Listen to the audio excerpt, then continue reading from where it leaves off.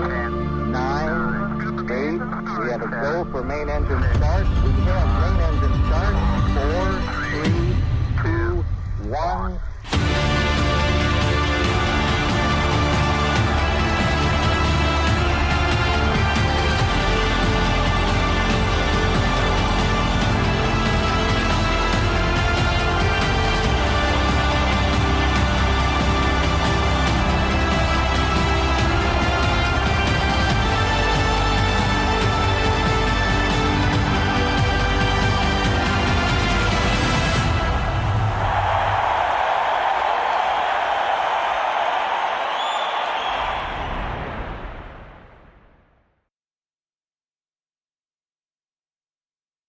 Good morning and welcome to the SSL Gold Cup Finals series, the Football World Cup in sailing. Today is day number 3 of the quarterfinals here in Las Palmas de Gran Canaria. Yesterday we saw a very light wind day and only 2 fleets managed to race. So today we'll be starting the day off with fleet number 2 and fleet number 3 to catch up the races they did not sail yesterday. In fleet number 1, they have sailed 2 races, and the leader of that fleet currently is Great Britain with 8 points. So fleet number 2 is Hungary with 4 points, and fleet number 3 is Australia with 4 points. Fleet number 4, they too have managed to sail 2 races, and the leader in that fleet is Spain with 7 points. Now the forecast for today, we should be seeing some more wind, maybe anywhere from 6 to 11 knots coming out of the southeast, and waves of approximately 1 meter tall. And so that's enough for me here on the dock. Let's go over to Raquel at the race village. Buenos dias from the race village. Is day 3 of the quarterfinal round. I am with the captain of Team Germany, Fritjof Klein. Fritjof is going on the water right now to sail race 2 that was actually not sailed yesterday. Maybe a better condition, Fritjof, for your race today. Yeah, I think weather forecast looks better, looks like more stable breeze, 7 to 8 knots, so I think we will have a lot of fun. What about your first race? You've only had so many minutes, like what, 100 minutes, something like this? Yeah, I mean, it's a learning curve for us, so we're trying to keep learning every day. Yesterday we were out for an hour waiting for the wind. We used that time to get more familiar with the boat, and I think my team is doing great in that, and it's a bunch of very, very talented sailors. I mean, we have a lot of medals on board, all from the Olympics. And so, yeah, I mean, they need some time, but they will get there for sure.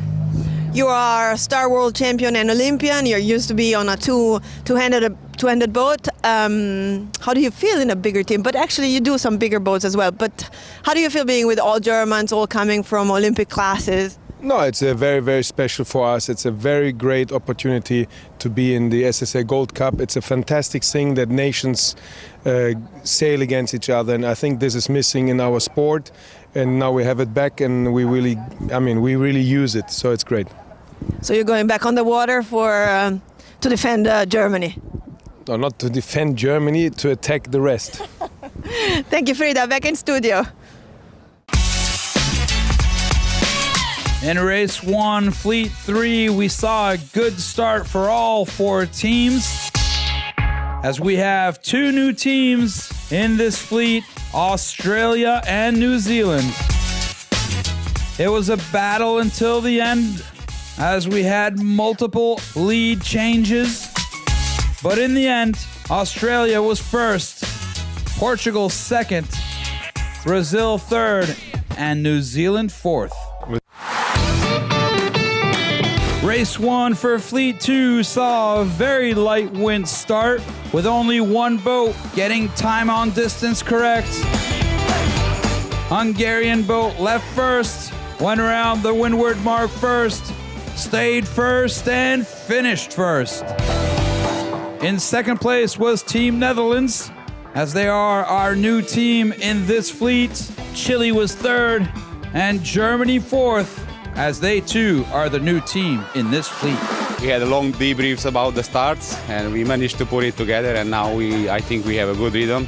So yes, basically that was the deciding moment, I think, because As we see, there is no wind close to the shore, and the first who can escape that and get the first shifts, that's most likely is ahead. Basically, we enjoy every second of it. So yes, we are happy. As long as we can sail, we are happy.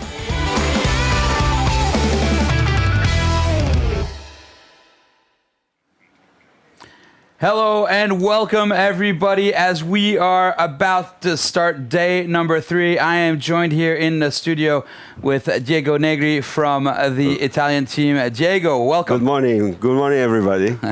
So Diego is the coach for our team, for the Italian team. And as you saw yesterday, we had a very light day. So today is going to be a big day out on the water. Now let's get right into it. Let's take a look here at the match board. So we are in the quarterfinals today. We are starting out with fleet number 2. So it'll be Germany, Netherlands, Chile, and Hungary will be battling it out first. So that is the match board. Let's take a look at the team comparison now. Top left-hand side of your screen is Team Germany, the Unbreakables, SSL ranked number 9, weighing in at 711 kilos.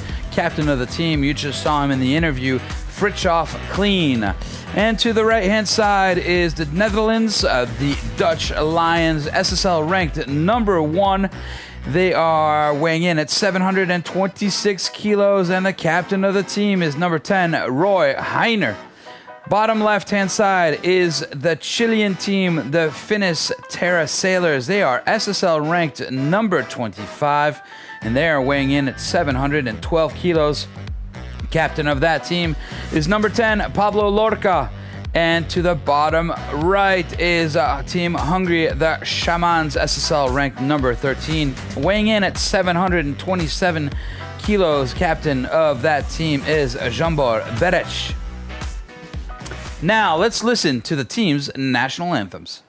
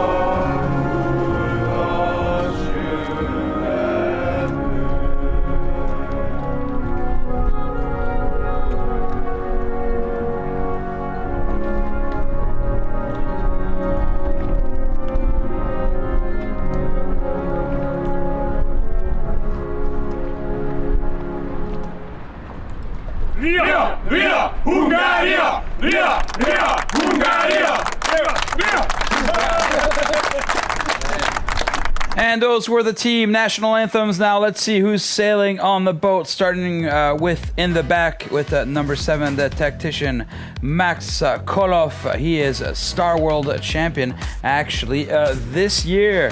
As we go a little bit further down into the boat, we have the grinder, a captain of the team, Fritjof Kleen, which you just saw earlier in the interview. He is a world champion in the 6-meter boats in 2022 and has also been European champion and was ranked second for quite some weeks in the SSL ranking for crews. Now let's go down to the next team. Is Team Netherlands. Here we have the tactician, which is Bart Lombrechts. He is a 3 times 49er world champion, and he is the current number 1 of the SSL ranking as we speak. If we go a little bit further down into the front, towards the front of the boat at the pit, we have Floris van der Werken. He is his crew, he's his crew. So they have won 3 times in the 49er world champion, and he is also very high in the SSL ranking currently.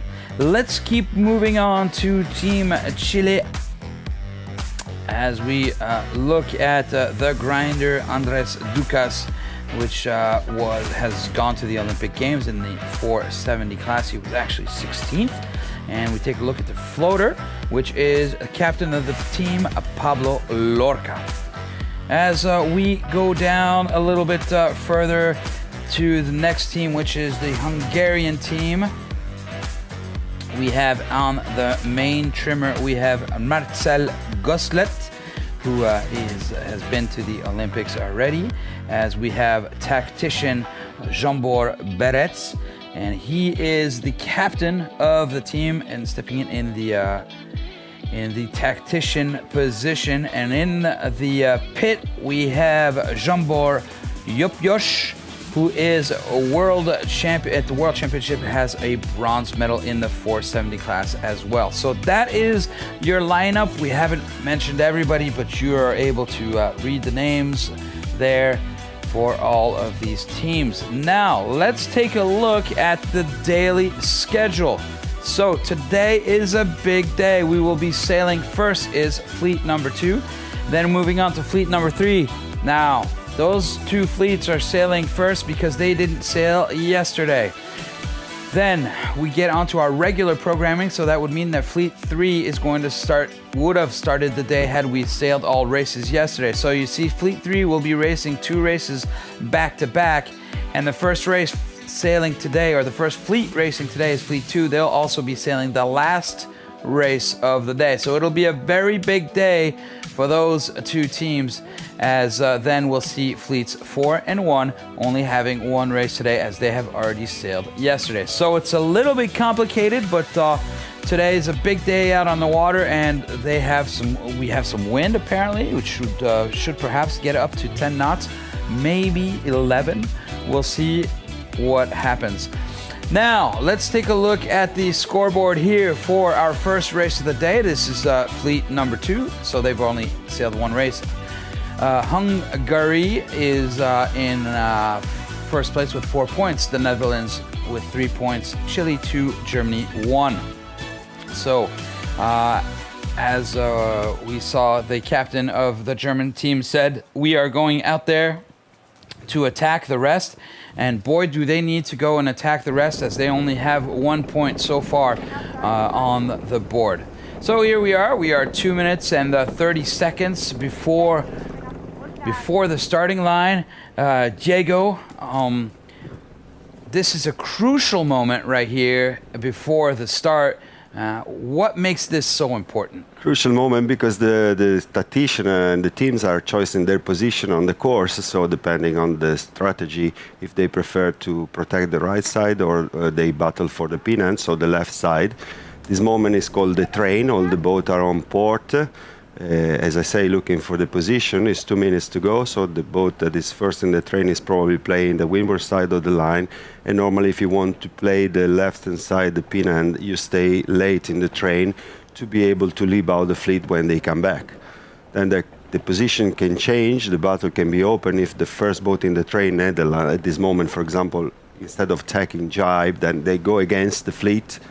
And let's So there see. we go. There, that's what you're just talking about. Yeah, Right so there. you see the first boat Netherlands attack, so they swap side. The Germans, the boat to windward is now playing for the right. This boat is leebowing, and the boat to leeward is leebowing the fleet too. And then there will be an attack between the leeward boat and the second one. We try to hook them, so to win the pin. But you see they protected, and now the position is more or less what it has. So interesting here, as all the boats are jockeying for position in order to be able to place themselves on the line. So two things that are important. First of all, get onto the line at the start, at the zero. Don't be late, and have speed. And if they can also get onto that line exactly where they want to, which means that, for example, like you just said, if they want to have a pin end start, then to be able to get that start at the pin end. And sometimes that's a lot harder to do than it is to say. Yeah, the most important is to the speed. Position is important, time of distance is important, but with the speed, if this boat can cross the line in over target speed, they can keep the speed for a long while, and so they can gain more. So now it's crucial that the second... Look at the Hungarian team right there, bringing their boat up to speed. Yeah, the Hungarian now are speeding up, and Chile closed the door to Germany and Netherlands. So Hungarian, they have a super start in the pin. Oh, look at that. Great start right there for really two teams only. The Hungarian boat and as well with the Chilean boat. So Chile blocking out the Netherlands and Germany. So both those boats are getting, we're just a little bit late to the starting line, and that's where we were just talking about, like, independent of what you want to do, sometimes you get blocked by your opponents. Yeah, that's the thing. Now will be the game. It opens when the German boat attack and then open the door to the right-hand side of the course. I don't know if they really want to win the right or they are just try to hold now the line and try to close the door to the fleet that will be pushed to the left-hand side. So it's also a strategy. So let's see if they are fast enough or strong enough to stay with the fleet all the way. If not, they will lose the position and they will open the field and they will play the right a bit more. Now we saw right there that Germany is on the very top right-hand side of your picture right there. It looks as though, yeah, but if they wanted the right, but right now they're keeping them going to the left with everybody else. So it's a drag race that we have right here between all of these boats, and the boat which is really in a tough position is Germany, and there we go. Look at them. There we go. They're tacking over to the right-hand side. So Germany having to go off to the right. You see them all come up at the same time and try to get that little acceleration out of that tack. So now the fleet is splitting. Germany is playing the right. They already wanted to start on the right-hand side. No matter how far you go to the right, they were already on the right-hand side of the fleet. So this is what they wanted to play since the beginning. And as they were losing now on the drag racing, they made their choice and opened. And there we see another boat that was in the same position, same predicament as Germany. Well, that is the team Netherlands right there. So they're having to peel away right now and go off to the right-hand side. So now we have the split, and this is exactly what was the call before the start and the strategy 3 minutes before the start. Two boats wanted to play the right and two boats wanted to play the left. And this is now 2 minutes, 2 minutes 30 after the start, what we have. This was already decided more or less 2 minutes before the start, this picture, let's say. So it looks as though the teams are putting their plan into action as Diego is explaining this to us. And Diego, you have a lot of experience. You've You've been a two-time Star World Champion. You also had a bronze medal in the World Champion.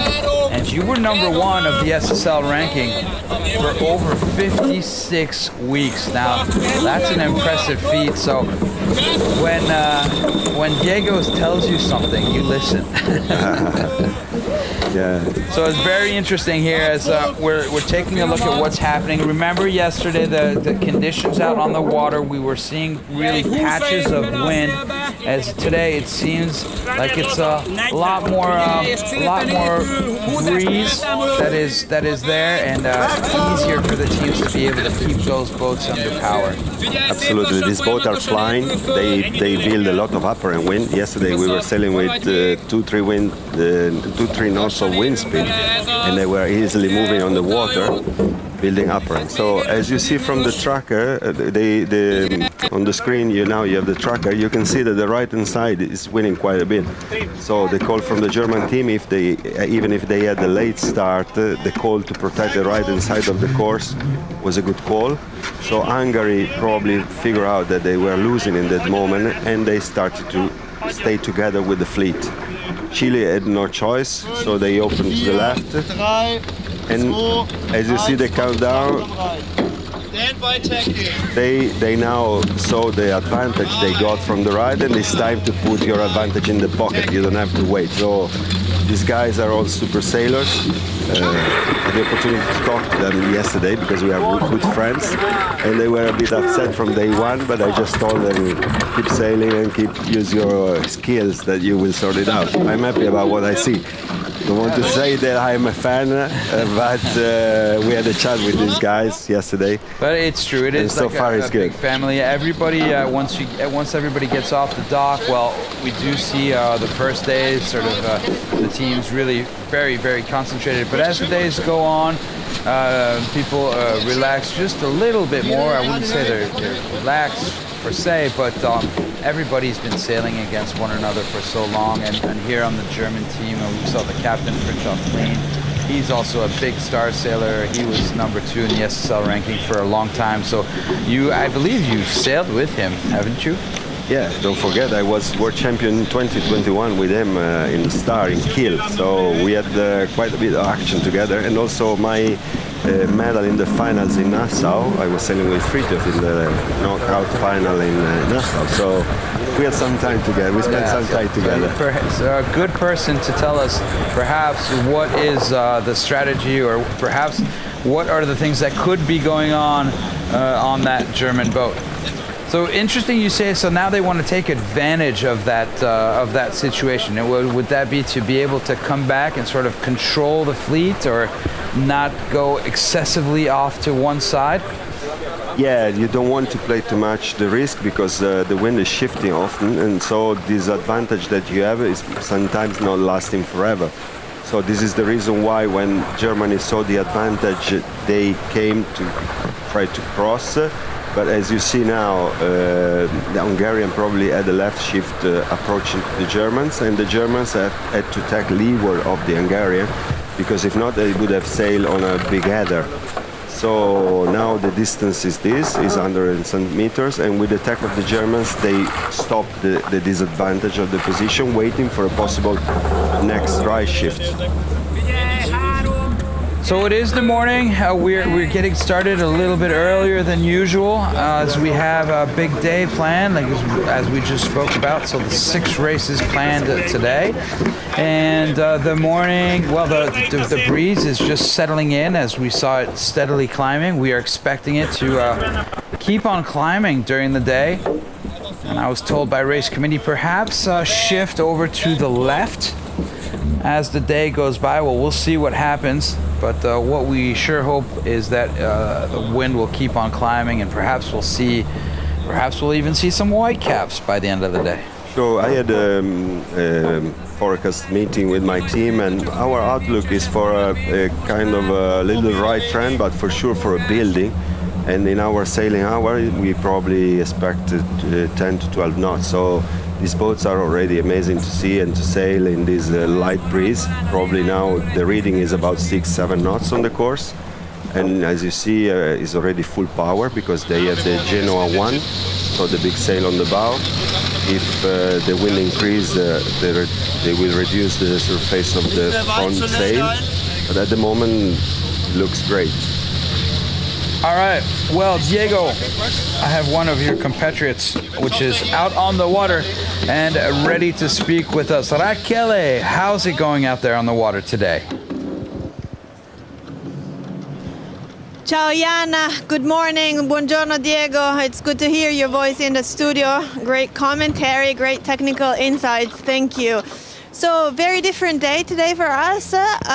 First of all, because we started earlier and well, starting from the light, it's already different, and then the breeze is a little fresher, cooler, and the wind direction is. I don't think I've ever been out here with wind from the south like this. The race course is parallel to the coast, and we are quite close to the coast. We are close to this area called Piscinas. There is a big beach out here. As you were saying, not as many patches as there were yesterday, although if I have to say, I think there are a bit more on the course left. We've seen the Germans gaining a little bit on the right, but now I see the Chilean coming from the left that have just tucked in front of them, laying the mark. So, I mean, it's going to be interesting. It's for sure less of a lottery, less of a throwing up the dice than yesterday and the day before. But still, I mean, the wind is not settled yet. It will probably settle more when the breeze gets stronger. At the moment, we're still with 5-6 knots, I would say, and possibly a little less up here at the top mark rather than down at the gate. This is what I've seen. We've seen the first hoist here from Team Hungary. Started really strong. They have proven to be a very strong team. Here it goes, the kite is up and the jib comes down. All good on board. And by the way, this is boat number 2, and it's the one that created problems to the British yesterday, and the Hungarian had no issue whatsoever. So, I mean, it's once again, it's not about the boat. Here, it's the talent, the concentration, the focus, and well done on the Hungarian, Jan. Here goes the Chilean. I pass it to you. Okay, thank you very much, Achille, for those explanations. As we are seeing right here, the Hungarians managing to make it to the windward mark first, as right now we have Chile and Germany in our pictures right now as we're seeing them hoist their spinnaker right there. So it's looking like the pressure is good. We'll see what is happening here with all of these boats and and how this is going to play out. Now, Diego, we've seen them sort of go a little bit to the right and then come back into the middle. And how do you think they're going to play this downwind?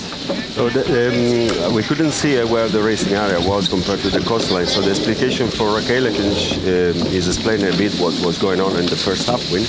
So probably the Germans, by playing the right-hand side, they went a bit closer to the shore, and is a divergency area. So it's a kind of less pressure. I don't want to talk too much about this, but sailors should know what I'm talking about. So this is the reason probably why they felt a bit out of the pressure. Now in this moment we have a bit more pressure offshore compared to the coastline because of this divergence, plus a forecast of a kind of a right trend. So the fleet is playing the left-hand side of the course at the moment, because you have more pressure and the trend that can go to the right, so you have a big advantage, like sailing in upwind. Once you jibe and you get closer, more directly to the gate. So they are now playing the breeze and the shift. Absolutely protect the windward side is the call in this moment. So you don't want to jibe. So very interesting, yeah. Robert, which has been with us for the last couple days, has been talking a lot about how the wind, as it goes close to the land, changes and turns, and you get land effects from being closer onto the land. Now it's quite funny because we were sailing in exactly the opposite direction the last 2 days. As Raquel said, she had never seen us sail with a wind so far in the last 3 weeks that we've been here, with wind coming from the south. But now let's take a look here as Germany is attacking the Chilean boat right there. So Germany trying to roll over the Chilean boat. They've been a bit faster, probably sailing higher with a little puff that gives the momentum to the boat. So this is a good attack. The problem is that if you start sailing in this duel, you run the risk to lose a lot compared to the boat in front and to the boat behind. So they have to play the moment as much as they can. Interesting lineup here as we see the Hungarians that are further inside the race course, and they have managed to sail a little bit deeper. So it looks as though these two boats right in front of us right here, the German boat and the Chilean boat, have been sort of attacking one another. There we go. These two boats, as you see, they're sailing higher and faster than the Hungarian boat, but the Hungarian boat is sailing less distance now to the gate. I must say that the Hungarian now, they also want to position in a strong position. They are closer in between the fleet and the other marker, so to win this position they have to match the speed and match the maneuver. So the Hungarian probably will play, I don't know, actually now we are approaching to the ley line. So the Chilean seen that they were starting to lose, so they go.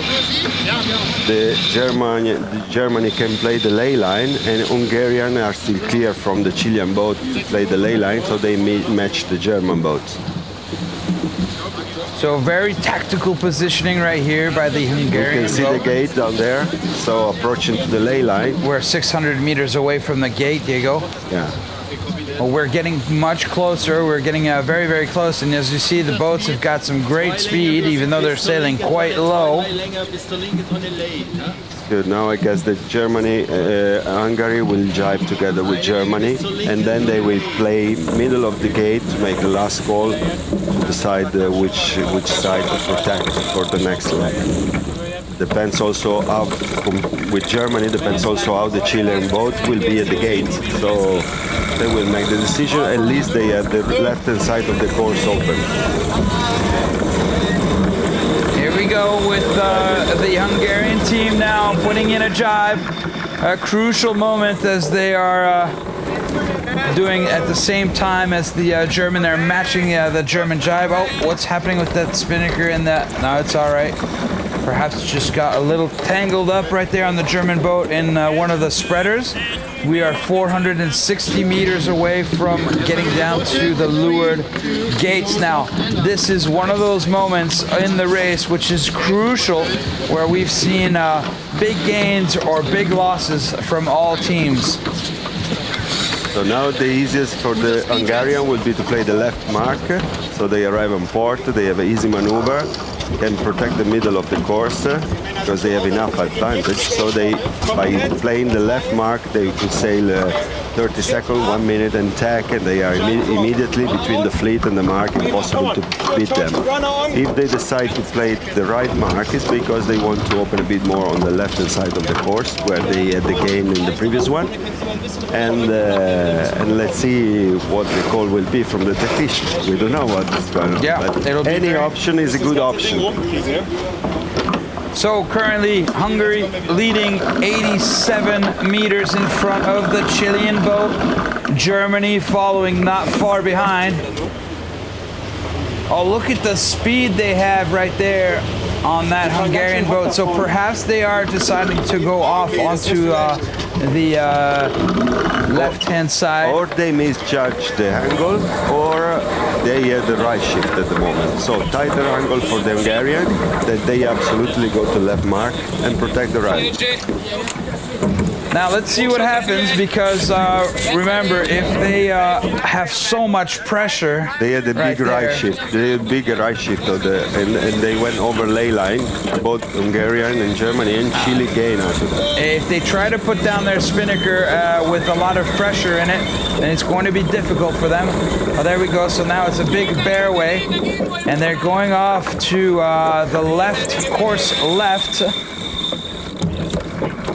So a very nice drop right there from the Hungarian team. Absolutely no issue, circling quite wide around the mark and finishing close. Now let's look here at the Chilean boat as they put in a jibe before they get down to the gates. And it looks like Team Germany right there is going for a windward drop.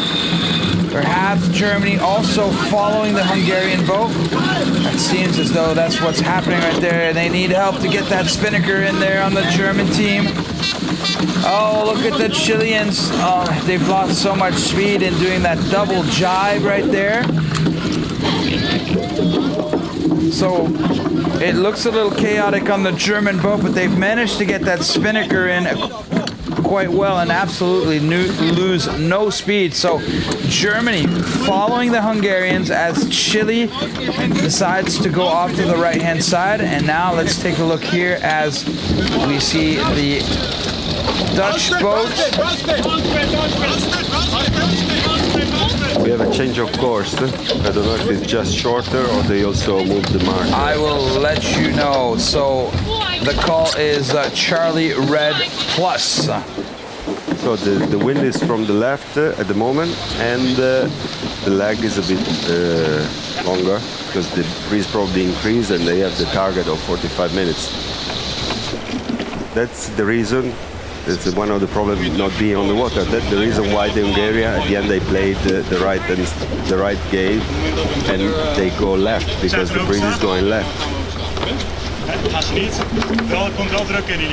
So Charlie Plus Red, that is, we have now gone from, so red meaning that the gate, the race course is shifted to the left, and we are at a distance of 0.85 nautical miles.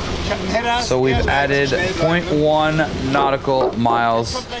So we've added 185 meters. Here we are, we're seeing a good split as we are coming back up to the windward mark. Now, interesting, Diego, as now they will not have the dogleg anymore and the offset mark to go around, as now they will arrive to this pink buoy that we've seen so many times before. The maneuver, they have to prepare the maneuver in advance because they don't have the load leg, but it's not a big issue for them because they just oil at the bearing away, so no problem. In this condition is no problem. Will be a bit more difficult in a couple of days when we will have up to 15 knots. Then straight into a hoist is not that easy, but good. For today is not a problem.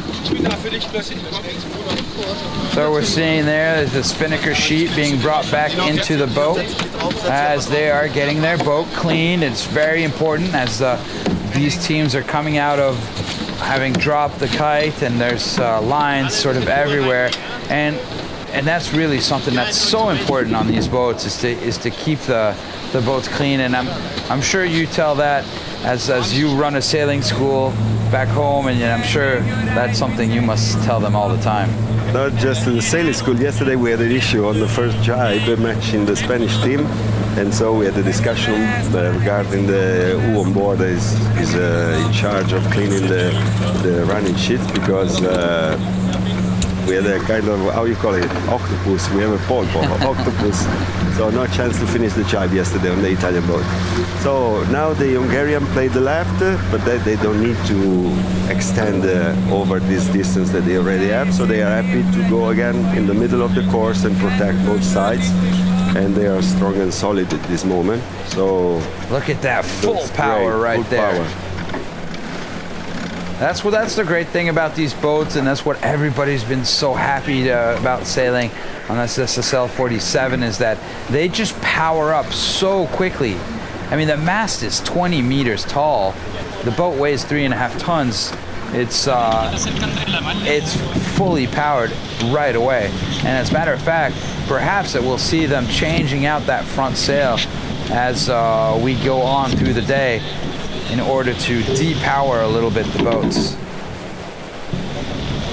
It's not actually that you depower, but you give a better balance, because the main is pretty big, and once you have the breeze on the bow and there is stronger breeze, you can flatten the main, but you cannot flatten too much the jib or make the forest stay straight. So this is the reason why you reduce the surface of the front sail, just to keep the balance. You can work on the mast band and make this main flatter, or you can twist more the leech of the main, so you anyway unload a bit the back side of the power, but on the front side you can just reduce the surface.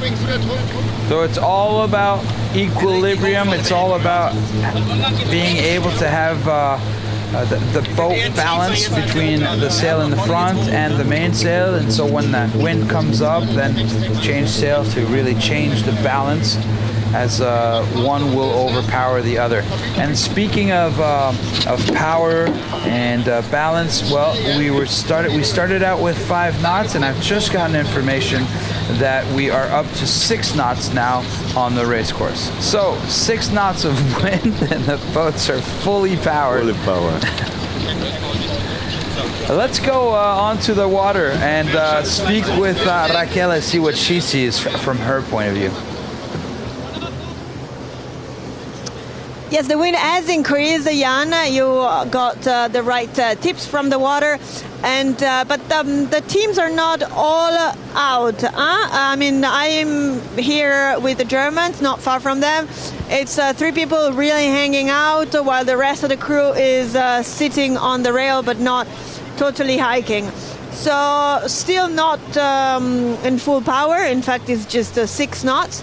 And from what I see, there is a bit less here where we are on the left-hand side, so on course left. And it's maybe because they did change the top mark and they moved it to the left. So given that the wind is still a little bit swinging, there might have been some swinging on the right. This is my understanding.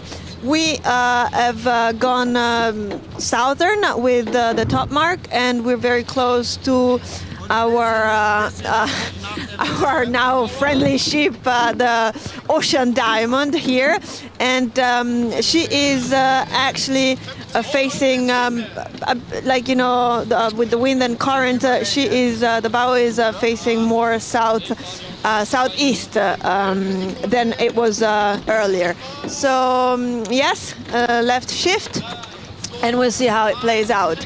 I'm seeing now, well, the Hungarians were the first to tack, and now the Germans have done so. They're coming here towards us, where at the moment, like I said, it's a bit on the light side, but I think the Hungarian might be laying, actually. So they're happy. They couldn't have done it differently. They didn't want to go further up to the course right. And well, good on the Germans. I think they will follow the Hungarian right after. Yeah, thank you very much. As we see Hungarians there, we got a good camera vantage point from your boat, actually, as we were seeing the Hungarian boat arriving here. And it looks on the graphic as though they are over ley line right now. Now remember, those ley lines, those are changed in the computer here where we are. So perhaps they are exactly on the ley line. I'm pretty sure they would be, as these guys are just extremely good sailors here on this Hungarian team right there. So there we are looking at the bowman, Arwan Nemetz, who is working hard in order to get that spinnaker out to the front of the boat, as we see a big bear away right here and opening the mainsail first, and then a spinnaker up and jib down right away. So that's a really good job, very fast hoist. And it's the second time that we see Team Hungary in the lead.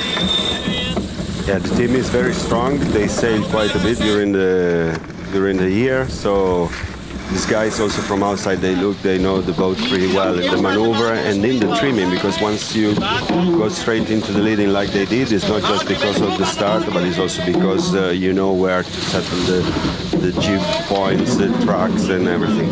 Hoisting on the German boat. There you see you have two grinders right there. So it's really, it's some of the most physical work on the boat is definitely being the grinder, and one of the hardest moments as a grinder is the hoist that we just saw right there. So on a hoist and on a drop there'll be two, and generally on a jibe there'll be one. Now sometimes you'll see two, but that's just... Yeah, correct. The toughest, and also because you have to pull a lot of shit.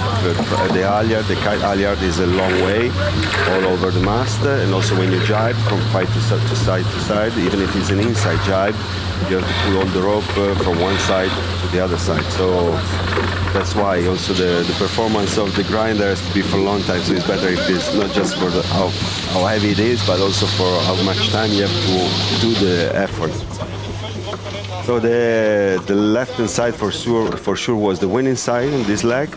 Everything decided at the gate, and big advantage for Hungary and Germany from the left. As we now see the Team Netherlands now coming back. Remember, they went around the gate in 4th place, so now they've managed to pick up one spot. They're in 3rd place right here.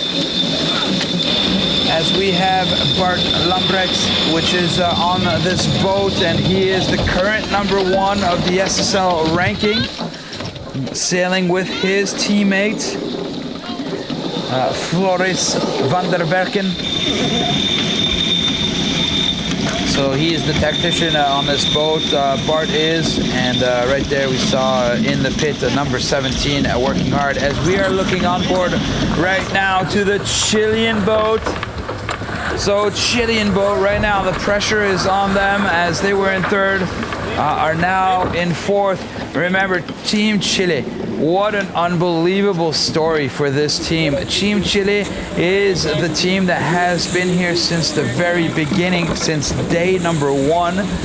They have managed to go through round after round after round after round, and they are now in the quarterfinals. They started in the 32nd of the finals, and that's something pretty unbelievable that we have in every single fleet that is racing right now in the quarterfinals. In each fleet we have one boat that started from the very beginning.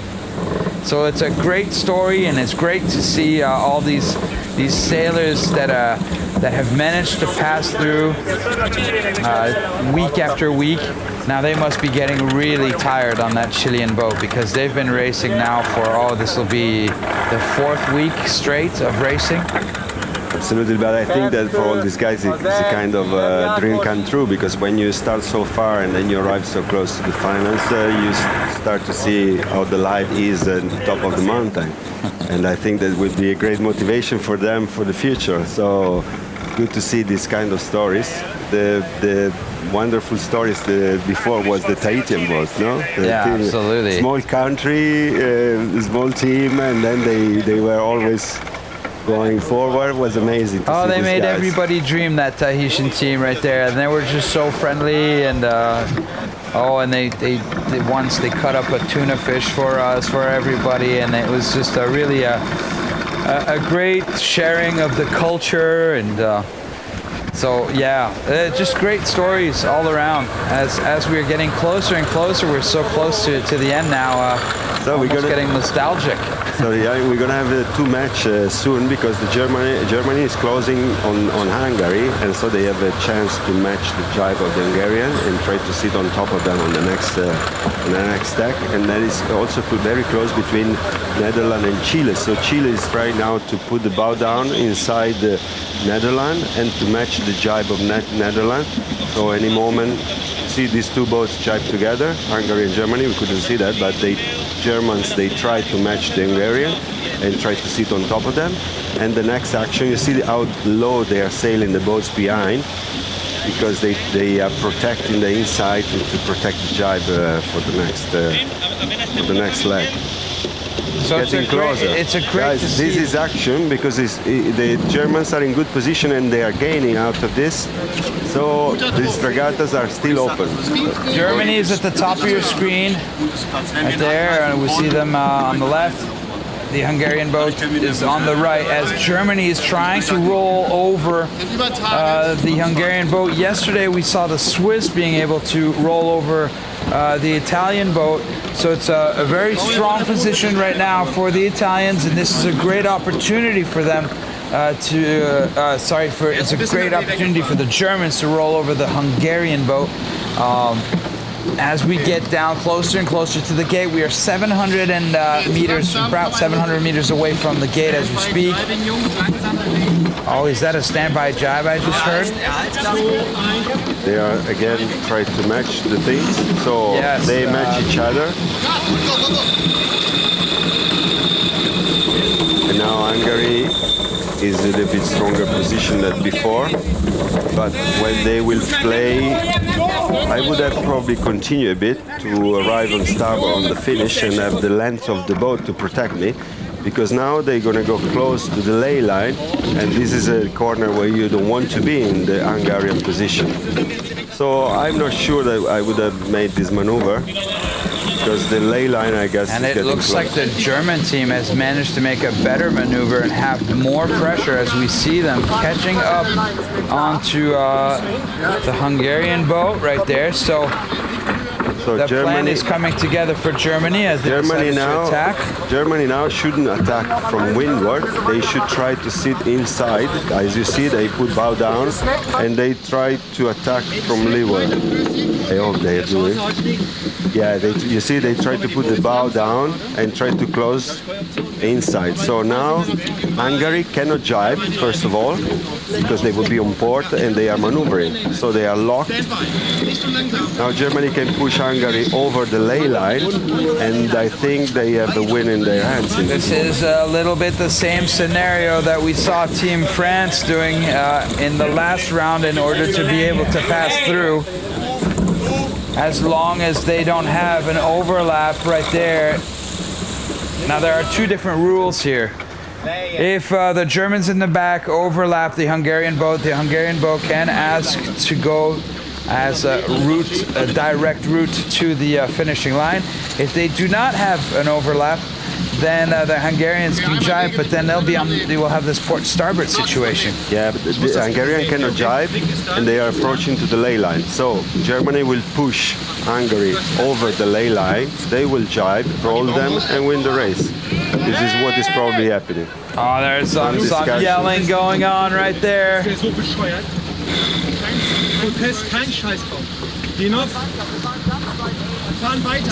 They're talking about protesting and what's happening. Look at how low Germany is going.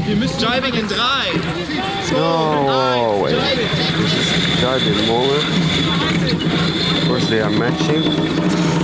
Now, it's difficult to roll it because they were very close to the finish. So they approached to the 3 boat length. This is the reason why.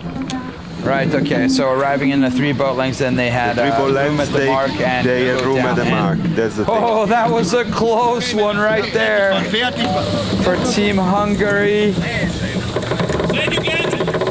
Wow, what a close finish right there between those two boats. What a good battle. Very good downwind from the German team. They've been fast in this downwind, so they closed the gap a lot.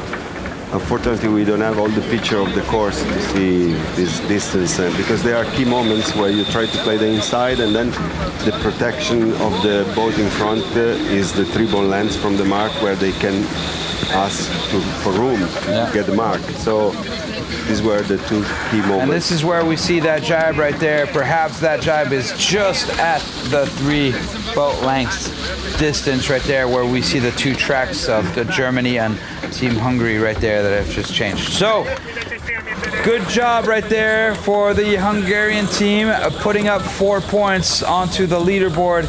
And a very good accomplishment right now for Team Germany, who have managed to finally get some points up there. So that's 3 points that they're putting up. As we see here, Team Netherlands coming into third place, managing to catch up to the Chilean team as they are cruising down to the finishing line right now. And so there it is, as they come down right now through the finishing line, and that will be 2 points for finishing in third place. Now remember, this fleet still needs to sail one more race today. So they raced the first one. They'll be back at the end of the day. And here comes the Chilean boat with a lot of speed, but perhaps too little too late. I don't remember the result of this fleet before. Maybe you can see better, but I think there are 2 bullets from the Hungarian, and now there is a tie between the 3 boats behind. So, or something like less than 1 point in between. So, gonna be a good battle to step into the next. Well, Diego, we are going to find this out very, very soon here. As right now, the teams have just crossed the finishing line, and as you see, the next teams are ready to go here onto the water. And that is the finishing order after 36 minutes and 50 seconds. So race committee shortening up the races just a little bit. That way we can get all of them in today. It's very, very important. Hungary with 4 points, Germany with 3, Netherlands with 2, and the Chileans with 1 point. And now let's take a look at the overall results for this fleet. This is the provisional overall. So the Hungarian team has 8 points, winning both of their races.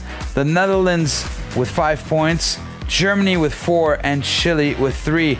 So Hungarian boat getting a good lead here after 2 races, and very, very close racing now for Netherlands, Germany, and Chile. It'll be interesting to see what happens today in race number 3. So as you see down here, we have the boats that are just changing, and look at that view that we have over the city here of Las Palmas. A very nice day, very sunny. We've got great wind conditions, and we've got some good wind as well. Now we have Raquel, which is ready on the water for us. Raquel, up to you. Yes, this time I've chosen not to be with the winning team, but with the team that stepped it up from the last race. So Paul Koloff is the helmsman of Team Germany. Paul, well done. I mean, a big fight with the Hungarian team up until the very end. Yeah, it was such a nice race this time, wasn't it? We really enjoy having a bit more breeze, and it just makes the boat a little bit easier to sail for us, especially because you get a lot of response from the sails and the rudder, and we actually felt quite competitive. So it's a really good step forwards. That's good. That's good. Yes, the conditions have definitely improved. And but yesterday I was talking to one of your mates, and well, you are all coming from Olympic classes, so single-handed or double-handed boats. And he was telling me, and it made me laugh, that because of that, you're all watching around the conditions and trying to guess where the wind is coming from, while everybody should actually focus more on what they're doing. Is that the case? I think it was less the case today for sure. We managed to separate the jobs much better every day, and it's true, most of us come from Olympic classes, but a lot of them have progressed onto big boats, and it's a real cool mix of experience and expertise as well. It's just very exciting for all of us, such a good chance, and it's a shame that we haven't got Markus Wieser on board, who's sick at home. He would have been driving, and he would have for sure done a much better job than me, but I'm trying to step in his big steps, and and do as well as we can, and it's so much fun. I'm sure Marcus is very proud of you. Ciao, Marcus. Bye, back on studio. Thank you very much, Rachele. That was, wow, that was an exciting race right there, as we saw some good comebacks and some good battles there between all four boats. As we are just settling in here, that was just race number 1. We still have 5 more races to go. Diego, I want to thank you very much for coming in Jan, and was a pleasure. commentating. Yeah, maybe we see you again. I hope so. Days. You're welcome to come. No problem. Anytime Thank you very much. want. Perfect. Thank you. Enjoy the day. It will be a great one. Yep. Thank you very much. Thanks. Thank you very much. We hope so. And thank you guys for sticking around. Stick around. We've got a lot more sailing coming up as we show you now the highlights of this race. And we will be right back. It's just a couple of moments, so don't go anywhere. Bye-bye.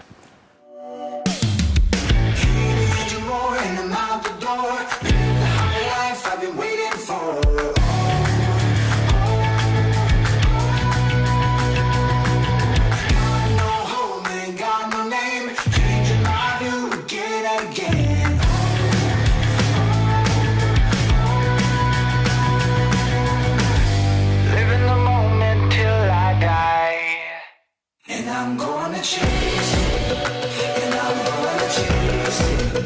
I know we can't ignore it, no matter how hard we try. And I'm gonna chase it, and I'm gonna chase it. I know we can't ignore it, no matter how hard we try. Fire in the veins, I fight to gain, breaking all the rules to keep me sane.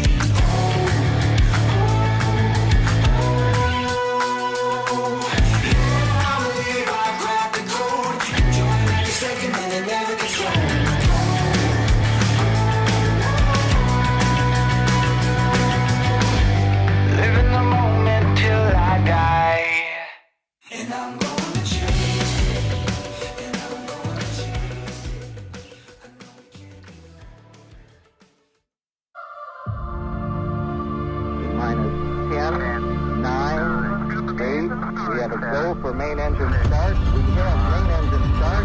4, 3, 2, 1.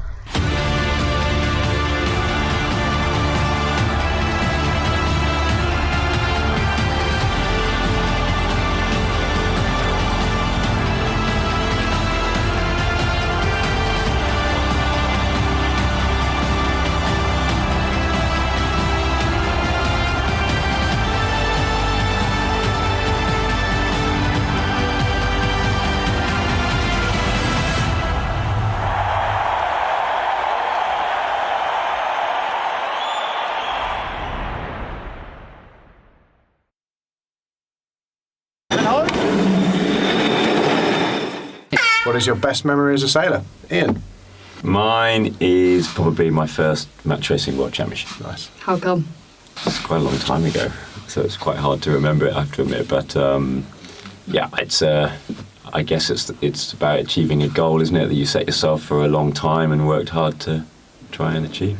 What is the most interesting thing for you in the SSL Gold Cup event? Probably the most interesting is the people involved. Great sailors out on the race course. And yeah, huge variety of nations and teams and sailors from different backgrounds. It's good to mix. Do you think penguins have knees? Aaron, this is your one, because you look like a penguin expert. I mean, you'd think they would under the little tuxedo, right? They kind of walk like they don't have knees. I think I'm going with no on that one. No? Team choice? No? Yeah, no. I'm not gonna no vote knees. no.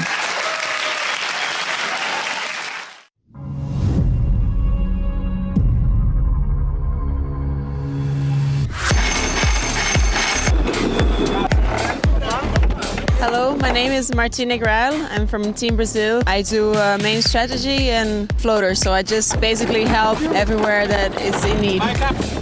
I think as a floater it's very important to be versatile, flexible, be ready to shoot in whenever you can. Well, on the pre-start I'm in charge of telling the time every 30 seconds, 20 seconds or 10 seconds, and after 30 seconds it's every second. I don't do much, I just go straight for the hike, but all the other maneuvers and helping with the pole out and tack in, downwind helping to pass the spinnaker on the jibe, on the downwind maneuver also helping the spinnaker in. I pass this line that it's kite halyard and I pass it to the jib trimmer to put it on the winch. If I compare being a floater to real life, I would say that it comes close to being a best friend. You always try to help everyone and keep the far goal in mind, and that doesn't always mean putting yourself first, but yeah, being a good person.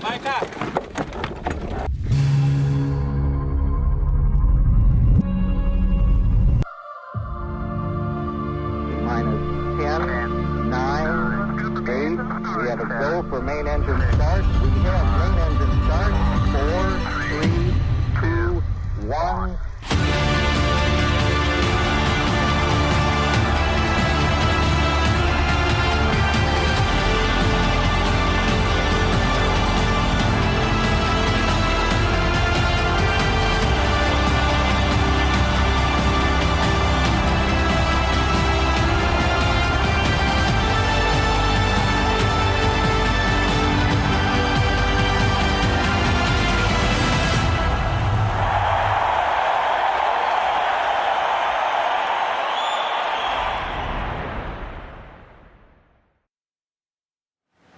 Hello and welcome back, everybody, as we are here in the studio getting ready for race number 2. I am joined by Joao Rodriguez. Joao, welcome. Thank you very much for coming in. Good morning and thanks for the invitation. Well, you're very welcome. So we are about to get this race number 2 underway. We are going to get things rolling here very, very quickly as racing is... the race committee is full speed ahead. So let's take a look here now at the highlights from Fleet 3, the highlights from yesterday. In race 1, Fleet 3, we saw a good start for all 4 teams, as we have 2 new teams in this fleet, Australia and New Zealand. It was a battle until the end, as we had multiple lead changes. But in the end, Australia was first, Portugal second, Brazil third, and New Zealand fourth. It was a really tough day, completely new team. So, you know, some of the guys don't even know each other. But great result and probably the best training we could have had.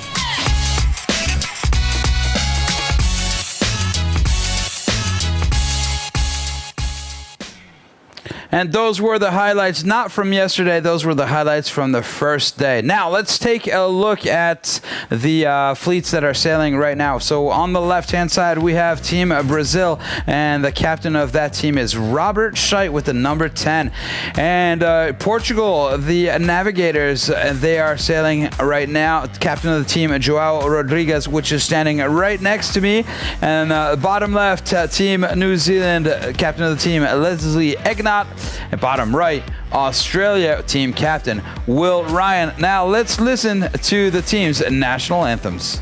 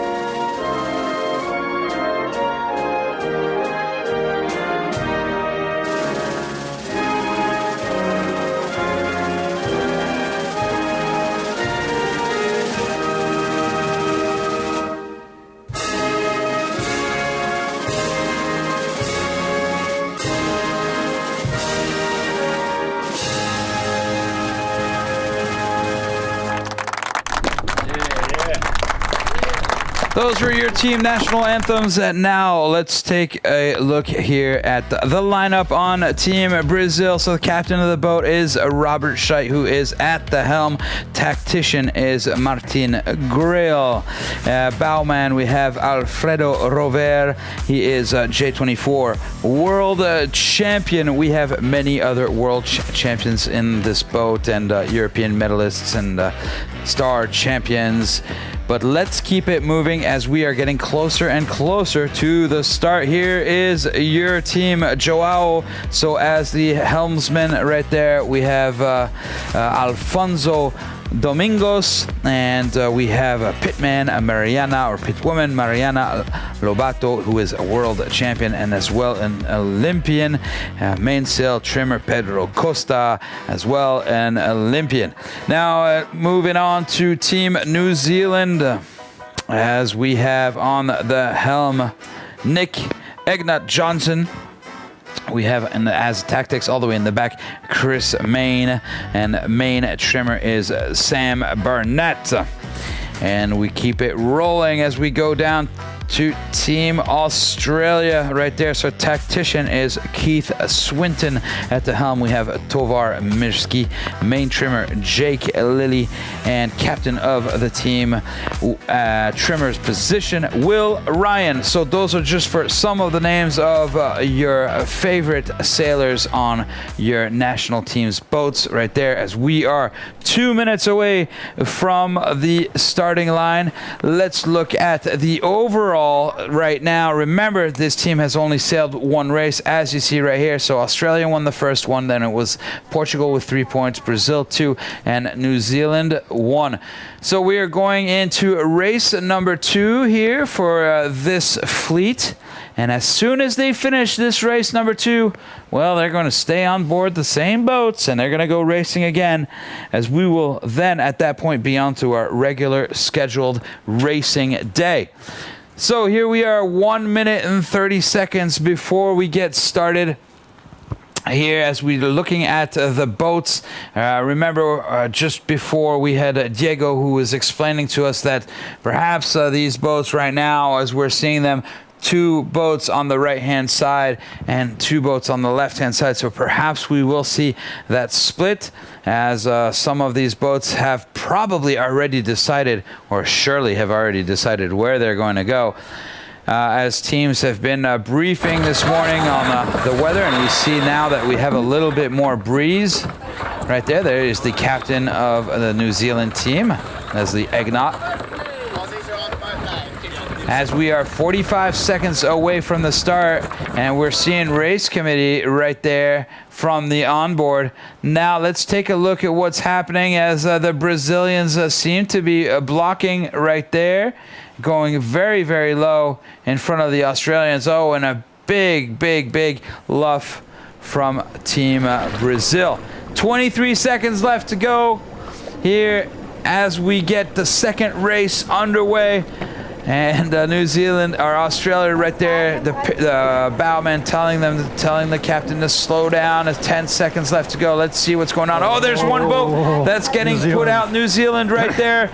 Oh, New Zealand is getting pushed away from the starting line, as it looks like it's a very good start right there for the Brazilian team, as well as the Portuguese team. So Portugal closing the door on New Zealand. Joao, this is good news for you. Oh, wonderful! They had the perfect start. I'm pretty sure they decided to go right as they choose the side of the committee boat. So, but we'll see how it goes. Because in the previous race we saw different tactics from different crews, and let's see how they go. But they're in a wonderful position right now.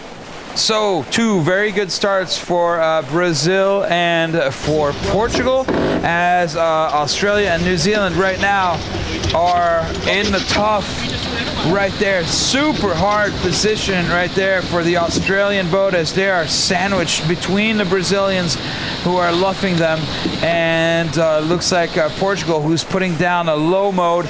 So very, very difficult right there for the Australian boat.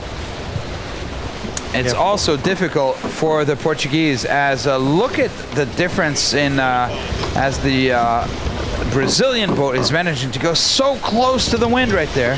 Yes, they managed to get ahead. And we see Australia falling behind. Australia will probably tack in a minute. Yeah, they want to tack, but they can't tack because that Portuguese boat is right there, and Portugal doesn't have as much speed as well as Brazil. It looks like Portugal now is falling behind the Brazilian team, so first boat to tack over is going to be Portugal, and immediately followed by the Australians. Now Australia is preparing to tack. Nope, that's a bit Oh, there we go. Here goes the Portuguese team. Now the Australians are going to go maybe a couple more boat lengths, but they will tack immediately, as they need to get away from the cover of the Brazilian team. But of course they don't want to tack too early, because then they'll be in the cover of the Portuguese team. Now look at what we have here in the screen. It looks like off to the right-hand side we are seeing the New Zealand boat coming back into it. Yeah, over there onto the right-hand side. The wind seems to be shifting to the left here.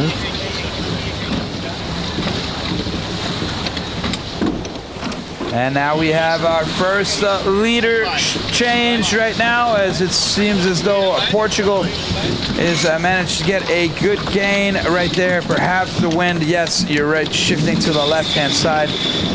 Yeah, and Portugal is taking advantage of that. And you see the difference between New Zealand and Portugal. So the Brazilian team right here being in a very good position, deciding to come back to the middle and take advantage, just like we were seeing in the previous race. Funny, because Australia went all the way to the left. To see if it pays in the end. It's a risky decision, I guess. So Joao, you are a sailor, but your specialization is windsurfing. True. Since early age, 9 years old, I started windsurfing. I never sailed in any other class, just windsurfing. And but you are very good, very good. Oh, thank you. So Joao, ladies and gentlemen, has been to the Olympics. Not once, not twice, but 7 times. Apparently I loved it. 7 times. You've been a world champion in 95. You were European champion in 3 years, 96, 97, 2008. And then again, world champion in 2008. Twice. Well, second. That was your second time as being world champion. So how does it feel being here in comparison to when you were at the Olympics, for example, representing your country, and here being the captain of the Portuguese team as well, representing your country in this totally new format, the SSL Gold Cup? How does that feel? Well, it's all about sailing in the end, but it's a different experience because I always sailed in a single sailor class. It was all just me, myself, and I, as you could say. And here we have a crew of 8, 9, 10 people, and that's the main difference between what I used to do on this thing. The whole protocol, the whole language, even the language is completely different. And when I jumped into the boat in the previous round, I found a completely different environment. But in the end, it's always the same excitement of sailing, finding the right way to go, finding the right options, taking advantage of the opportunities the wind gives you. And well, it's been a lifetime experience, to be honest. Well, Joao, we're very, very happy that you can be here, and to have guys with your caliber, your experience, and having been in racing for all these years, to be able to be here for the SSL Gold Cup representing your country is a true honor for the SSL. Oh, the honor is all mine. The honor is all mine. We just saw here attack. Yeah, so let's talk about what just happened. That was close. What just happened right there? We just had Portugal and Brazil coming together right there. And as we saw that the Brazilian team tacked in order to push Portugal back to the right-hand side. Yeah, we'll see how it goes. But Portugal had to tack. They didn't have any other option. And how far? They're still almost 1,000 meters from the first start. 960 meters. So before we get to the weather mark, let's quickly go check in with Raquel out on the water. Here we are for the second race of the day, and as forecasted, the wind is increasing. It's really nice out here, Jan. After 2 painful days, the race course is a proper race course, and the wind is even all over it. Well, there are the normal little puffs, and that sailing, that is what makes the difference between a good sailor, a good tactician, and, well, a better tactician and a less good one. But I think for this first bit, it was more about that start, that sandwich for poor Australia. It's not about choosing. I mean, when you have a good start, then it's quite easy to pick the favorite side. And the Australian was quite forced to be on the left for so long. They're tucking now to go back in the middle of the course after a few other attempts. And well, good on Portugal. They had the best start, leaving out New Zealand, nothing less than New Zealand. And we're about to approach now the top mark. Like you probably said, the course has changed from the previous race, so we're going more to southeast, so more similar to what we've seen in the previous round. And so we are a little further away from the coast. Well, the start is still very close to the coastline, but then at the top mark we have moved far away from it, so I don't think that we can hope on that coastline effect that some teams have played in the last few weeks. And maybe a bit more pressure here. I mean, this what I like about this fleet racing here is that we have some giants of the sailing world. I mean, between the Brazilians with those medals and the Australians also with Will Ryan with his golden medal in the 470, the match racing champions that we have on board Australia. And then we have New Zealand, who is, well, he's the king of sailing in especially in the big boats, but they are here with a very young crew, and they're giving their best. Well, thank you very much, Raquel, for your insight.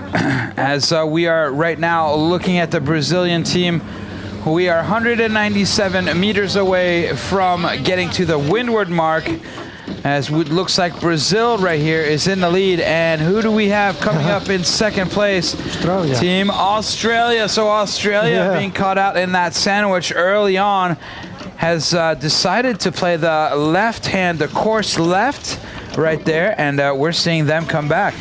So what a bounce back right there for the Australian team as they are coming in on a port tack. Look at that, here we go. So they're going to have to duck behind the Brazilian team as the boats are just cruising up to the windward mark. And here comes Brazil. Brazil goes around first, and Australia just right hot on their heels right there, as some of the Brazilians are still out trying to put out as much weight as possible. Yeah, it was a wonderful recovery from Australia. It paid off in the end to go left, and we'll see how Portugal goes now in the downwind. They've been very fast in the downwind, so let's hope that they can keep that good pace they had in the previous rounds. We'll see. Now let's see how this hoist goes right here. This is a crucial moment right here. Oh, look, there's nice speed as we're seeing the waves coming up over the bow of the Brazilian boat. It's a fast hoist and a fast drop.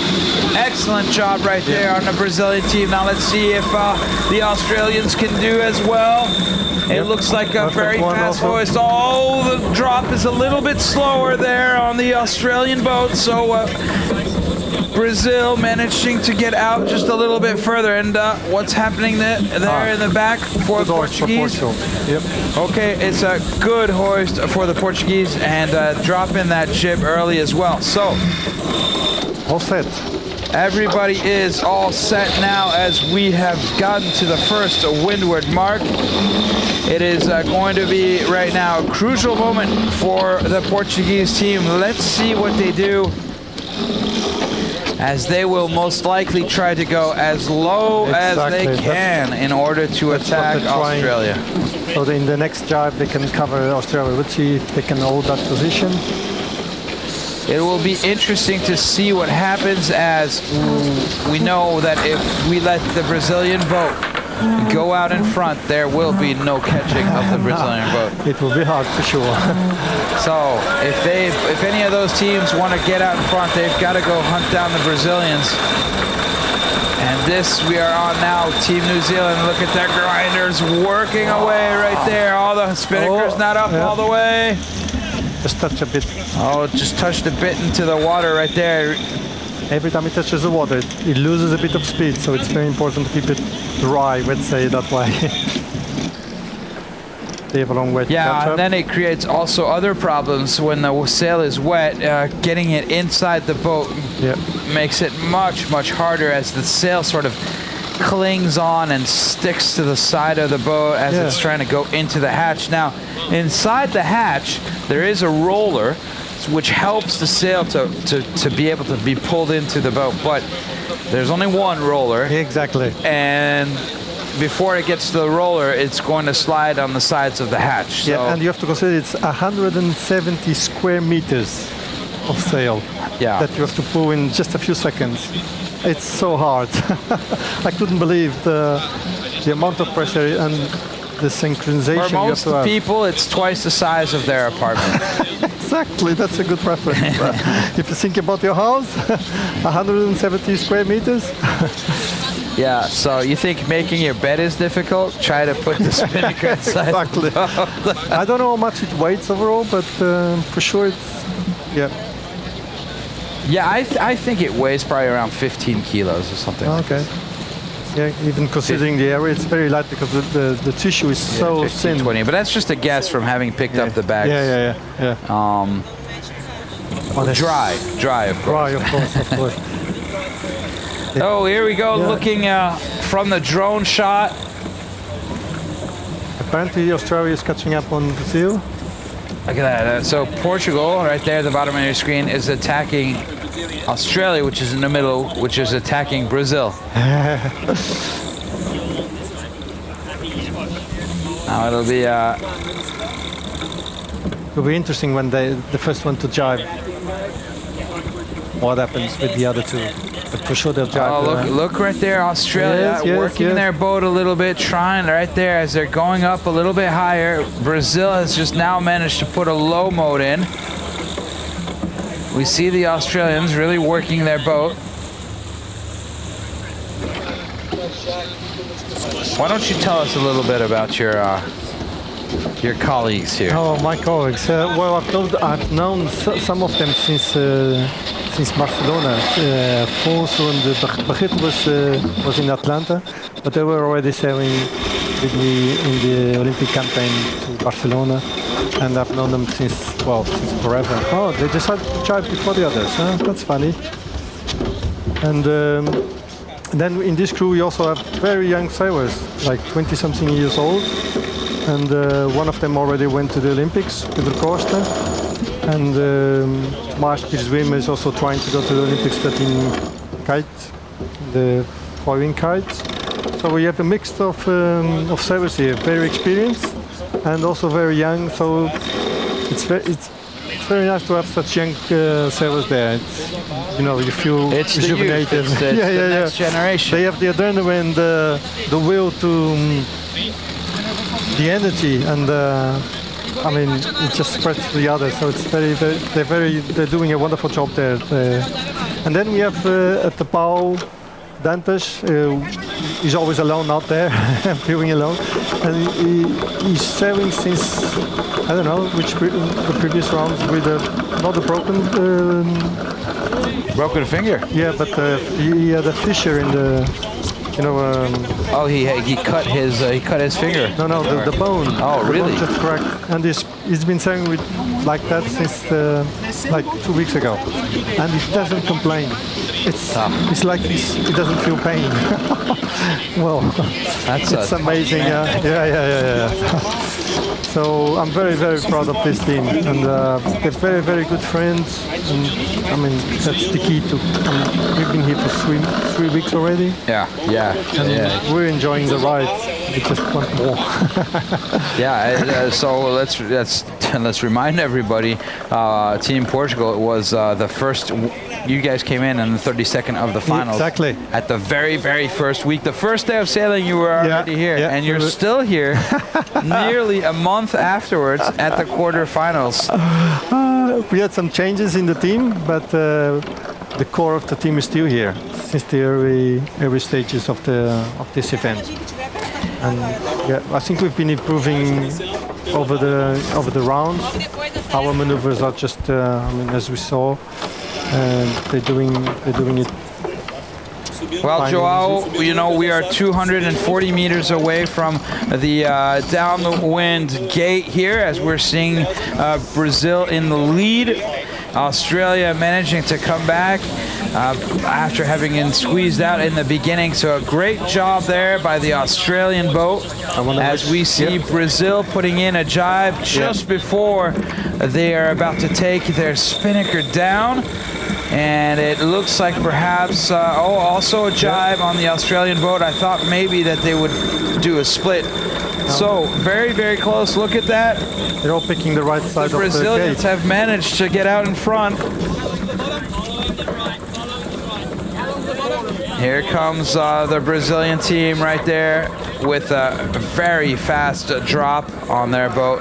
And a clean, nice, and easy... keep it simple as they head up and are back up off onto the windward leg. Now let's take a look here at the Australian team as they're about to drop their kite.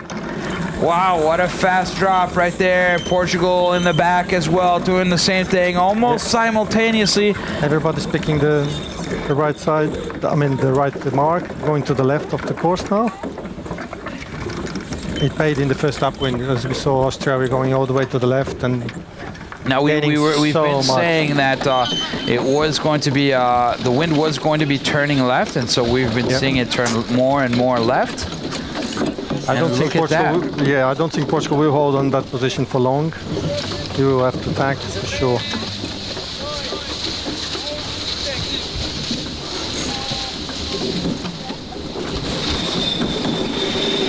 As we see the three boats here, we are hearing some onboard.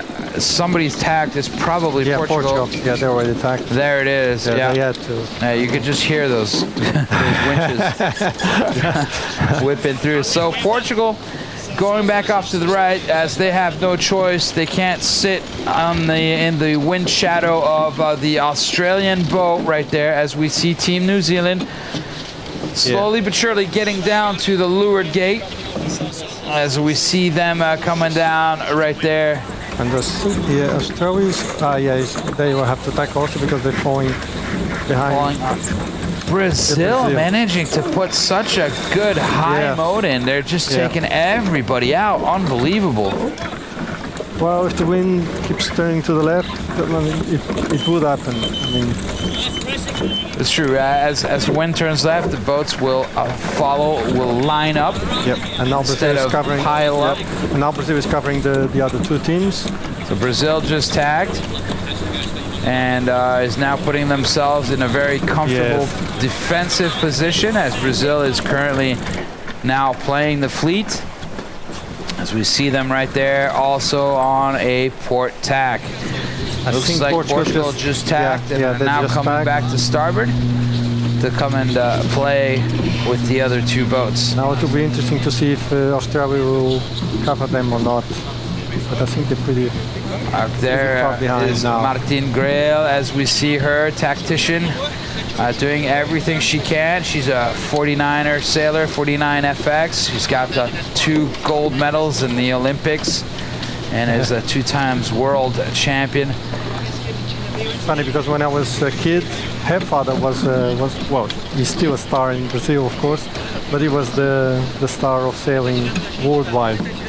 True, and as a matter of fact, Torben. she has broken Torben's records. And she keeps the family tradition, I guess. Exactly, breaking records. So that's the last generation of the Torben family. I believe. Not 100% sure, but one thing is for sure. She's just an unbelievable sailor, and she's got that so important role of being a tactician right there. Just look at her, just hanging out there. I mean, you have to have a lot of physical fitness to be able to hang out there, think about what's happening, turn around as she's turning around right there and looking around left and right. It's something that the people who are seeing this are not probably aware of. How physical is this boat? I mean, I could not believe. I think I'm still physically fit, and I was exhausted at the end of the race. And we've been having pretty light winds. Imagine this with 15, 20 knots. Yeah, and these boats are fully powered up right now. Look, everybody is completely hanging over the side 6-7 knots and full power. Yeah, absolutely. And yesterday there was almost no wind and they were still moving. That's unbelievable. Yeah, they're great boats. Just unbelievable boats. They look so good. They look so good. We see them every day, but it's just unbelievable. And this morning there were a couple shots where, as the sun was still rising, and, we're seeing the boats go out, glimmering, the gold glimmering in the sun, and it's just. No, it's going to be a good day, right? It's sunny, windy, it's warm right here, and we know that in Portugal right now, it's not quite the same weather, is it? Oh, well, I'm from Madeira, which is an island just north of here of Canaries, and we have pretty much the same weather, so we're aware of this weather, but yes, in the continent, it's a bit colder now, so it's perfect for them to be here having such wonderful conditions. But you were saying something wonderful. I mean, these boats are so beautiful. They even I have so many friends that call me saying they're not into sailing. They don't know anything about sailing, but they're following the races. They loved it because they say, "Wow, it's a team. It's Team Portugal. All of them are Portuguese, and they can follow the race. They can understand." Mostly because of you. Well done. Thank you so much. And means a lot. I think say this. I mean, what an event you've just organized here. It's an unbelievable event, and it brings a lot of good people together. And I think when everybody comes here, everybody is just so proud to be representing their country, to be wearing their jersey, and to sail together. And we have a race village where everybody gets together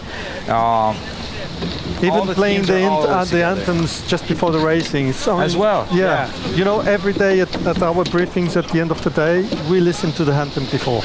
Yeah. The first thing we do is listen to the anthem. You know, before we get off to Raquel, I just want to say one little thing. And one of the guys, your bowman, number 14, he was telling me, he showed me a video about his daughter. Yes. She's Dantes, so proud. She's so proud. She's watching the television. With her hand on her hand on her heart, just like her father. Wow, yeah. Singing. It's great. It is.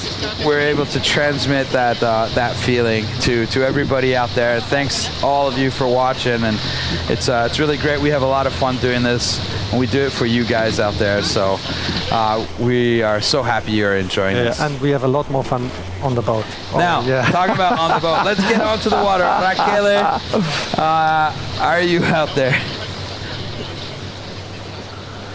I am out there, and just like you said, I'm very happy. I mean, we love doing this, and we are so lucky to be here and to comment the magnificent actions of these champions. So what I can tell you from the water that you probably cannot see from studio is that there are some clouds creating above the volcano, above the mountains. So they're still few, and they're not as gray and threatening as they were in the days before. But we've seen these clouds, getting bigger and then blocking the wind. So let's hope they stay like that. The wind direction is slightly different, so it might work out well for us. But also, if I look at the south, there is like a line of big clouds, and the local here, the mark layers, have explained to me that if this big line of clouds goes all over, our horizon, then that might also affect the wind blocking it. So let's hope it stays like that, because if I look at the south, I see this line of clouds, but if I look northeast, it's not there. So just to tell you what the situation is, the things I don't think you're able to see from studio. Anything else you've said perfectly. I mean, the wind is coming steady from southeast, exactly southeast. Well, maybe slightly more towards east. So I think it's 120 degrees at the moment. I have overheard saying. We have a new pink mark, and Brazil and Australia are getting here very quickly. I think they're already on ley line. Jan. Thank you very much, Rachele. Absolutely, we were not able to see that, those clouds coming in. Oh, I hope that's not going to slow us down. And you were talking about a change as we're getting up to the pink mark. So, yes, it was a Charlie plus red. So they made the distance a little bit longer. We went from, we increased by 0.1 nautical miles. And we are at 120 degrees. Oh, look at those. Those are the clouds Rachele was talking about. Well, hopefully they stay there. All right. Well, hopefully they stay there. Well, hopefully they disappear, really, is what would be nice. Because we saw those sort of blocking the, yesterday, the thermic breeze that was coming in. So, but the wind is coming from another direction, so we'll see. But if the local knowledge says it could block the wind, well, then it probably will. So anyway, let's take a look here as Brazil goes around the windward mark for the second time in a row. And looks like Australia is not letting the Brazilians get away from them. No. So doing a great job there, Team Australia, at managing to come back. Yeah, and there they go went around to the left. the pink buoy. Yep, it didn't pay going to the left on this upwind, specifically in this upwind. But they lost a bit of ground. Here goes Team New Zealand, Team Australia right there. See the hoist. As they hoist. Oh, is there an issue? There is a problem right there. Oh, no. That's not good if Australia wants to catch up. They're going to have to do something if that spinnaker's not all the way up. There it is. Oh, that was a close one that right was there. Close, Oh, boys, that's not how you're going to catch up to Brazil.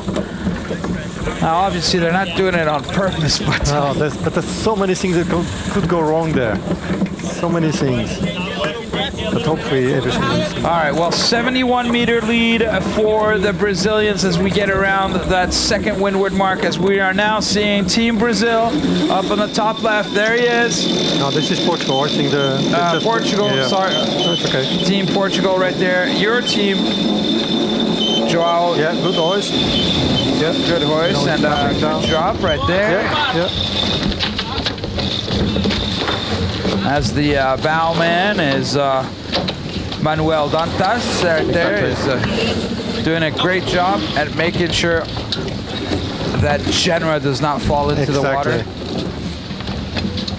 Now it's less bad to have the Genoa touch the water than it would be to have the spinnaker touch. Yeah. If the kite touches the water, that's the nightmare. Yeah. And we've seen it yesterday and the previous days happening. So, and these teams are professional, and still it happens. Yeah, so and still it happens. So it's difficult.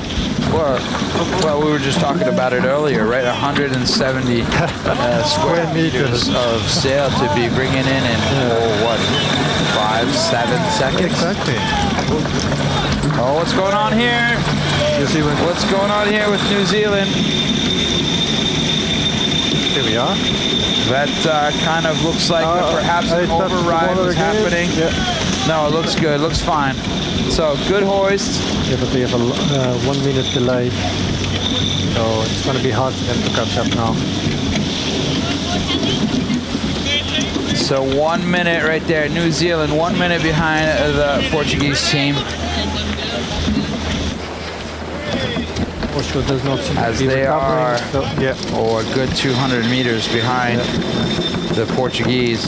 And the Portuguese as well are a good 200 meters behind. They just tried. Is that a jibe for the team Brazil? No, it was Team Portugal. Brazil is still going. Yeah. It's Team Portugal. Yeah. Okay. I think they're trying a different strategy just to see if it works. Oh, and New Zealand also. Oh, they have to do this. They have to try. They're so far behind that good option. They have to do something. Yeah. Now it's funny, as we've seen a lot of teams go off to the right-hand side, or shall we say course right, and being able to make some good comebacks. Yeah, remember that race in the Portugal? That is called nowadays the Portuguese downwind. They've called the downwind. It's been called after your team. But it was unbelievable. Yeah, it was 500 meters behind everybody. Yeah. Even I was saying, "Oh, it's over. Nothing can happen." They would take a miracle, and a miracle did happen. Yeah, it did. That's why we came back from 500. We had to win that race, and you won the race, and you moved on. And by 7 seconds. Something to remember. So here we go. The Portuguese downwind. Are they going to do it again? Who knows? Who knows? They're only 200 at 240 meters. Anything could happen. They're actually getting a bit in Australia, so. But if you look at the track, look, they're going quite straight down right there. The Portuguese team now, if they, there was 244 meters before, it's 239 now. Oh, and Brazil. Portuguese working their magic. Brazil just got away. Something must have happened there. Australia also jives. So Brazil, as we came into here, they were in third place as they had finished third. So Brazil right now in first, so that's very good for them. They're putting up some points in the standings. The Portuguese team were second as we started this race in the overall. Oh, the gap between Australia and Portugal is decreasing. It was more than 100 meters, and now it's less than 100 meters, 70 meters maybe. Now Portugal, if they want to be tied with Brazil, need to come into second place. New Zealand came in last with 1 point, and they're currently in fourth place again with 1 point. So it's very tough right now for New Zealand. It seems like the wind dropped a bit, isn't it? Or it's just my... No, it's not those clouds. I hope not. So far, so good.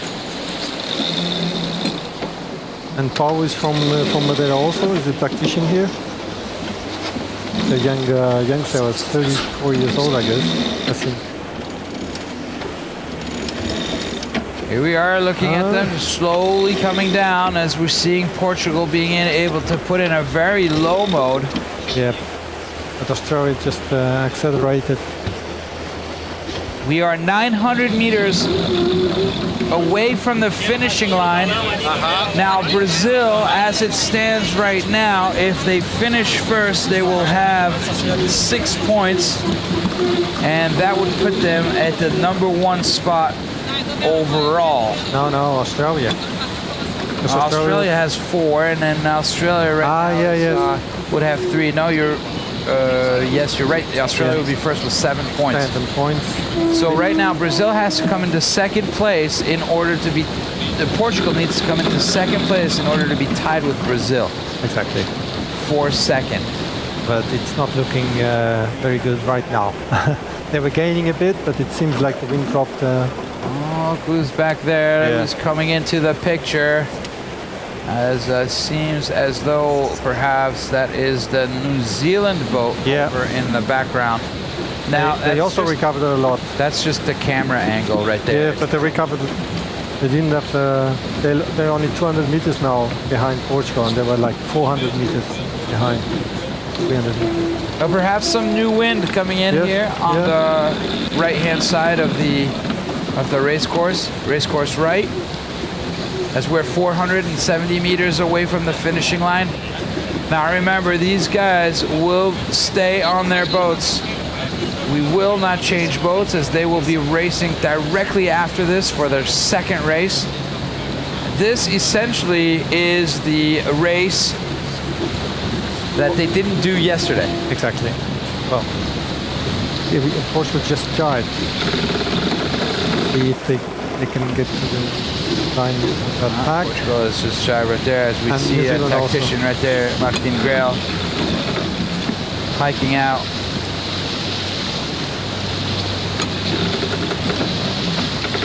It's funny to see Martine there always doing something on the boat, as she's so used to having such adrenaline. It's so difficult to sail those 49ers, and it's so physical. Yeah. That she even told me she has to go to the gym before she comes here in the morning, because she needs to get all that energy out. Now let's take a look here, as we're taking a look at the finish, and here comes the Brazilian boats as they come across right now in first place. Lovely race. So they can be very happy about that one right there, as Brazil has not finished that many times in first place since they've been here last week. So, yeah, but I think they've been improving also over the race by race. They're getting more used to the boat. They're getting better and better, and the confidence is going up, and the synchronization of the team is working more and more. So that Brazilian team just getting stronger and stronger race by race. As now let's take a look here as the Australians come across the finishing line in second place, and that's a great job for them. Oh, they'll be very happy with that. So that puts them in the lead currently after 2 races with 7 points. So a great job right there by the Australian team. And now we see Team Portugal and New Zealand managing to catch up there a little bit. Catch a bit. New Zealand doing a little Portuguese magic. As we are seeing the Portuguese boat about to cross the finish line, perhaps putting in one more jibe here. As yeah, there they go. Yeah, they lost a lot of ground in the second lap. The left didn't pay as they expected for sure. That's the way it is.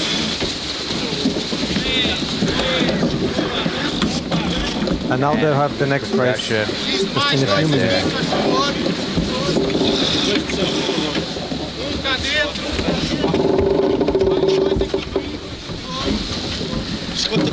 And there it is, the Portuguese team going across the line right now, as they will be taking that spinnaker down and getting ready for the next race. Now we're going to have to go very, very quickly here, as we are going to get racing underway very, very soon as New Zealand gets across the line. Another one and go back, eh? What drop do you want? I would like a gentleman's. Okay, here we go.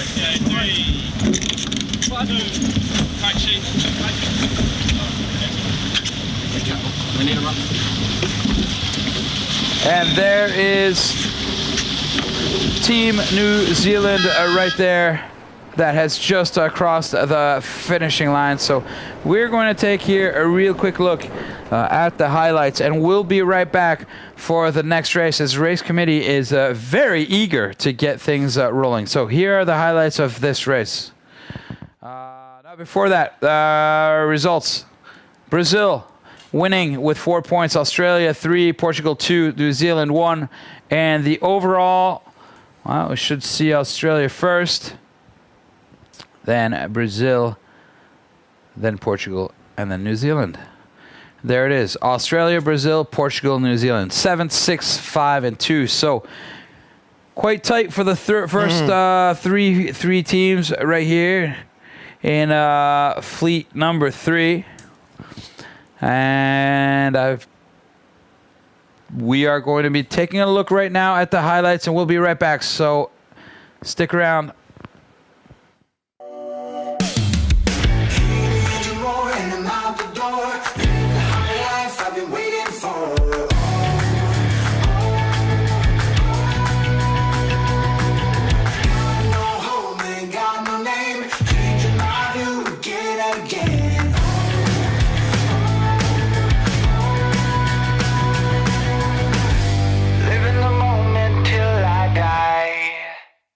I'm gonna chase it, and I'm gonna chase it. I know we can't ignore it, no matter how hard we try. And I'm gonna chase it, and I'm gonna chase it. I know we can't ignore it, no matter how hard we try. Fire in the veins, I fight to gain, breaking all the rules to keep me sane.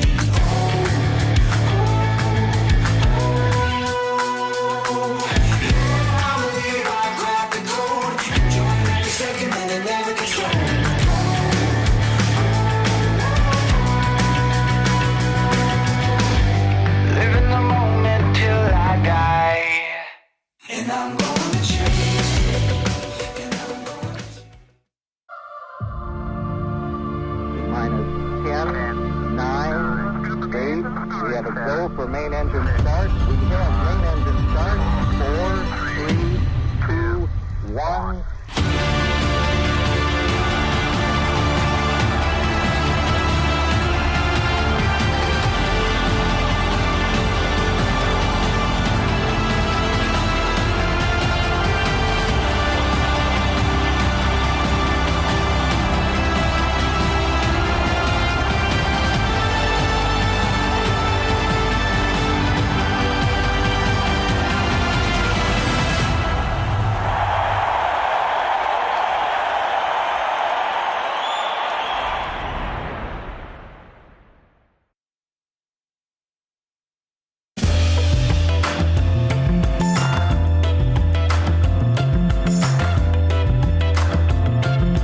Trying the experience with Latin sailing for the first time. Have you tried before?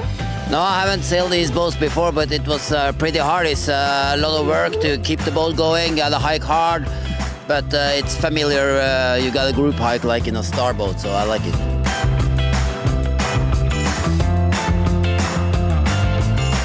This is an historical sport, more than 125 years in the Bay of Las Palmas de Gran Canaria. And we are today with the Swiss Solar team in the SSL Gold Cup, and they were trying here how to enjoy about our sport.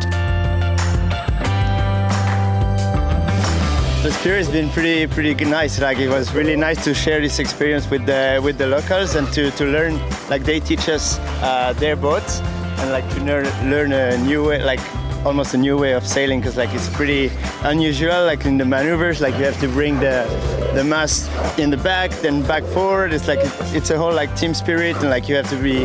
Everyone knows what they're doing. So it was a good experience, and I really liked it. Thank you for that.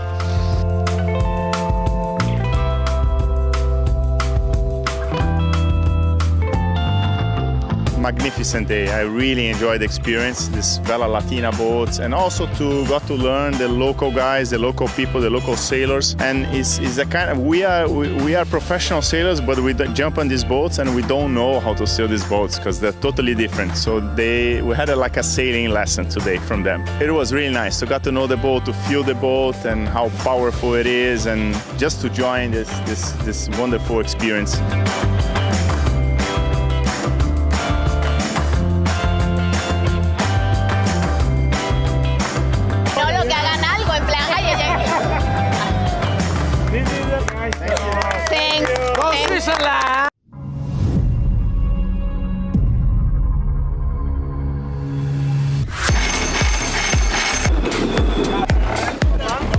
Hello, my name is Martina Graal. I'm from Team Brazil. I do main strategy and floater, so I just basically help everywhere that it's in need. I think as a floater it's very important to be versatile, flexible, be ready to shoot in whenever you can.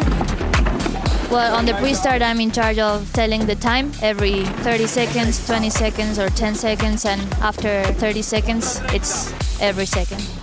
I don't do much, I just go straight for the hike, but all the other maneuvers and helping with the pole out and tack in. Downwind, helping to pass the spinnaker on the jibe. On the downwind maneuver, also helping the spinnaker in. I pass this line that it's kite halyard, and I pass it to the jib trimmer to put it on the winch. If I compare being a floater to real life, I would say that it comes close to being a best friend. You always try to help everyone and keep the far goal in mind, and that doesn't always mean putting yourself first, but yeah, being a good person.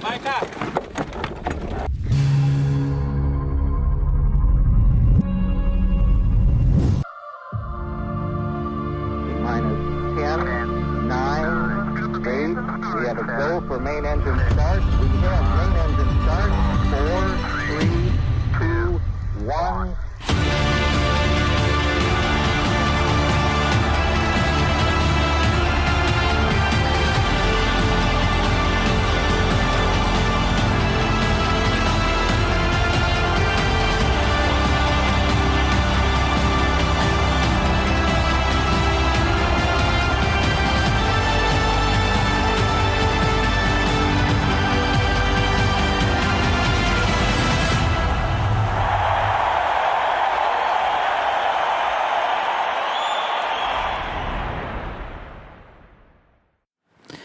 And we are back here for race number 3. So this will be race number 3 of the day.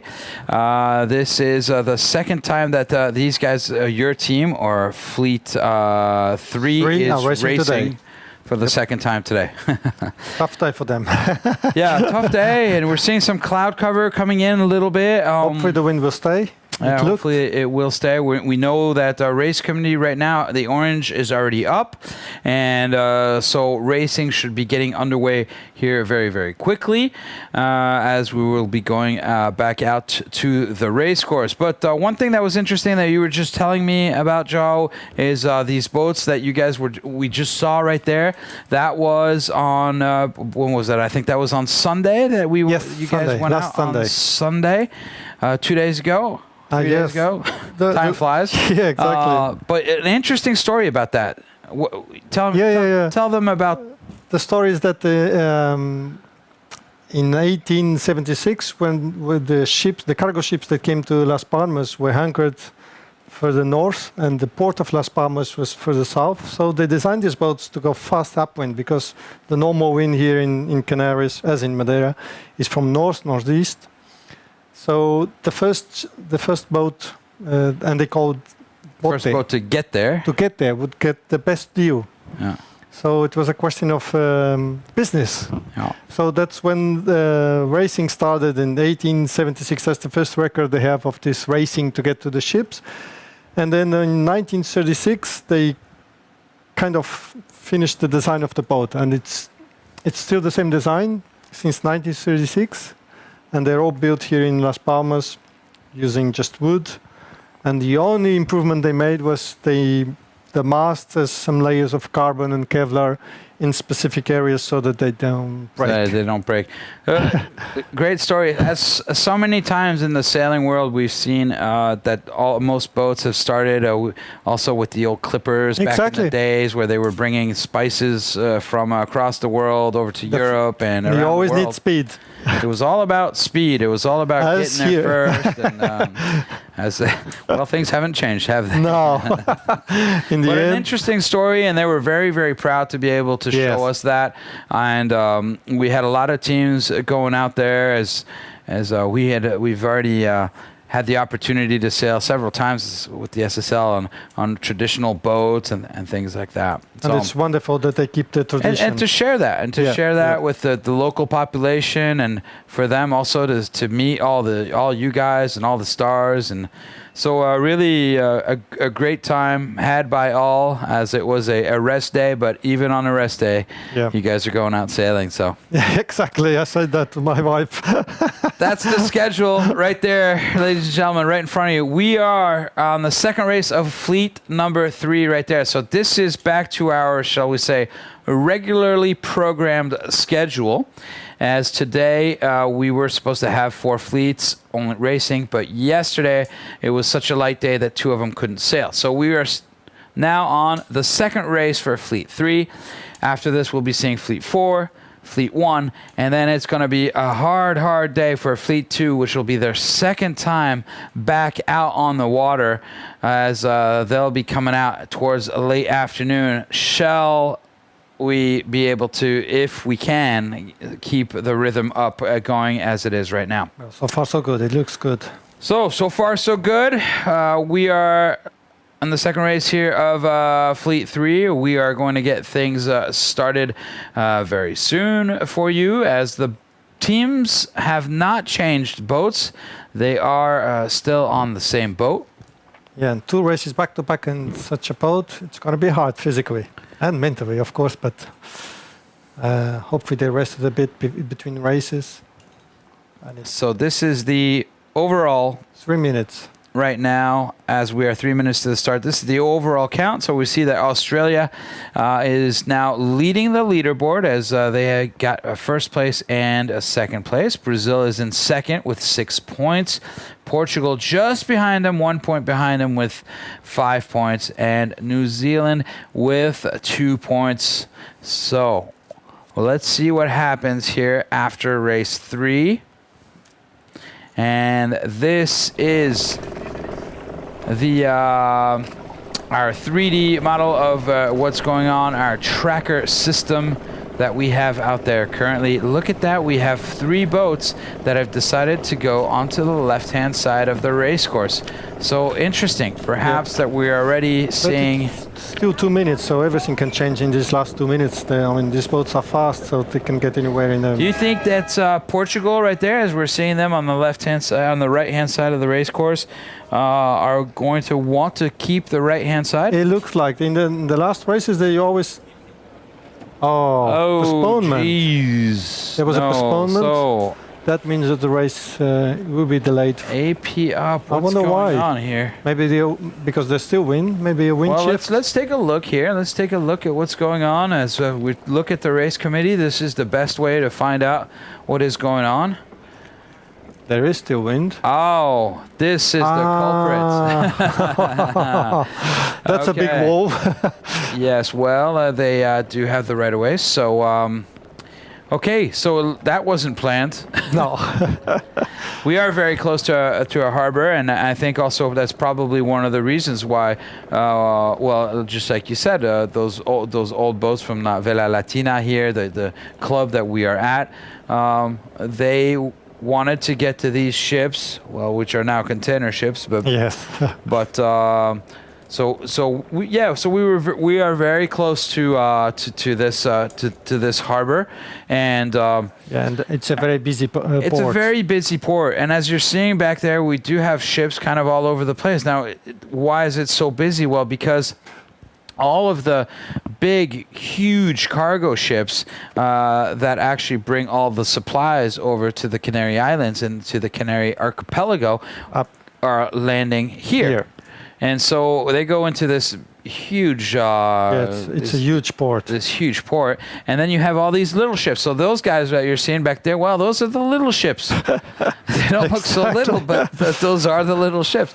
And so they load those up, and then they bring everything out to the other islands. As we're looking here, as the boats are going past the starting line, well, they're just going to have to wait just a little bit, and as we get racing on, and we'll just get that boat to pass through, and that's just the way it is. Sometimes you just have to wait. Sometimes it's the clouds, and sometimes it's the ships. They're very used to that, so if there's something in this sport that we learn, is to be patient. It's not like the other sports where guys, you have a schedule. You're going to learn how to be patient today. Well, yesterday was a good test already. Yesterday was it was a good feat. I think my record is waiting 10 hours in a beach. 10 hours waiting for the wind, and we didn't sail that day. It happened. You know, in Switzerland, I've sat weekends on a parking lot waiting for wind to come. So I feel you. It happens. Well, we are here, in Las Palmas in Gran Canaria, and we have gotten wind every single day. And yesterday was the first day. Lovely weather, so yeah. Yesterday was the first day we didn't get any wind, so. We can't complain. Really, we can't complain. No, really, we can't complain. And today we've had some great weather, so we're back to our regularly planned schedule now. It's important. Let me explain this to you. We need to have 3 races put in for this round, for this quarterfinal to count. So right now, all teams have raced 2 races. So they need one more. So we're good on that point. So today, we're trying to put in these next 4 races. If we can't sail these 4 races tomorrow, then we'll be sailing them on the Friday. following day. Yeah, on Friday. Okay. And if what happens then is that perhaps, we won't be able to do the golden day, that famous golden day where it's double in points. In terms of the standing, what will happen is then we will see who has the most amount of number 1 places, number 2, if there's ties and things like that. And that's how it's going to go on. So the very first thing we need to do is have 3 races for all teams. And that's really what we're trying to do. So if we can't get them in today, we will get them in tomorrow. And then once everybody has 3 races, and then perhaps we will have the golden day. That all depends on what's going to be happening today. Exactly. So we'll definitely keep you posted on what's happening. And remember that on Saturday, it will be the semifinals. So semifinals, there will be 2 races. So at the end of this quarterfinals, here we go. Let's take a look at the leaderboard. So we are in the quarterfinals. Here you see there are 16 teams. 8 of the teams will not be going through, so that's the last 2 teams of each fleet, which will bring us to the 2nd of December, the half finals or the semifinals right there. And there we will be seeing only 1 race per fleet. So fleet 1 will race once, fleet 2 will race once. The 4 boats, or rather the 2 boats that win each one of those races, or the first 2 boats of each one of those fleets, will move on to the finals. And that will be on Sunday. So we are getting very, very close here to finding out who will be crowned the nation's world champion. And that's a very important title, as that title does not exist yet. And it'll be not in this format. Yeah, so only in this congratulations. Format. What an achievement. So we're getting very close. We're getting very close. And we'll be obviously right back as we're waiting for some information for race committee.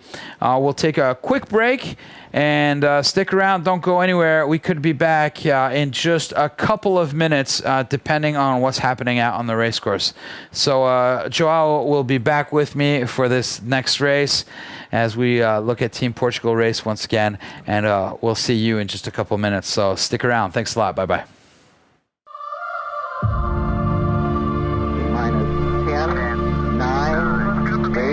We have a go for main engine start. We have main engine start.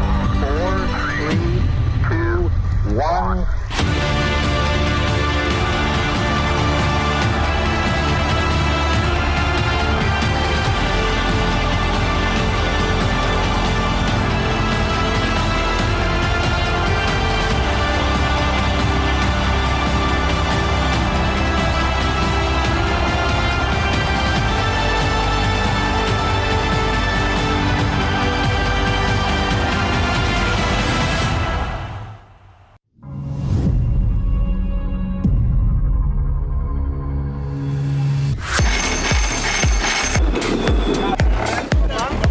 Hello, my name is Martina Graal. I'm from Team Brazil. I do main strategy and floater, so I just basically help everywhere that it's in need. I think as a floater, it's very important to be versatile, flexible, be ready to shoot in whenever you can. Well, on the pre-start, I'm in charge of telling the time every 30 seconds, 20 seconds, or 10 seconds, and after 30 seconds, it's every second. I don't do much, I just go straight for the hike, but all the other maneuvers and helping with the pole out and tack in. Downwind, helping to pass the spinnaker on the jibe. On the downwind maneuver, also helping the spinnaker in. I pass this line that it's kite halyard, and I pass it to the jib trimmer to put it on the winch. If I compare being a floater to real life, I would say that it comes close to being a best friend. You always try to help everyone and keep the far goal in mind, and that doesn't always mean putting yourself first, but yeah, being a good person.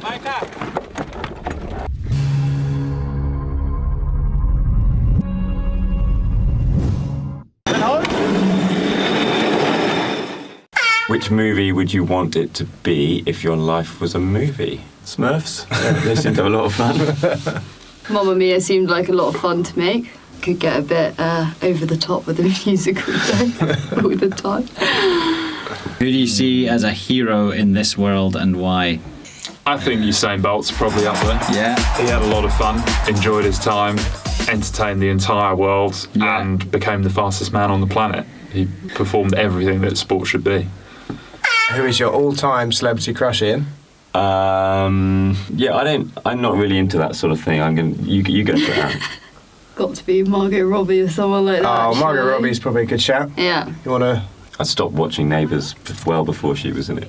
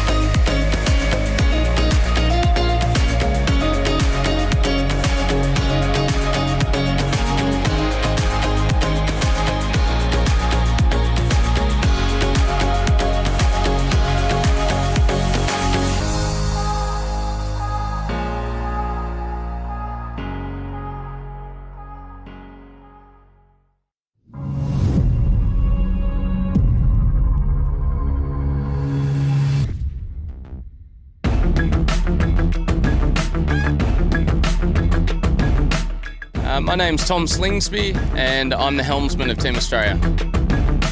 I'm working with our trim team to try to make the boat go fast, also helping a bit with tactics and positioning on the racetrack. My name is Robert Scheidt. I'm the captain of Team Brazil and my position is the helmsman. A lot of the times, because he has the boat on his hands, then it's easier for him to make some judgment calls of when to accelerate, when to push the boat. Generally, I don't have too much to say on where we're going, but I'm working with Matt Belcher on the tactic. He's giving me a lot of information, and then I'm making the decision if we go with that or not. My name's Ian Williams. I'm the team captain for Team GBR and also the helmsman. Yeah, so the helmsman drives the boat using the wheels here. We have two wheels, one on each side, so we change sides each time we tack and jibe. I can sometimes also go to the leeward wheel to have a look at the jib, a look at the opponent, where the opponent is, because a lot of times the opponent will be behind our sails. And we almost always steer helm from the side closest to the wind, which is the high side on the boat. Yeah, the steering wheel works just like a car. It's pretty simple.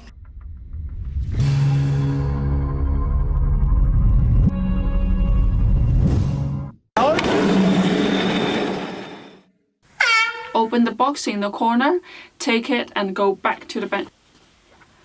That's the London Olympic gold medal. It reminds me a lot of the memory back in 2012 when I won this gold in Olympics. This gold medal was the first ever in Asia and nowadays still the only sailing dinghy gold medal in Asia. I think I not only made a history for my country but also made the whole Asia proud. And then I remember a lot of people cheering for me on the medal race area. I realized several generations of Chinese sailors dream. Now the real medal is in China Maritime Museum. So if you ever travel to China, to Shanghai, pay a visit to the China Maritime Museum and you'll see a lot of exhibits that I donated and hopefully to showcase a bit of my experience and story in order to inspire more people to join the sailing family.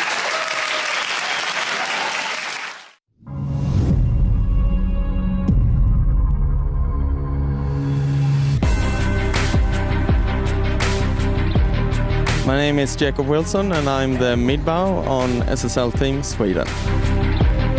Mostly I'm an extra hand on the upwinds. I'm helping the pitman a lot and the bowman. On the downwinds I'm helping the grinder, giving him an extra hand and moving my body weight around and giving a hand where it's needed. I give back and forward information so that everyone on the boat knows that you have to be ready all the time to help. As a midbow, I think the hard part is you have to understand what's gonna be the next move, so you're at the right spot at the right time.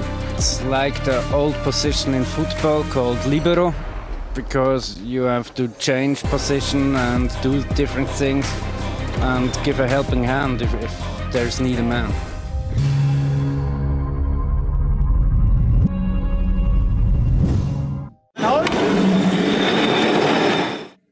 How does it feel to get gold medal at the Olympics? Well, it's like climbing the top of a big mountain. It's the goal of every athlete. You know, the ultimate goal for every athlete is a gold medal at the Olympic Games. But getting a medal for sure is a great feeling. You feel great, you feel on top of the world. But I think the process of getting the gold medal and the improvement and what you have to go through is what enriches you more than the gold medal itself. Is it stressful to be the captain of the SSL Team Brazil? Yeah, kind of, because we're sailing with a group of very good sailors. I mean, a lot of champions in the boats. You feel kind of the responsibility to be, to raise your bar and to sail the best every time you jump on that boat and sail with those guys. So it puts a little bit of pressure. The more you sail with the team and the more time you spend feeling that stress, the more used to it.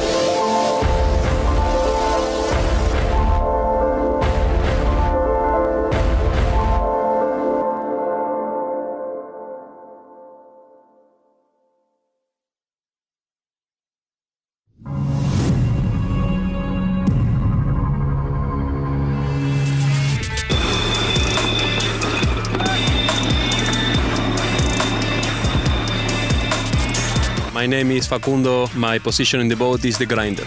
So as a grinder, you are using the coffee, which is basically the engine for the sails, because as we know, the sails for this boat are very, very heavy and really big, and with all the power of the wind, it is really hard to change them and to adjust them. So you're working together with the trimmers to adjust and release the sails with this beauty here. So my name is Nelson Metro and I'm grinder on board Team Switzerland. For this role you have to be heavy and as strong as you can. So there is really big guys on the different teams. My name is Jens Möller. I'm the grinder here on SSL Team Sweden. Of course you need to have the muscles when you're grinding, but I think you need to know what's happened when you're taking care of the pillar stall to get the sails in, so you don't smash things, and get the right power and the right trim call, and see what's happening on the course, and be ready every time. So it's pretty basic how it works. It has a couple of bearings under the floor of the boat, and it's connected with these two winches to manage the front sails. Basically by pressing in these two buttons, it's connected with starboard winch. Then the same happens with the port winch, and the beauty about this is that it can also be connected to the main sail. During the race you have to be very aware of what's happening to help pull the sails, because the sails are so heavy.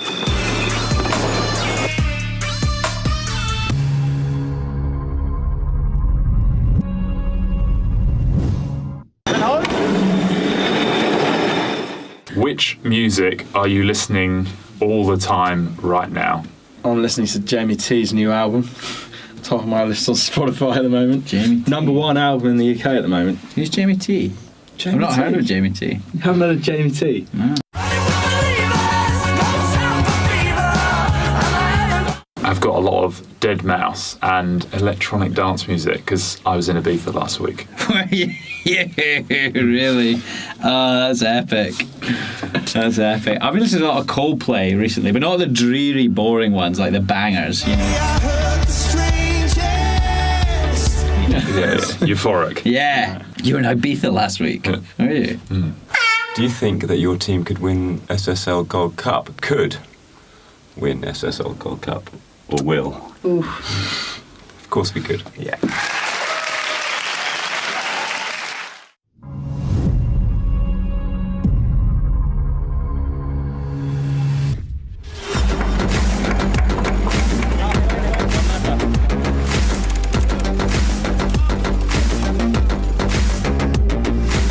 My name is Luke Patience from Great Britain. My position on the boat is the mainsail trimmer. So I trim the big sail. I'm the small guy trimming the big sail on the boat. So my main role on the boat is to keep control of our biggest sail. And so it's with a lot of help from the crew though. I don't do it alone. You know, we have a big powerhouse in the boat, Phil, and he does all the hard work for me. I'm just holding a bit of rope that controls how much the sail goes in and out. I'm Kyle Langford. I'm the mainsail trimmer on Team Australia. My role is being in charge of the performance of the boat. So it's my role to make sure we're always sailing at the optimum speed and the optimum angle to the wind. I can control how much the boat is leaning over. And if we're leaning over too much, I can ease it and try and keep the boat in control. Opposite, if we need more power, I can pull it in and power the boat up again. I'm Kilian Wagen and I'm mainsail trimmer for Team Switzerland. Here we have the main sheet, which is the rope to control the main. This one is going into a winch because it's very, very hard to trim it. So we go around the winch and then we can trim it like this, and it's easier to trim the sail because it's big sail, so it's big power. No, as the mainsail trimmer, I'm not the main sailor. I'm just trimming the main sail because it's up all the time. The sail is called the mainsail just because it's the biggest one, but no sail is more important than another. You wouldn't take one aeroplane wing off and say the left one's better, you know, so it's the same thing with sails. You need everything for the boat to work.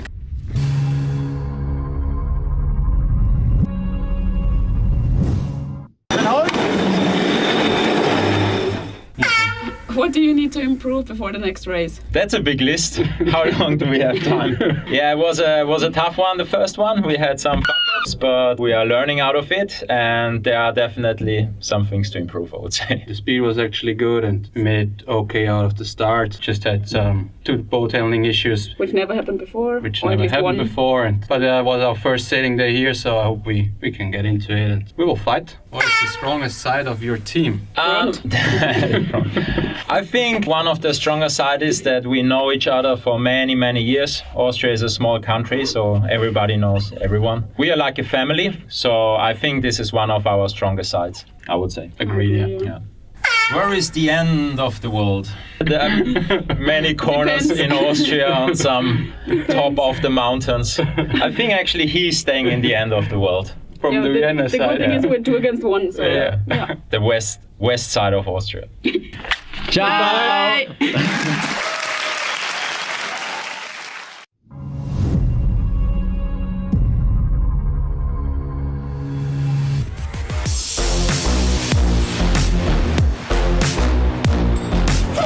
My name is Jordan van Rooyen. I'm the bowman on the Dutch team. What the position bowman means is that you're to be the only one on the foredeck of the boat. So the foredeck starts from the mast going forward. Everything that happens on the foredeck, dropping sails and hoisting sails, gets done by the bowman. You know, every role on the boat's pretty important, but if you mess this up, you look like a bloody fool. No one wants to trill the kite through the water and slow down. You do it well, it makes our team look good. The spin anchor is the biggest sail on the boat, and it needs to come down within 5 seconds time. If something goes wrong, the spin anchor can get in the water, and it can be that the whole blame of the boat comes on you. If we want to communicate how far we are from the start line, basically we use the fingers to show how far back we are from the line. 1 boat length, 2 boat lengths, 1.5, and then we use basic signals to say hold, go, bow down, bow up, just pointing. I think the bowman is like being the goalkeeper because it's a key position and all the team is supporting the goalkeeper, and the goalkeeper needs to support the team as well.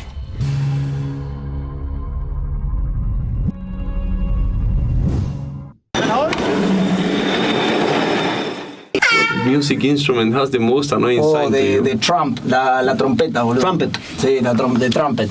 How many kilograms does Facu lie about? It depends, because if he is with Germán Panay, probably 6 or 7. Lies a lot. No, not so much. And if he is with us, probably 1 or 2. What are your hobbies other than sailing? For me, playing golf and studying. I like biking and running. I like playing squash and hanging around with my family. Oh, this is for your wife, eh? He's a good husband, eh? What has been your greatest success so far? The 6th place in Tokyo in the last games. Coaching Santi in the Olympics, but also as a sailor myself. I've done many years with Azur and Super Series that we've been quite successful, and many other regattas. I like the Melges 24 Worlds that we did this year, that we finished 3rd. I think it was very good regatta. We have to fight hard for that.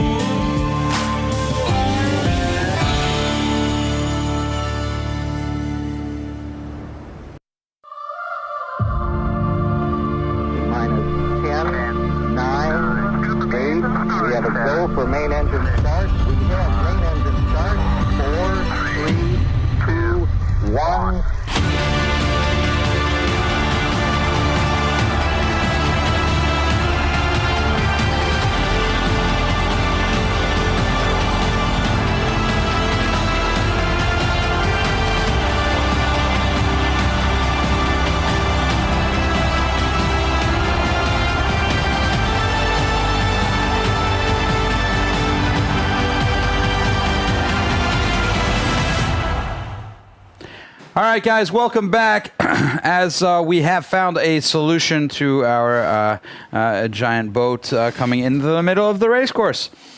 So let's take a look here at the team comparisons. Just to remind you, we have these 4 teams that are out on the water right now. So we have Team Brazil with Captain Robert Scheidt right there. Portugal with Captain João Rodrigues, who is standing next to me. New Zealand, we have Leslie Egnott. She's the captain. She's on board. And Team Australia with the captain, Will Ryan, also being on board. Now let's take a look here at the match board. Oh, sorry, the provisional overall. So provisional overall right now, as we've seen we've seen this fleet race earlier this morning. Australia is leading with 7 points. Brazil has 6, Portugal 5, and New Zealand 2. Everything's open. Still open. Everything's open, still open, as we are 3 minutes away from the starting line. As perhaps now we will see the match board or the racing area. So this is the racing area. Perhaps we can go onto the water with Raquel. Raquel, can you let us know what happened in the minutes that we were off the air?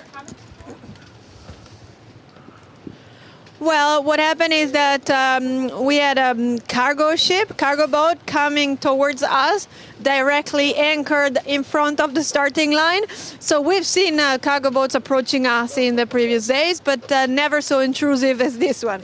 So the committee boat had to move the line, of course. So we're now windward to that cargo boat. The line is set, of course, as we have orange up, and we are a few minutes in. But yes, it took a while because we saw that ship coming from further offshore.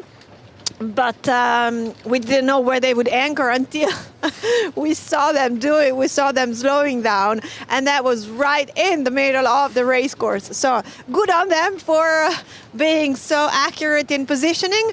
And well, that was like I thought that was the 5th competitor for the race, and he won that race. We had to move. Great. Well, thank you very much for that information. That was awkward. We were off the air. We couldn't see what was happening out there onto the water. Let's hope now. 1 minute 38. We can get some clean racing in here, as we are at the beginning of our regularly planned schedule of racing. The racing we were supposed to have today. So 1 minute, 20 seconds before we get going, as we see the boats lining up right here. And we have Team Portugal, which is just off your screen over to the left-hand side. And we see, there's Brazil right there lining up. Yeah, I think Brazil will look for the pin end, as they did in the previous race. Yeah, we're seeing all boats right here as they're getting ready. They're quite far underneath the line. Remember, just before the start here, we had seen a Team Portugal wanting the right-hand side. Now let's see if that's still the case, as they have 45 seconds left and are positioning themselves now to get to the weather mark. Now, the first boat getting to the line right there is the Brazilian boat, as we see Robert Scheidt right there trying to slow his boat down as he is too early. And we're seeing right now what looks like going to be a very good start for the New Zealand boat. So perhaps New Zealand, look at that. 15 seconds. Lots of pressure on that New Zealand boat, being able to put the bow down and get a lot of speed. 10 seconds. You have to bear away. Australia is in a very hard position right now. And New Zealand perfect. And there it is. That is the start right there. So a very, very good start for Team New Zealand. Green flag. Oh boy, did they need that. And a catastrophical start for the Australian boat right there. As they don't make it across the starting line and are forced to tack over and to go off to the right. But that's not the end of it for Australia. Remember, Australia was in a very, very difficult position in the last race, and they did manage to come back and finish in second place. So don't count Australia out. Now it's Portugal that is in a very hard position. They will have to tack soon. And yeah, they already tacked.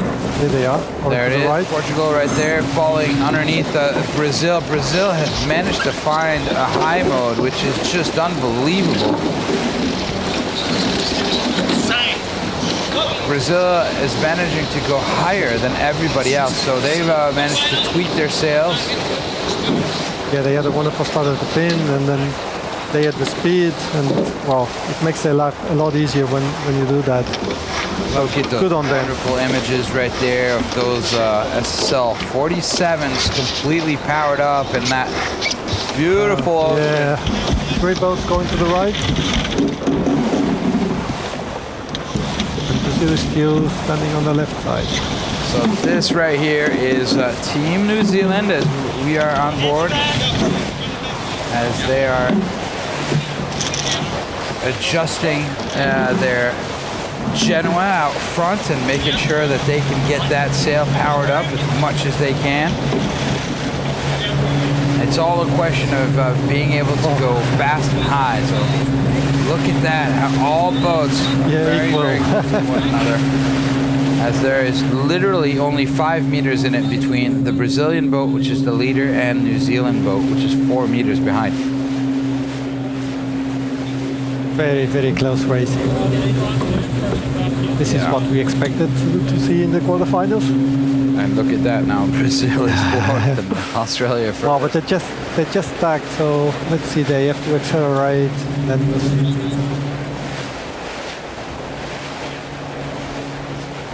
As we see here, great shot of the Portuguese boat just behind the Australians. So it's looking like Portugal is also finding, and look, there's New Zealand right there. So 3 boats very close to one another right here.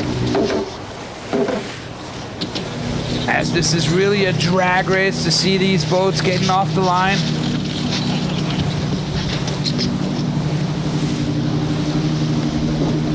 We see the Team Portugal right there, the main trimmer coming back down, and as they're going faster, he's coming down. Just tacked, so we'll see this crossing how it goes. It's going to be an interesting one because Australia has the right of way. Australia with the right of way, absolutely. What is Portugal going to do? It looks like they're going to tack, they're going to tack and leave out them. But they have New Zealand just in front of them. That's going to be interesting. Will New Zealand tack? So right there as Portugal bears away in order to put a lot of power into that sail. Yeah. Critical decision, the critical moment now here. Looks to me like the leeward runner on the Portuguese boat is pressing against the main sail. And look at that, New Zealand now tacking on top of both of the boats. And now interesting to see if Portugal will keep that position or will, they managed, they have clean air. Looks as though they have clean air, but now we're seeing New Zealand and the Portuguese boat coming across with Brazil. That's going to be on the edge. So we're seeing a lot of crosses here and lots of boats coming together, which is great to see. Still only 30 meters difference between first and fourth. Now let's see what happens. Will Brazil try to tack just like New Zealand did on top of everybody else? They just did in front of Portugal. And now Portugal will have to tack. Hopefully New Zealand won't tack in front of them. So Brazil managing just to tack in front of the Portuguese team. As we can see, the Portuguese team, they're right there, very, very close. Only a couple meters separating the back and the front of those 2 boats. But Portugal right now is going to have to tack over. They're going to have to get out of there. Now it's going to be interesting to see what New Zealand does. Will they tack? No, they keep going to the left. All right, so now New Zealand and Brazil off to the left-hand side as we see Portugal tacking over after perhaps yet another cross. Now there's Australia's attacking here. With the Australians as... and Australia is the right of way, so... is coming over. So we're seeing very, very even racing. Let's go look at Raquel. This camera that we're seeing right here is from her boat. So Raquel, what are you seeing out there? Good news from the race course, Jan. The white caps are back. So we have about 9, 10, possibly more knots. And it's fantastic because the second good news related to this one is that we have very close racing, very, very close. So it's exciting. And well, you can tell from my voice that I am really enjoying this race. One bit of information that you might have missed from studio is that Australia tacked, maybe also because we are very close to that big ship, the Ocean Diamond. So they had to tack. They couldn't go any further right. So I don't know if that would have been their move anyways, or if the big ship anchored here forced them to do so. But we've seen another nice match racing move between Australia and Portugal, and it looks like a little bit like a 4-boat match race, if you can say that. It's so cool, guys. It's we're in the quarterfinals and we have 9-10 knots of wind, and it cannot get better than this, I don't think. That is such good news, Raquel. Thank you so much for that good news right there. When last time we saw the Whitecaps coming out, we had some epic racing. So right now we should be seeing also some very tight racing. And look at, it's funny how the wind comes up and the racing gets tighter and tighter and tighter. 9 knots is just wonderful, huh? We weren't expecting this, I guess, but it's good news for all the teams. And finally we have some, racing in perfect conditions. And wow, this upwind is just amazing. What they're doing here. Look how close it is right there between New Zealand and Brazil as they're exchanging positions. And even Portugal and Australia also very, very close. So it's going to be tough until the first mark. Oh, and we've got sunshine and blue skies, wind and blue water. Just a perfect day for sailing out here in the quarterfinals. So it was a tough start to this one, but looking like a beautiful racing right here. Yeah, and now look at Robert Scheidt right there, number 10, just so concentrated right there on just getting that boat. Trying to keep the speed of the boat. It's very important to keep the speed after the tack, so that you don't lose that much time. And now Australia's just tacked again. It's going to be interesting to see how they get the first mark. Whoa. So Australia just tacked again. Looks like perhaps they are on the ley line, as we are seeing right there, Team Portugal. Team Portugal, it doesn't look like everybody's hiking out, or perhaps it's just the front guys that are, shadowing the others. It is. Everybody's out. Yeah, they are. I was like, how are they doing that? How are they keeping that boat so flat? It's extremely hard to hike in this boat. You don't have anything to grab, just the ropes that you're holding. And well, I've been there, so I know the feeling. Now, it's definitely very difficult. Getting out is hard, but getting in is even harder. Yes, and if you miss the tag, if you miss the time to get back into the boat, well, then you fall off. Yeah, you're dead. You're on the water. Here we are following the Australian boat. I think that's the top mark already. So looks like it. Do you think they can lay? I don't know. This looks very, very close right there. I think they're a little under. Oh, but who knows? Who knows? Who knows? Perhaps just a little shift, and they'll manage to get over there. As now New Zealand is coming up. Yep. So probably New Zealand right there is on the ley line. Yes, for sure. And I think Portugal, to avoid being covered by New Zealand, just back before the ley line to avoid being covered. And definitely, and look who's coming up here. Oh, wonderful lead.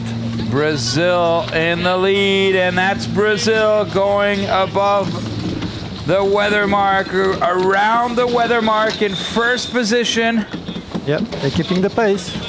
Keeping the weight out there, getting that boat flat, making sure they're powering out of that. That was a big move right there. That's attack and bear away. As we're seeing, look at the power right there coming in from the New Zealand boat. Oh, that's why, because they barely were able to... yes, that was an interesting move. Barely able to make it to the winter mark. Let's see the hoist. Hopefully everything will go okay. There it is. Wonderful. Didn't even touch the water, huh? No, they're getting better and better. All the teams, I mean, they're getting very used to this boat. Very nice hoist right there. Absolutely. Did not even touch the water. So now let's see here what New Zealand is going to be able to do as they have an early hoist. There you go. They have to have a good race, because otherwise they would have an enormous distance from the others. It's absolutely crucial. Also good. Remember, they only have 2 points onto the... so they're full power. And Portugal. There's your team, Portugal. Good hoist also. Nice drop. There we are. Oh, look at the weather. Look at the seas. Oh, lovely pressure. Don't you? It makes you wish you were out there and not in here. Yes. Huh? Sorry, buddy. And we kept you in here for 2 days. It's so much more fun being there. I mean, watching from here is wonderful, but being there is just. Oh, of course. I mean, this is what we live for. This is what we love. Yeah. And a great hoist as well for the Australians there, picking up the back of the pack right there. So. Portugal the first time that we have everybody put up their spinnakers here as we go down for the first downwind leg here on race number 3 for this fleet number 3. Yep. And it looks right now like Brazil is in the lead, followed by New Zealand, Portugal, and Australia. Look at the top left-hand side of your screen as you're seeing the projected overall results. So if right now Brazil were to finish, or if all the boats were to finish in the order they are currently, Brazil would be leading with 10 points, Australia second with 8, Portugal 7th, and New Zealand 5th. Now this is very, very important, because if we do not get the final golden day in right now, as we are standing, it looks like Brazil and Australia are moving on to the next round, and perhaps Portugal and New Zealand will be going home. Still a long way. But it's still a long way. We're still a long way. Let's stay positive here. Yeah, we've seen so many things happening. We are not even halfway through this race number 3 here. Yeah. Portugal tried to go lower than New Zealand and also Australia. Yeah. So the next job will be crucial. There are the white caps. Look at it. Yep. You can see the white caps right there. You couldn't. Couldn't expect for better conditions, huh? Oh, this is so good. And now we're seeing these spinnakers getting more and more full. Having a little bit more pressure in those sails. It's just wonderful. And boat speed is picking up as well. I wonder what are the boat speeds right now. So right now, standby job. I just heard standby job. Yeah. This is a crucial moment. Somebody's jibing. Yeah, realistic. Brazil. Brazil. I think Portugal will only jibe when New Zealand does. Yeah, that's New Zealand jibing, and now we'll see Portugal if they jibe also.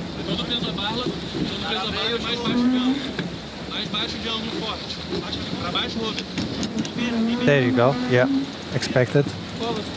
Great on board right there as we see a simultaneous jibe for the team Portugal over New Zealand. Now Portugal, very important to be able to put down the low mode and perhaps roll over New Zealand in order to get into second place It's very close. Yeah, it is.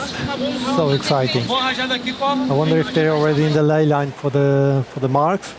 No, I Portugal, don't think so. I believe now. Back home, you can get your calculators out, but I think that if Portugal goes in front of New Zealand with Australia in fourth, perhaps Portugal might pass onto the next round. So this is a very, very important right now in this race. Indeed. Here it is. Yeah, but we'll hopefully have another race tomorrow with double points, and that can change everything again. That's the beauty of everything. this. But we need to finish all the races today, and if that doesn't happen, well then perhaps cross your fingers.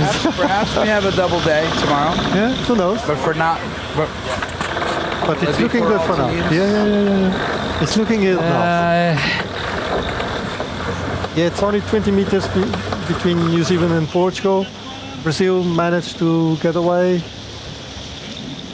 Oh, this is so close. Look at the concentration right here on everybody on the boat. And look at the boats just cruising right there. 590 meters as we're getting closer and closer to the leeward gates, and now we have finally have some whitecaps out onto the water. So we'll be seeing some more pressure onto in those sails. Look at the low mode Brazil is able to put in right there. But they'll have to jump for the next mark, so it will be also interesting. If New Zealand can hold that position, they'll be okay. But they just have to hit the ley line perfectly. New Zealand, Brazil right now is trying to go as straight as they can in order to not jibe again. It looks like this little war that Portugal and New Zealand are having amongst themselves. It's helping Brazil. This battle, I should say, is slowing them down. In relation to Brazil. So Brazil right now is out in front, and their lead is only getting bigger. It is. They gained a lot. And New Zealand is holding. It's going to be closer again. They jibe. But I'm not sure Brazil will they're hoisting the oar already. Look at that, just getting ready. Well, they have the time. Now. Yeah, I think they're going straight to the left mark. So, a windward drop perhaps here on the Brazilian team. Yeah, they both jibe New Zealand and Portugal just behind. And there we go. Now, as we're looking at the spinnaker going in, so it was okay. A little bit touching the water, but not bad at all. But they can do a very tight mark rounding right there. So that's and they're back up to windward. So Brazil still out in front after 18 minutes of racing. And New Zealand is holding. Now I wonder what Portugal will do.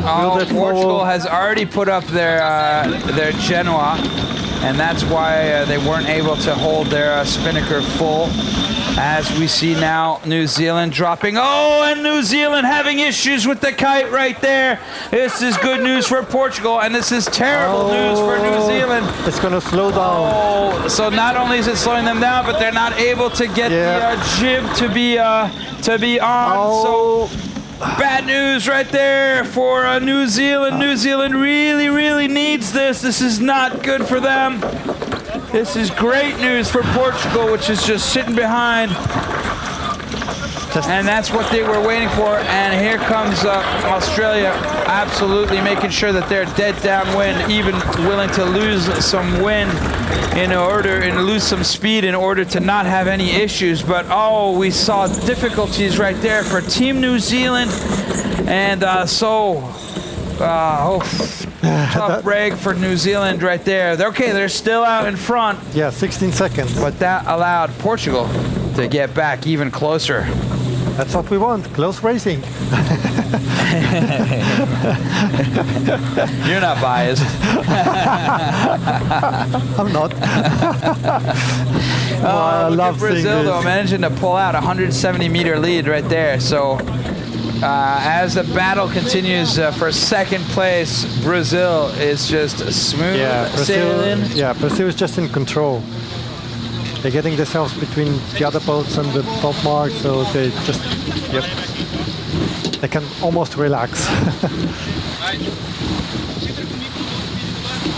Yep, they can almost relax right there. As you can see that Robert looks a little less tense there on the helm. Somebody attacked. Somebody in the background over there. That's Australia attacked. As we see, look in the background of your shot right there. There's New Zealand over there. And I think Portugal attacked also. Yep. So 2 boats on port tack, 2 boats on starboard tack. As we are looking here on the Team Portugal boat. So really trying to, and that, sometimes you'll see them put their arm out there. Well, that's just trying to get like another 1 or 2 kilos. Exactly. A little bit further out, a little bit more leverage. So they know they're in the lead. They have a 152-meter lead, but they're not sitting around and just enjoying the show. They're really working for it.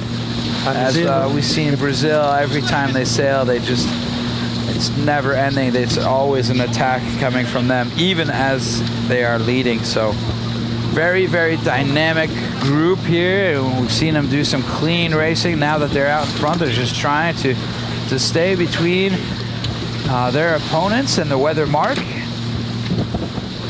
We'll see if they decide to tack now. And Zealand and Portugal will cross in a couple of minutes. Yeah, I believe it looks kind of as though Brazil is probably going to attack and stay just in perfect on control. top of cover, a loose cover, a very loose cover. With a 230-meter lead, that's a pretty loose cover. But we'll see what's happening here as we're 1,700 meters away from New Zealand just left the windward mark.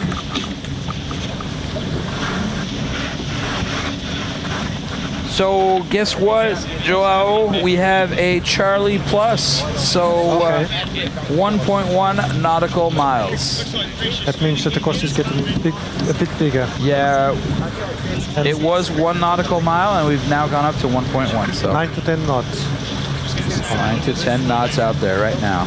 Couldn't ask for a better condition. Here we go, we're down right, down 10. Here we go. Checking in 3, 2, 1. Here comes attack from Brazil. Yep. They're not in the ley line. So there they are. They're just covering, staying on top, staying between their opponents and the 1,500 meters and to the windward mark. To the next mark.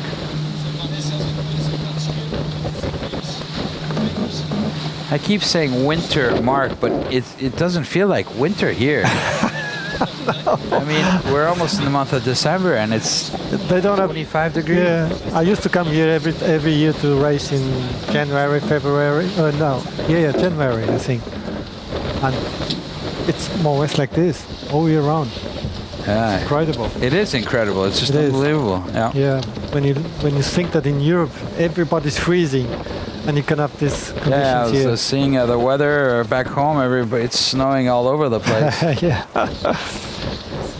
I'm not complaining. Not complaining at all. Here we have sunshine, wind, and we have a great show going on here. As the boats are getting closer and closer to that windward mark, we're just sort of seeing the boats coming together. It's a long way. 1,000 meters. A long way. More than 1,000 meters.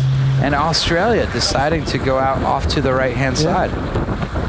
Well, they were far back, so they probably thought that the right place. We'll see, yeah. It's only at the end. If they go to the ley line, it will be like a radical option, but I mean, they have to do it. There we go. You see the ley line right there. I would do the same if I was in their position. An attack right now from the Brazilian team. Yeah, they're covering Portugal and New Zealand. Because Australia is so far back that it's not a threat to them right now. Portugal just stacked also. Very interesting as we are on board here with the Brazilian team. Now there's been a lot of movements here on the boat, so that's you're seeing a little bit of those pink ropes that you see on the boat. Those are actually the sheets to the spinnaker. Those are the spinnaker sheets.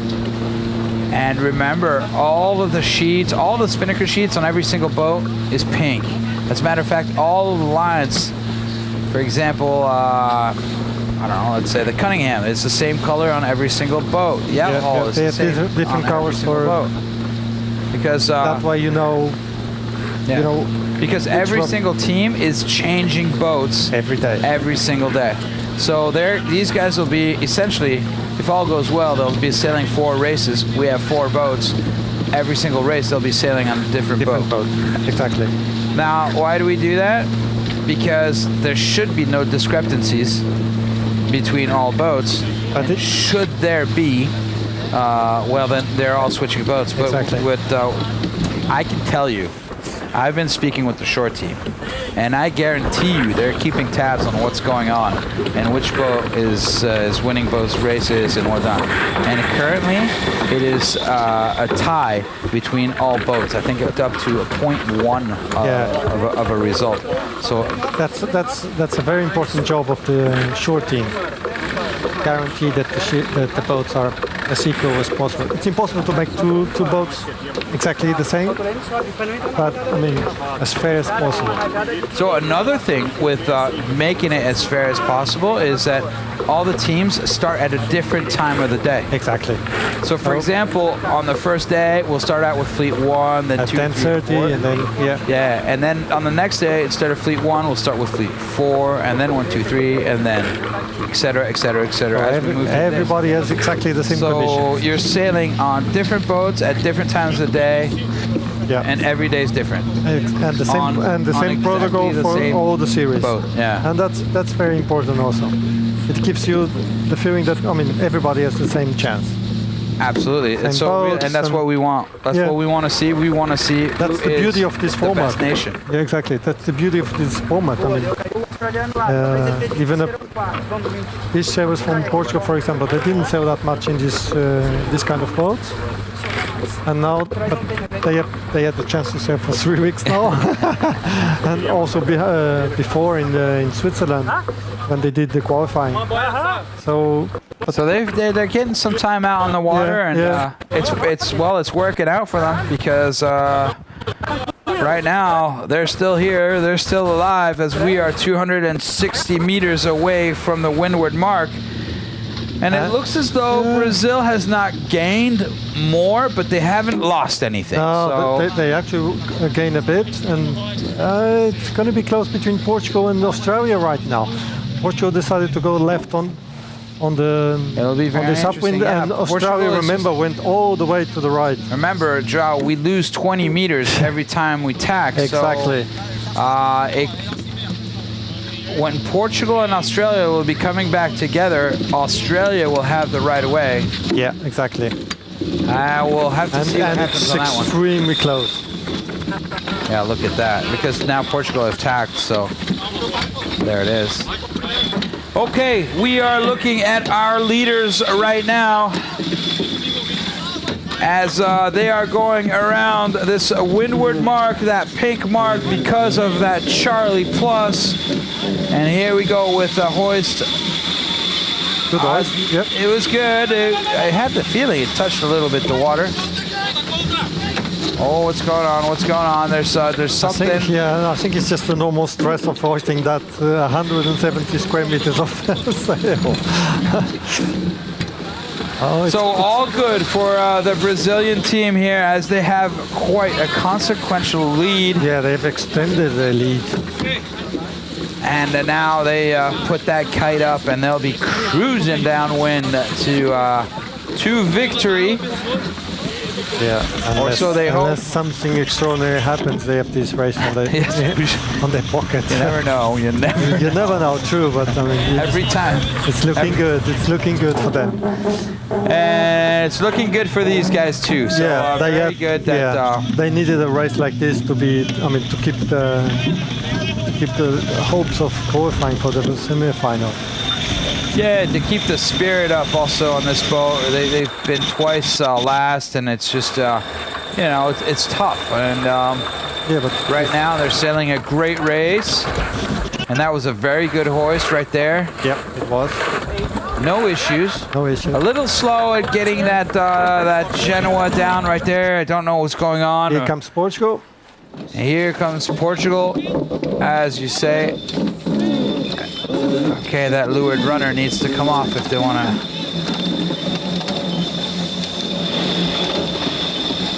And it looks like a good hoist right there. It was. And a fast drop. Good job. And now Team Australia. Good hoist also. Yep, good hoist. Oh, this is going to be close racing to the end. It's only like 14 seconds gap. So we didn't see the cross between Australia and Portugal, but it looks like Portugal managed to get out in front. Just barely. Yeah, they lost a bit of ground to New Zealand, as you can see. So now the battle is looking like it's going to be a battle for third place right now, as Australia and Portugal are battling it out. And we see right there Brazil in the front, and they just to your right there is New Zealand. They extended their lead by 300 meters, up to 300 meters. That's a long way. Good job. And there's Martine Grail. She is the tactician right there, talking with Robert, which is at the helm in the back. Yep. You see them having a discussion, or hear them having a discussion. And if we were to finish right now, let's look top left. Brazil would be leading with 10 points. Australia with 8, Portugal 7, New Zealand 5.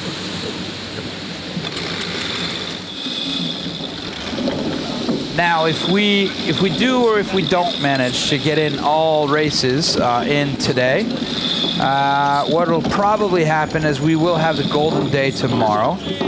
Double points. But the teams that have not finished their third race will do so tomorrow morning, first off, before we start the golden day. But it's looking good, for sure. I mean, but it's looking good, yeah. It's looking nice north, so yeah.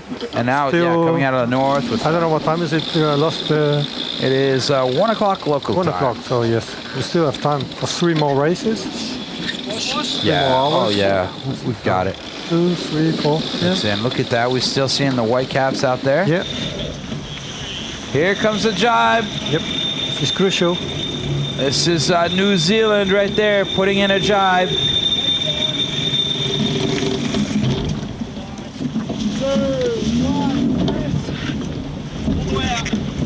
And getting that boat flat, getting the acceleration out of that jibe, just so important right there.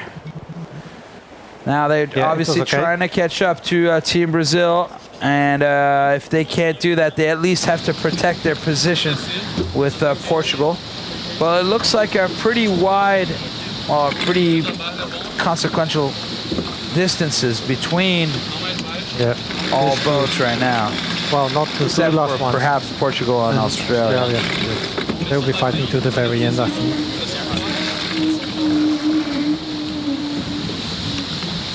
So smooth, and no complexes here on this boat. As we look in the background, and we're seeing the last 2 boats, which would be Portugal and Australia, and there's a jibe for Portugal. Both of them. Back there. Simultaneous jibe for the last 2 boats, as we just see them synchronized in the background. Synchronized, yeah. This is giving us a great view right here of what's going on the front boat and what's going on 3 boats in the back.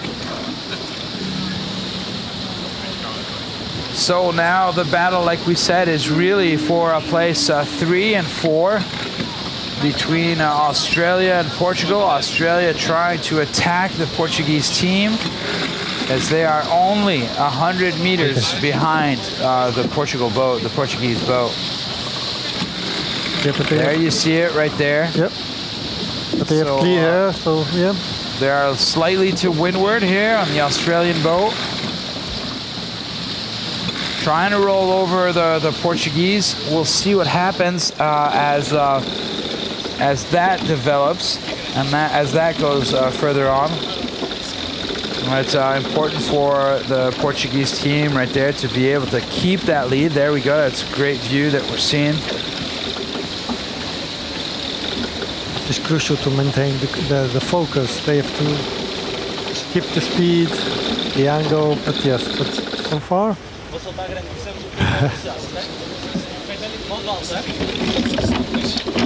Australia, as you see there, 91 meters, 90 meters, 89, 88, coming down.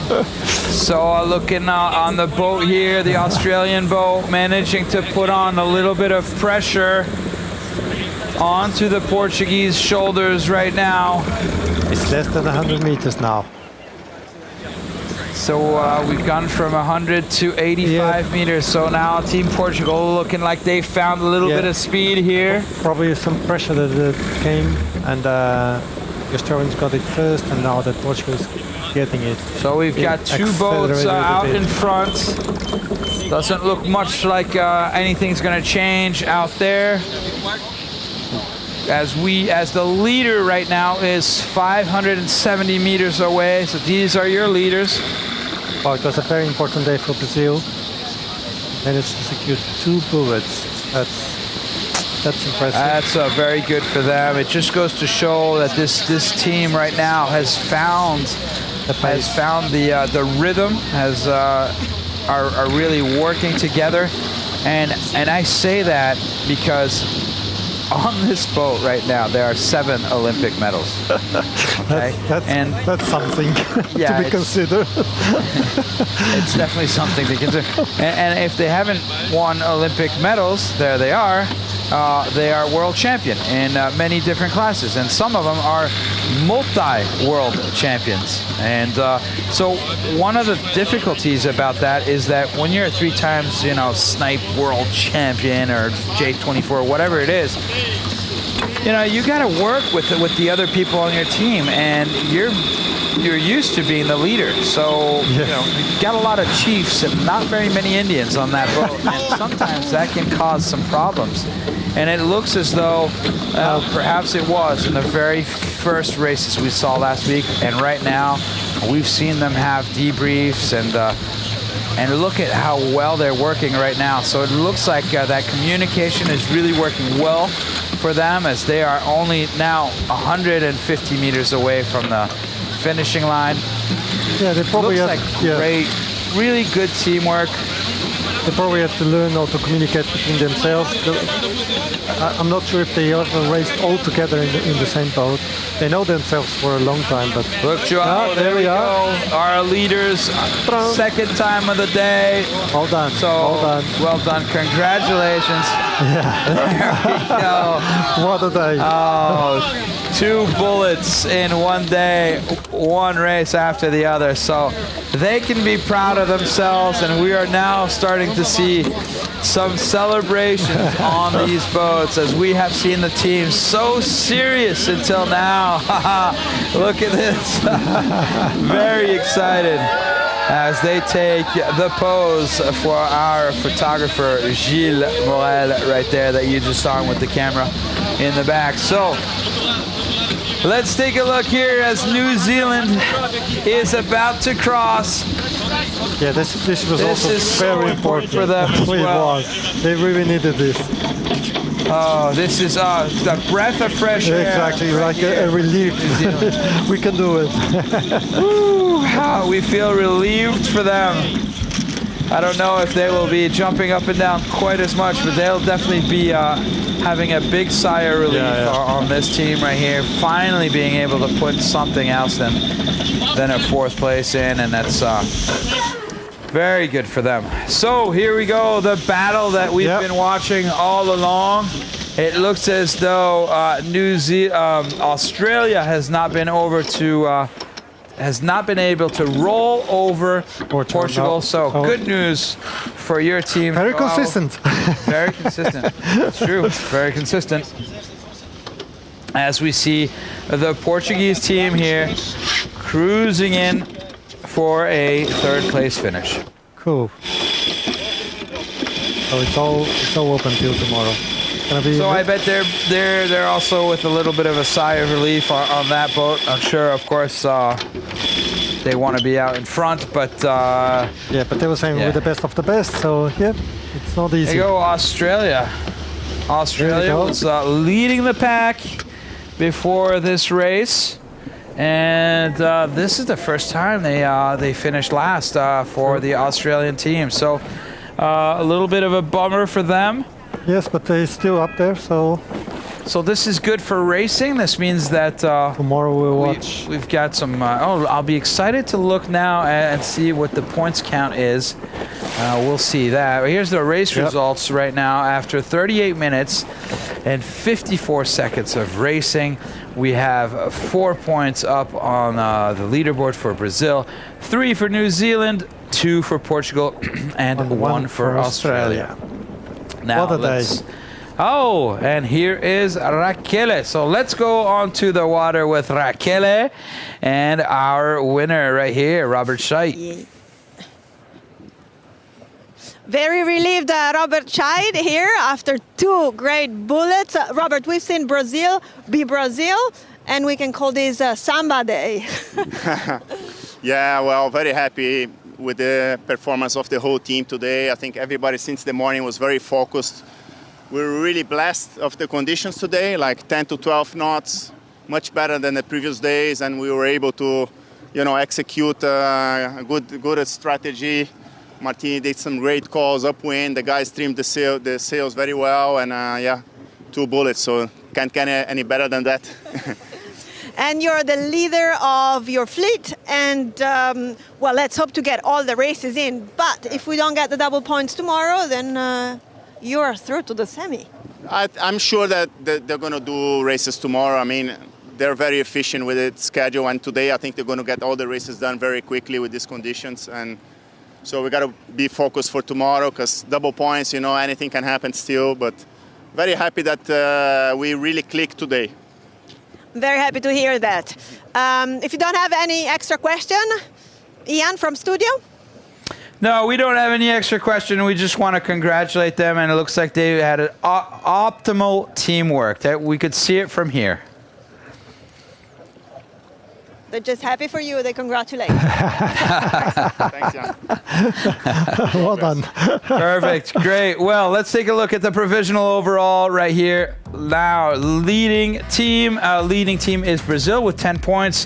Australia, 8 points. Portugal, 7. New Zealand, 5. So only 1 point separating Australia and Portugal. Really, tight. It's going to be super tight for tomorrow. At any mathematically speaking, pretty much anybody can pass through right there. So no one is in the safe seat right there.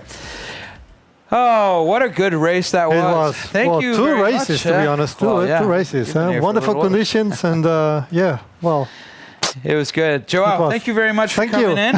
It was great to have you. Yeah. And we will be right back. We are going to take a look now at the highlights of this last race. We're going to take a small break, and we'll be right back for the following race. Bye-bye.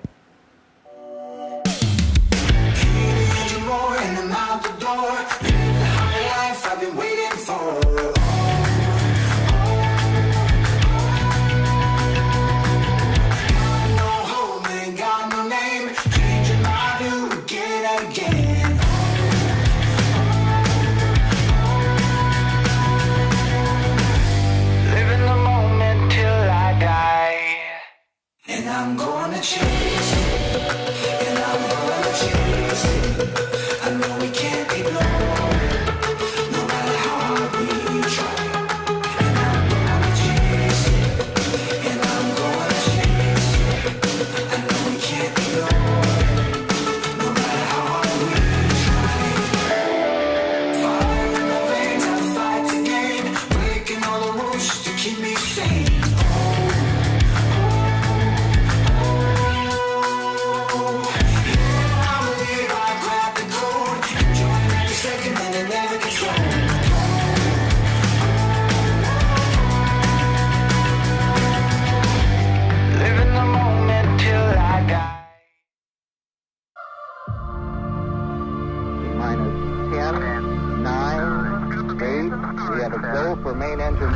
Main engine start.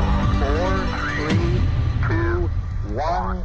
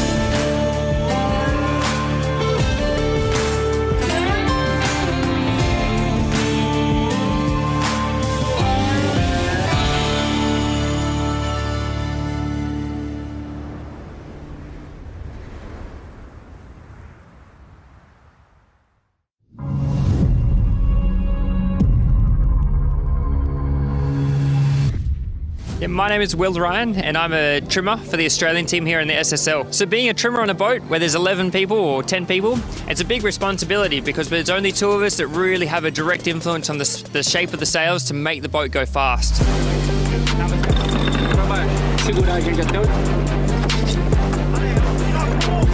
My name is Kaina Kunze and I'm the second trimmer. What I do on the boat is like most help first trimmer to leave the sails under right position. My name is Tomás Dietrich. I am the upwind trimmer for the Argentinian team in the SSL Gold Cup. We have 3 different types of jibs depending on how much wind we are sailing with. We have one jib that we use until we have 12 knots, then another one from 13 to 16, and then we use another one from 17 plus. I think the most important skill is that you need to be very in sync with the wind and with the mode that your tactician is requiring. So when the wind changes, as a trimmer, we always need to be adapting, and if we can do that in advance rather than responding afterwards, that's what gives us the advantage to make us a good trimmer versus a bad trimmer. Part of my role on the boat is being the trimmer is using these winches. So we have a jib sheet or a spinnaker sheet which uses, the jib sheet comes from this and goes around the winch. The spinnaker sheet is led from the back and around this leeward winch. And we get the grinder to give us some extra power by turning these winches. And we have an extra person to tail or cut in each of the different maneuvers. So that synergy and working together to get the power and the right timing of pulling those sails on really helps to get either the best spinnaker hoist, the best jibe, the best tack, the best acceleration and the best high performance out of the boat in all the different environments.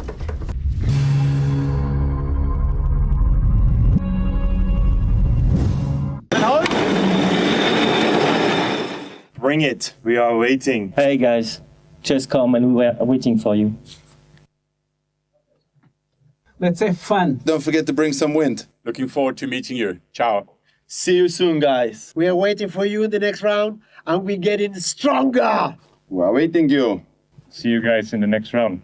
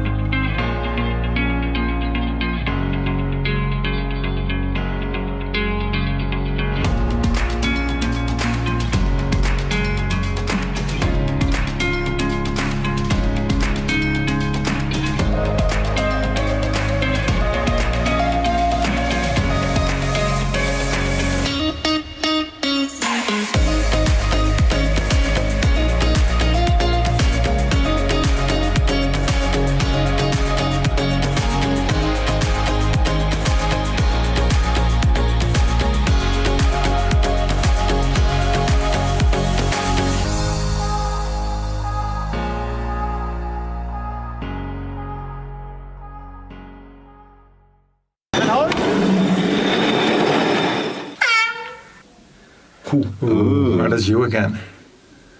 You again? Yeah, it's your favorite song. Your favorite song. No, we're not singers. We're not singers. I think we need Ivan for that. Yeah. We'll get him in next. What is the difference between a bow and a grinder? Well, the bow is the front of the boat, and a grinder is a guy or a girl that trims the sails using the pedestal. And the bow is the smartest guy. Yeah, I would say. Compared to a grinder. Grinder is mostly like meat and muscle, and the bow is lean, mean machine. Like. Yeah, it's all about, in the grinder it's all about eating. Fitness. Okay. Yeah, more eating. What's the most famous flower in the Netherlands? Do you like it? Tulip, of course. Yeah, and I really like tulips. I always have tulips in my house. Do you give your girlfriend tulips? Always. Always tulips? Yeah. Romantic man, aren't you? Eh? Yeah. No, I like tulips. I always buy tulips.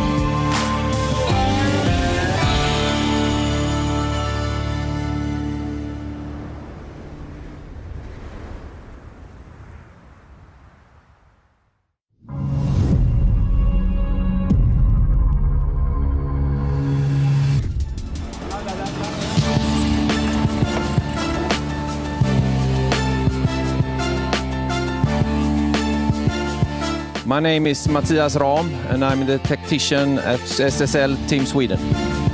As a tactician, I'm kind of have the overview of the race course and setting up.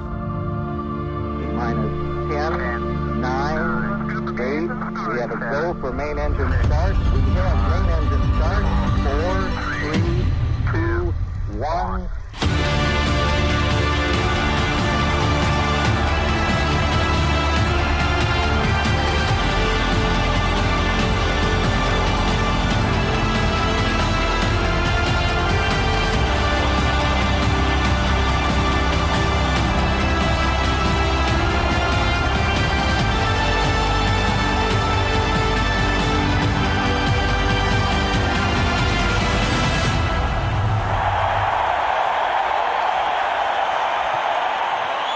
Hello, welcome everybody, and we are right back. We are about to get started here as we are going to go on to the fourth race of the day. Robert is back with me today. Robert, thank you very much for coming in. Love to be here. We love to have you over here, and wow, what great wins we have. Yep. Let's get things rolling very quickly here as racing is about to get underway. So let's take a look right now at the highlights from fleet number 4. Race number 2 for Fleet 4 saw a good start for all 4 boats. The Spanish boat managed to get a clear start down at the pin end, whilst the Swiss had great speed as they went right past the committee boat. It was a great duel between Spain and Italy for 3 of the 4 legs.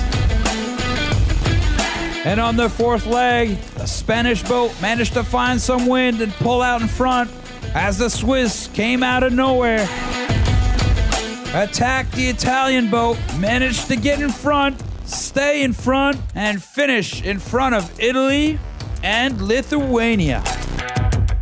We have a good team, but it's more to a lot of people of the dinghy boat.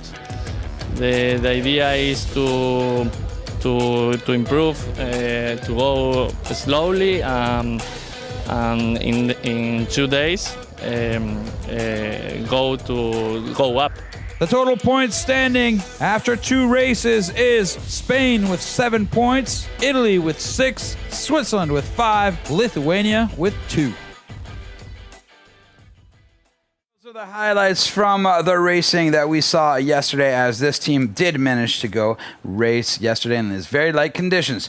So out on the water right now is Switzerland with the team captain Eric Monin at the number 10. To the right of him is team Lithuania, powered by Skandagra, and the captain of that team is number 9, Rokas Milavicius. To the bottom left is Team Italy. Captain is Vasco Vascotto. And to the bottom right is Team Spain. Captain is Luis Doreste. Now, let's listen to the team's national anthems.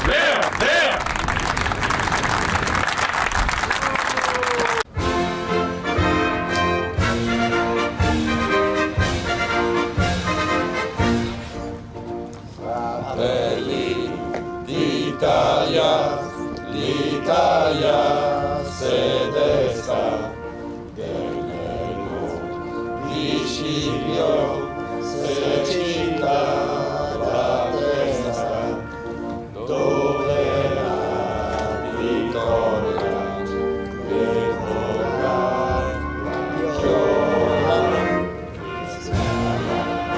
di Roma in Dio la creò.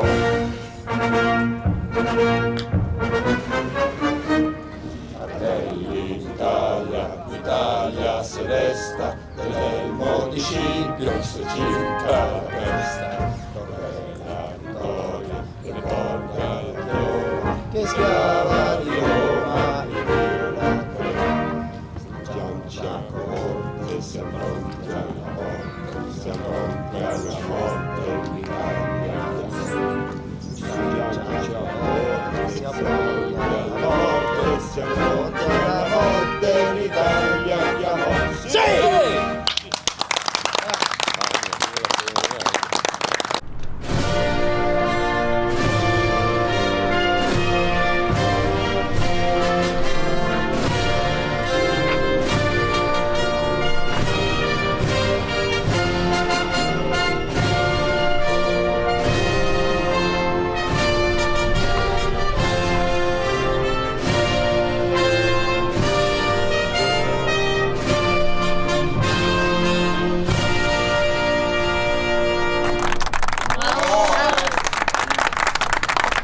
And those were the team national anthems as we are 2 minutes away from getting this race underway. Here is the provisional overall. Currently, as we stand after 2 races. So Spain is in first place with 7 points. Italy second with 6. Switzerland third with 5. And in fourth place is Lithuania. As we are getting ready here, we see 1 minute and 35 seconds on the clock. I can tell you that the direction of the wind and axis of the race course is at 125 degrees. We have set a course at 1 nautical mile, so that's 1,852 meters in length. We are 1 minute before the start as we see the boats jostling, going all over the place left and right, and we've been seeing some really high speeds here. As you guys will be very happy to know, Robert is back with me here, and we will be talking a little bit about sales. We'll be talking about gains and losses. And we see here, Robert, we were wondering, had they changed sales? And it looks though they have not. But we'll talk about that in a little bit as we are 30 seconds away from the start here. Oh, it looks like Lithuania, 30 seconds behind, is having a duck behind everybody, trying to get there in front of the others. Oh, this is potentially a red flag and a protest here that could be coming. We'll see. There it is, a protest from the Spanish team for a dangerous maneuver. We'll see what happens there and what is decided. But let's take a look here as Team Italy is about to cross the starting line. And they're very, very, very close. So they're having to go into the wind right there. So a little time and distance right there for the Italian team. Whoa, that was, they were a little too, well, they were probably on the right timing, but they had to go upwind too much. So this is very good news for Team Switzerland, who got it absolutely spot on and have now managed to roll over the Italians. So right now it looks like the best start was for Team Switzerland.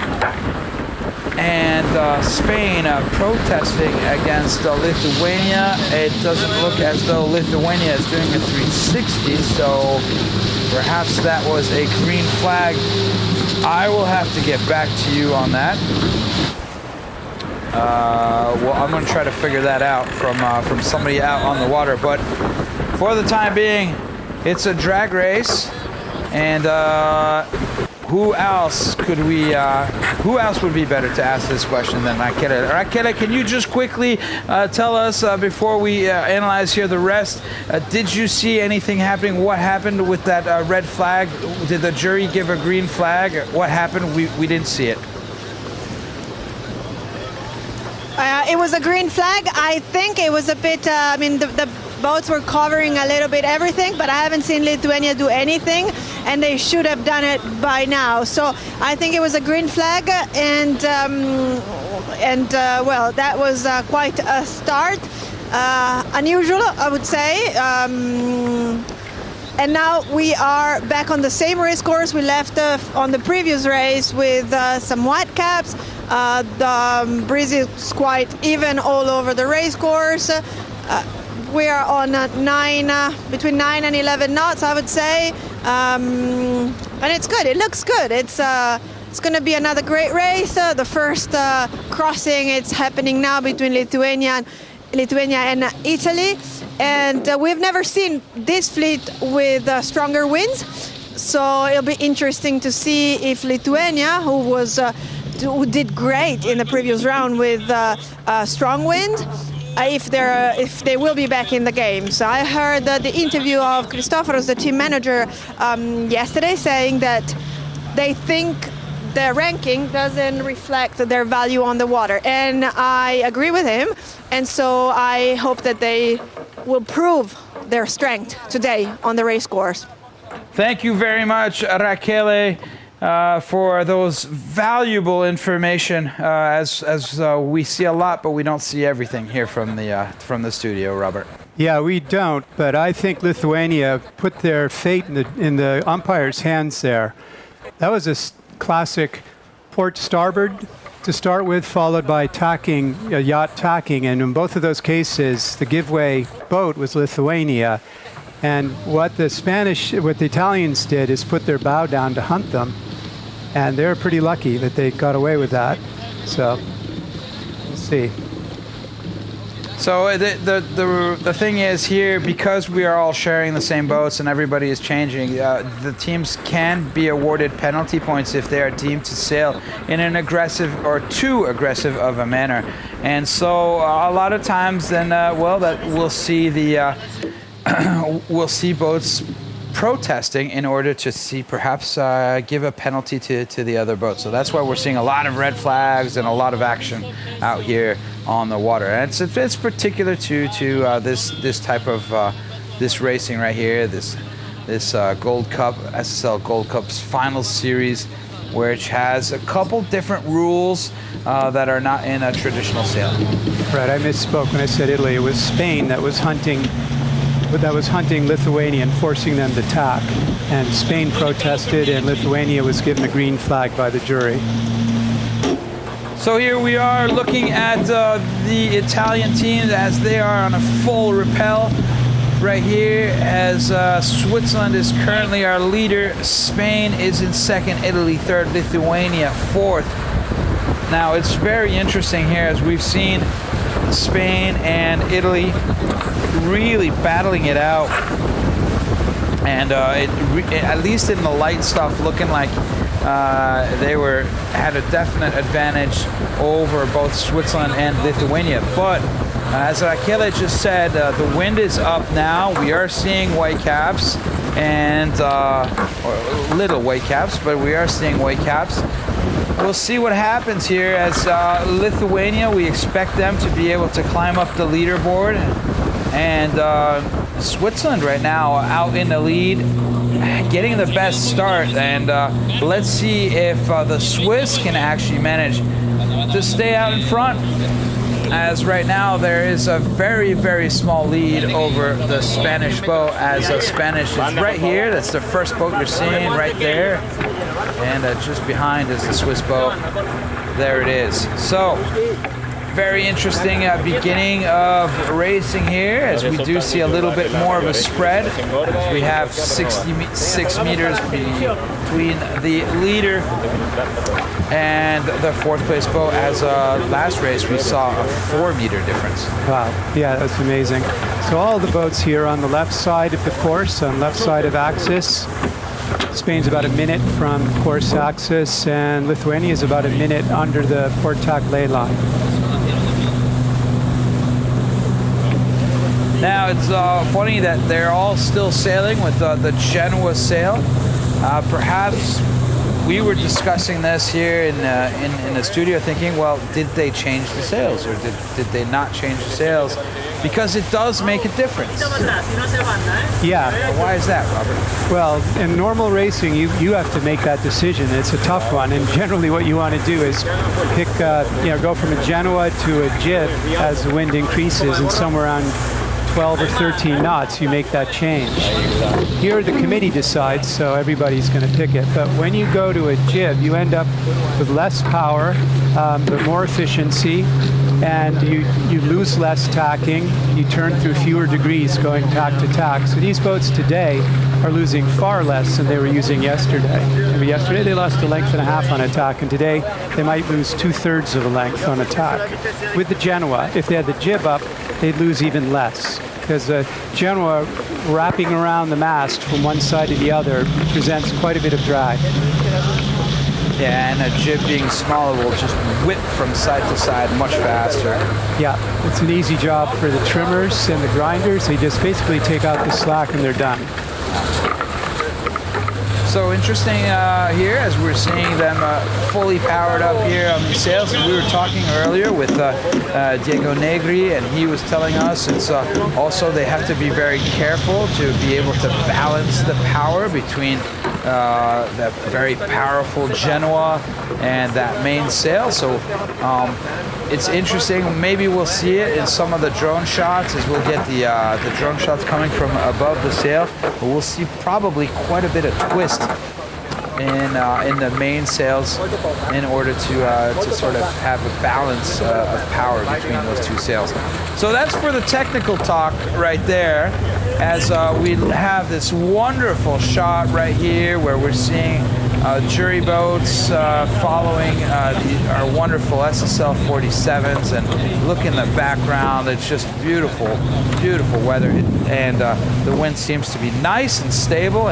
And how about that weather forecast?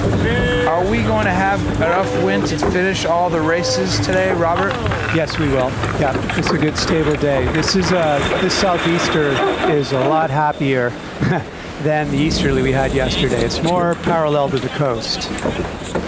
So there you have it, ladies and gentlemen. Very good news. This means that the 6 races planned for today will happen.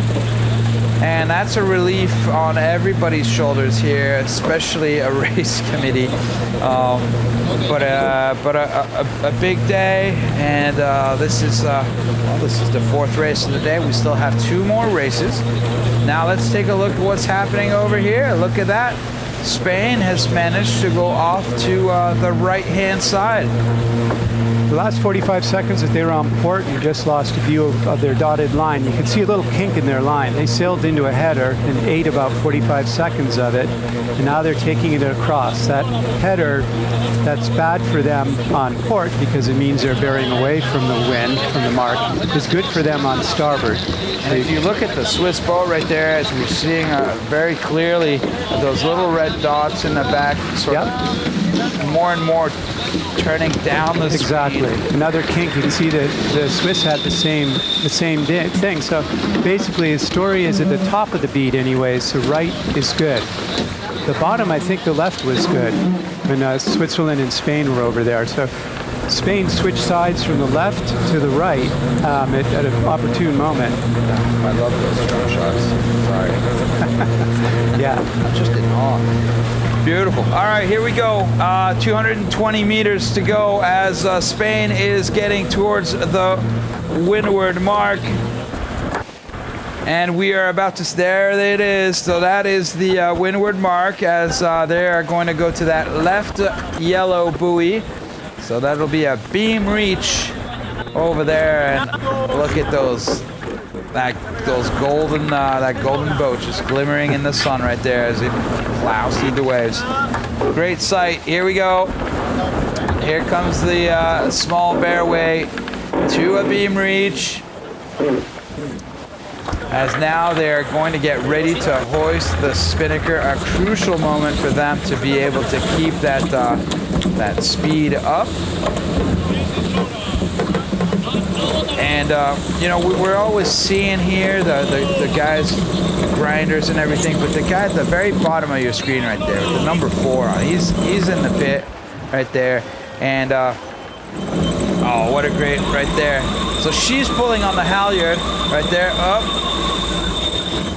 And sometimes it's so hard because you're pulling so fast, and then all of a sudden you could have perhaps just a little override. Yep. And it's just so difficult. But she did a great job right there and not having any issues. And then the pitman, as I was saying earlier, you got to release that jib and make it come down. If there's a knot in there, then it's not coming down. We've seen teams struggle with that. So here we go. There's the Swiss team right there, which looks like a clean hoist, clean fast hoist. That's 2 people right there taking down the jib. No issues with the jib. And the jibe coming in straight away right here from the Spanish team, deciding to put in a jibe right away. And Switzerland is matching. Switzerland is matching right there. And it looks like Italy as well. Is that a Sambuk? No, it's not. They just real quick hoist right there from the Italians. So it looks like everybody's, at least the front 2 boats are going off to course right. As right now the Italians have just set there in 3rd place, as we see Lithuania right there in the background with a good hoist as well and a good drop. So boats are going a lot faster right now. That right shift is continued. So they're basically following the maxim, point your bow at the mark. Spain and Switzerland are only about 20 degrees above the finish line or the gate. The other 2 boats are 80 degrees above the finish line on the other tack. Now look at this, Lithuania decides to put a jibe, so perhaps, I'm sure Italy, there it is, yep. Italy put in a jibe as we see him just behind Lithuania right there. All 4 on port. What a battle going on over here. All 4 boats are super, super close to one another. And it's turning into a drag race to go downwind here as we're seeing all those white bubbles coming off of the bow of the boat as these boats are now cruising down in their low mode at approximately 8 knots. They're doing right there. So remember, they're doing 8 knots in their low mode. If they were to turn it up and they were to go high just for fun, that would be probably cruising to 12. Easy, yeah. So right now, it's great. They're in their low mode. They've got quite a bit of speed. We are on board here with the leaders, and that is Sylvia Mas right there. She's the floater on this team. I believe she's the only girl right there on the team. You saw her as she was pulling on the halyard for the spinnaker. There's an interesting thing happened yesterday that I didn't notice. The Spanish dropped a crew member. They sailed with 9 of their 10 yesterday in the light air, so they wanted to save some weight. And that saved about 60 kilos, and one of the reasons they were fast yesterday in the very, very light air. Another boat complained about that, saying, we can't do that. We have 9. If we drop to 8, first of all, we'd be losing a lot of weight because they're bigger guys. And secondly, we'd have, only 8 sets of hand to sail the boat instead of 9 like the Spanish do. But that's the Spanish put together a team that gave them that very light air option. That's very interesting, and I don't know what the rule is on that. There's a maximum. That's it. And there's a drop because they're supposed to. Every morning they tell us who's sailing on the boats, and that's how we know. That's how we figure it out here and tell you who's on the boat. So, Well,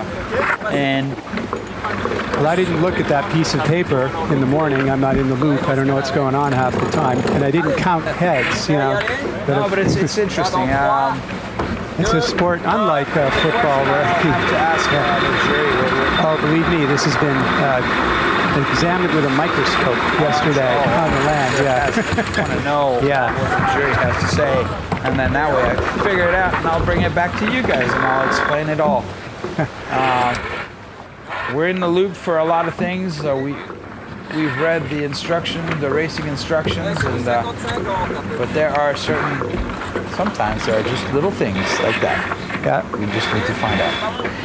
Let's look at the top left. As you see right now, these are the projected standings as if the boats were to finish in this order. So Spain with 11 points, Italy with 8, tied with Switzerland at 8 points, and Lithuania in the back with 3 points. So, very close race between Switzerland and Italy as they are tied in points. As we see right there, here are your leaders. Team Spain,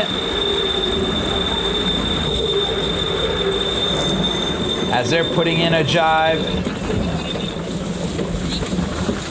and perhaps trying to stay between their opponent and the mark, and their opponent is right back there. It's second place. That is the Swiss boat. The Swiss boat has decided to stay a little bit more center. Spain could possibly go straight in through the gate from there. Let's see if they picked a ley line when they did that. If they didn't, that'd be a shame, because they'd end up with a short little jibe at the end. And there's the gate right down there. I think they can enter. It looks good to me. Yeah. Now Italy and Switzerland almost at a tie right there, as Switzerland just has now jibed over. So interesting to see the strategy there on the Swiss boat, as they are on a port tack and Italy is on a starboard tack, but perhaps now being able to put in a better angle and having more speed. So what are we looking at here at the top of the sail? They're trying to show us something. I see a drone behind them, just off the top of the screen. So that's our drone. Yeah, it better be. Interesting. So I'm not seeing anything in particular between these two boats. So look at that. Switzerland now cruising in with a lot of speed. They've done well. Oh, I see now. Perhaps a jibe here from Switzerland in order to cover Spain. Nope, Spain is not going to let that happen. As Spain puts in that little jibe as they get down to the gate. So very interesting, as Switzerland right there managing to gain on the leaders, as we see a windward drop for the Swiss team. Now let's see what happens. We have seen disaster before on that Swiss team with the spinnaker, and that looks like a good drop right there for both of the teams, as Spain, oh, why is that mainsail not as tight on that Spanish boat right there? I have the impression the Swiss boat has come around with a little bit more speed. They're rolling straight into attack. Going straight into attack right there. So, Swiss boat is on starboard. Those boats, Lithuania, need to keep clear of the Swiss boat, as it's a simple port and starboard situation. Here we go, as we look at the Italian boat right there with a very good drop, quite late, and managing to keep their speed up, as we see Team Lithuania with a hard turn. Oh, they turned so hard down at the mark. They lost a lot of speed right there. Team Lithuania, I thought the Italians turned hard, but they managed to keep their speed up a little bit more. So interesting now to see that we have a battle between the Swiss and the Spaniards, as they're going off to the left-hand side. And now we have another battle in the back between Italy and Lithuania. So one way to read this is as two match races, right? The Swiss and Spanish in one race, and Italy and Lithuania in the other. But the Italians don't want to think that way. They want to separate from the top boats here going right, and roll the dice and possibly jump back into the top rank.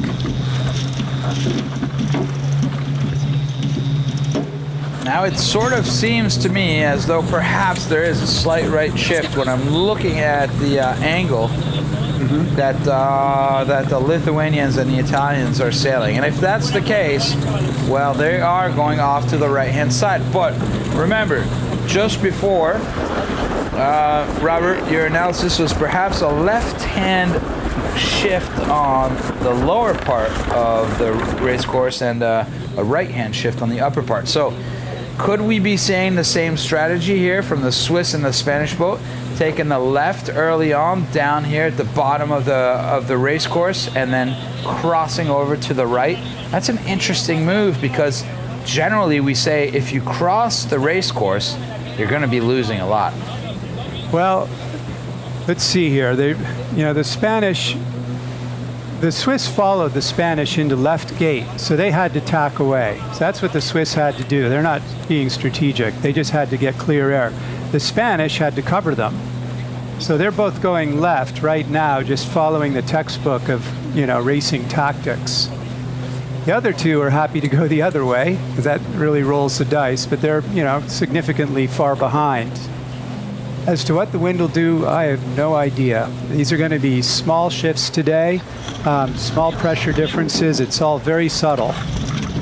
And when we see their tracks, we can see what happens, but not, of course, the tracks don't go in front of the boats. We have to, that's why they have those tacticians on there, figure this stuff out. It's not easy. Definitely not easy, as here we are on board with the Italian team, and we see the number 10, which is just set down right there. He's the captain of the boat, Vascotto, right there. He's 27 times world champion, so massive amount of experience on that boat right now. And we saw him yesterday quite frustrated with being overtaken, and I guarantee you right now he is in a full battle mode, is engaged right now on this Italian boat, and that's exactly what you were saying, Robert. Look at that. They are now going to attack the Swiss and the Spaniards. Now, as long as those two boats, the Swiss and the Spaniards, don't get into their little own battle and they've tried to protect their first and second place, they should be able to stay out in front. But if they forget that there are two other boats that are sailing on the race course, this is a great opportunity for Italy to come back into it. And speak about Lithuania. Lithuania has to put some points on the board. They finished twice in last place. We've never seen them sail like that. They've been winning everything up to now.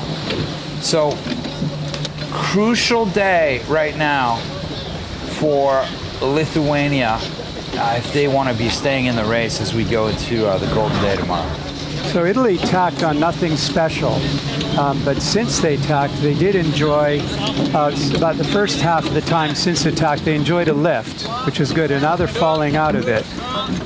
So when the boats are this far apart, a lot of times they'll cycle through wind shifts without really being able to take advantage of them by crossing the other boat, because the other boat's so far away. Here comes Switzerland back. This is a moment of truth. That was a very interesting tack right there, as they did a very slow tack, trying to not lose any, shall we say, any distance to windward, and work really with the amount. Oh, look at that now, attacking duel between these two boats. So this is great news for the Italians and the Lithuanians, as the Swiss right now are certainly going to be losing distance, as they've just put in a double tack. And now take a look at Spain. Spain has done what they wanted. They've pushed the Swiss out to the left-hand side and are now going to be coming back to the right in order to protect their positioning right there, and perhaps stay between the weather mark and the other boats. So Spain right there, good game of chess from Spain right there. Looks like Spain is crossing Italy. We'll see what's happening here out on the water, as Switzerland just put in a double tack. You see right there, they're still in second place, but there's really not much in it. No, not much. Oh, perhaps is that a header for Spain, and could that be great news now for the Italians if they come into the same wind and get a lift? Jesus. Oh, Jesus. It's dropped from 130 to 110 meters. Yeah, this is a Look at the Lithuanian boat, the distance, 205, 204. It's just dropping. So the right seems to be paying a little bit right now. Oh, there's just nothing in it. Okay. 70 meters between the Italians and the Swiss.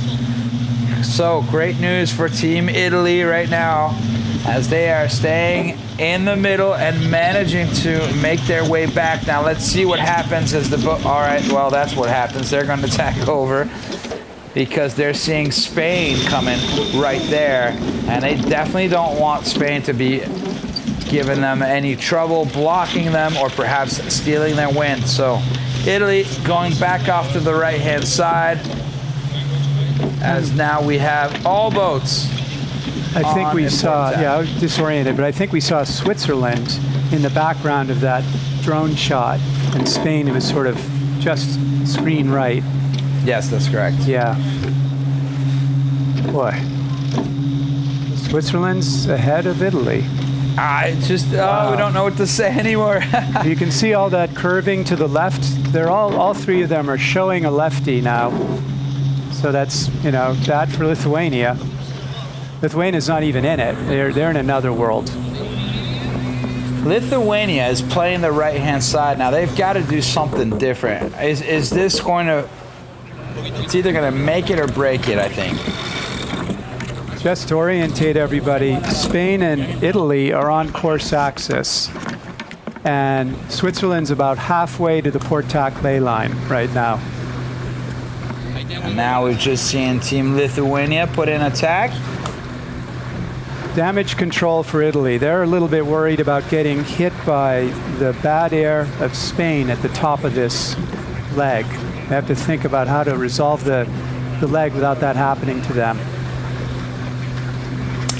Yeah, so Italy perhaps going to find themselves here in a precarious position, as Lithuania is going to be coming back into the picture. Now, I have the impression they'll be able to pass in front, but look at that Spanish boat. Just have so much speed. And I remember when we were sailing back in Switzerland, a lot of these teams, and I believe it was the Spanish team, were saying speed, speed, speed, speed, speed, speed, speed. Just go fast, fast, fast, fast, fast, fast, fast. And they do look super fast on that Spanish boat right there. That's the Spanish school of sailing. Sail clean and fast, make big strategy decisions, and try to avoid the boat-on-boat stuff. But they have some right here. Boat on boat. So Switzerland and Spain coming together, as Switzerland is bearing away right there, making sure that they stay clean and safe. So that was a very safe bear away from Switzerland. That was way too cautious. Perhaps a little too safe. Because now I think Spain will attack again. Oh, what's going on? No, Spain is laying. Okay, Spain is on ley line. Look at that. Okay, that's all gainer to Spain. That's why they attacked. And that's why we also have this pink buoy, is because at the leeward gate there was a Charlie Plus. So that's a 2 kilometer now, a 2 kilometer race course that they will be coming down, as they are at 90 meters. Yeah, look at that. Chuni just pointed that boat up right there, and so much room to do that. So yeah, sailing low and fast. Here comes the spinnaker for the Spanish team, and it's a very nice hoist. A little slow on taking down the jib, and that's too bad. Or rather, that's a great thing for Team Switzerland right there, as long as they get a good... Oh, that scared me right there. As long as they get a good hoist right there. So it looks like a good hoist. Yeah, it's good hoist. I'm not sure. It looks like, no, the spinnaker is not all the way up. So a couple little issues right there on the Swiss boat as they hoist. Nothing major, but it wasn't the perfect clean hoist that we wanted to see in order for them to be able to catch up to the Spaniards. This run now, here is Team Italy right here.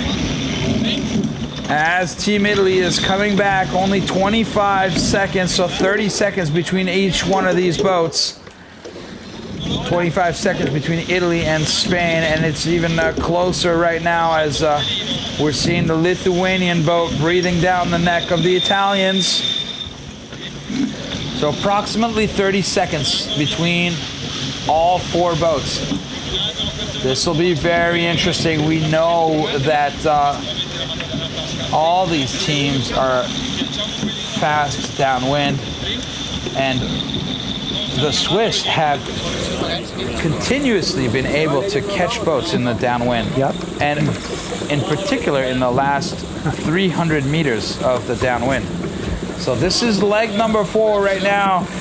Spain is leading with 74 meters, but watch out because the Swiss are breathing down their neck, and we know that is a very, very fast boat downwind, or it's not the boat, but the crew is extremely fast downwind. But don't be fooled because Italy is now right behind the Swiss boat. Take a look at the top left-hand side of your screen right there as you'll see the projected results if we were to finish in this order. So Spain would be first with Italy passing on through the next round. Switzerland, Lithuania would be going home. Now, tomorrow we are more than likely, I would say 95% sure to be able to have the golden day, the day where all races here double in points. See if they match. Big jibe.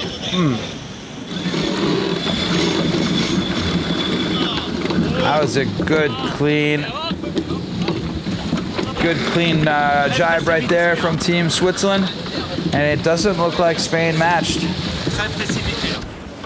Oh, Spain is still going on. The classic move there is to match, and Spain was lower than Switzerland and a lower track, which would have converted into keeping their air clear on the other jibe. A little surprised he didn't jibe there. Perhaps they realized it's just a little too late. Now, the reason they all have been on starboard so far is because the starboard jibe was geometrically closer to the mark, and so they've dragged the game into the right onto course axis now, and now it's 50-50 starboard and port, which gives the trailing boats more power relatively. Here comes that Spanish jibe. Call it the clean Spanish way of sailing. They have their plan and they're just going to do it, regardless of the Swiss. And perhaps the Swiss are already planning on their attack on the finishing line, as if they go course right over here, perhaps the plan is to be able to come in on a starboard tack, have the right of way as they get down to the finishing line. So perhaps we are now seeing the Swiss setting themselves up about 1,500 meters before the finishing line. Right now, the Spanish are sailing a lot deeper than the Swiss. 10 degrees either for shift and or pressure. The Spanish are gaining at the moment.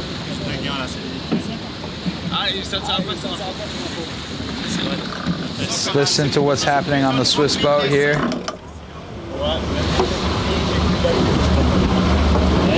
Positif, tu as bien travaillé. Après, il ne faut pas trouver les lines, où ils peuvent nous jiber sur la gueule. C'est un moment, premier moment. Et puis au revoir, s'il te plaît, Marc. All right, so right there, they're saying, let's not go all the way to ley line, because if we do, then they're just going to jibe right on top of us with a little bit, slightly more explicit language, but that's the plan. So they don't want to go all the way to the ley line. We've just heard that. Obviously, nobody else is going to be able to hear that on any of the other boats. You guys are the only ones hearing it, or everybody else who's on land, as no one has any telephones or communication devices on boats. Right. That's not allowed. So that's the plan for the Swiss. They don't want to go too far. Now let's see what they're going to do. Are they... Now let's see when they're going to jibe. That's the next question. Right now they're carrying pressure down to the Spanish. They're chipping away at the lead. That's nice. The Italians there. Italians in the back. Yeah. The Italians are really not far behind the Spanish right there. So.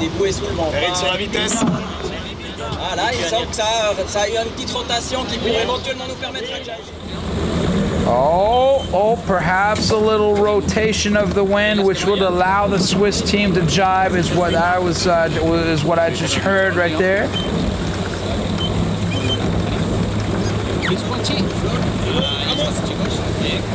Your turn now. Right.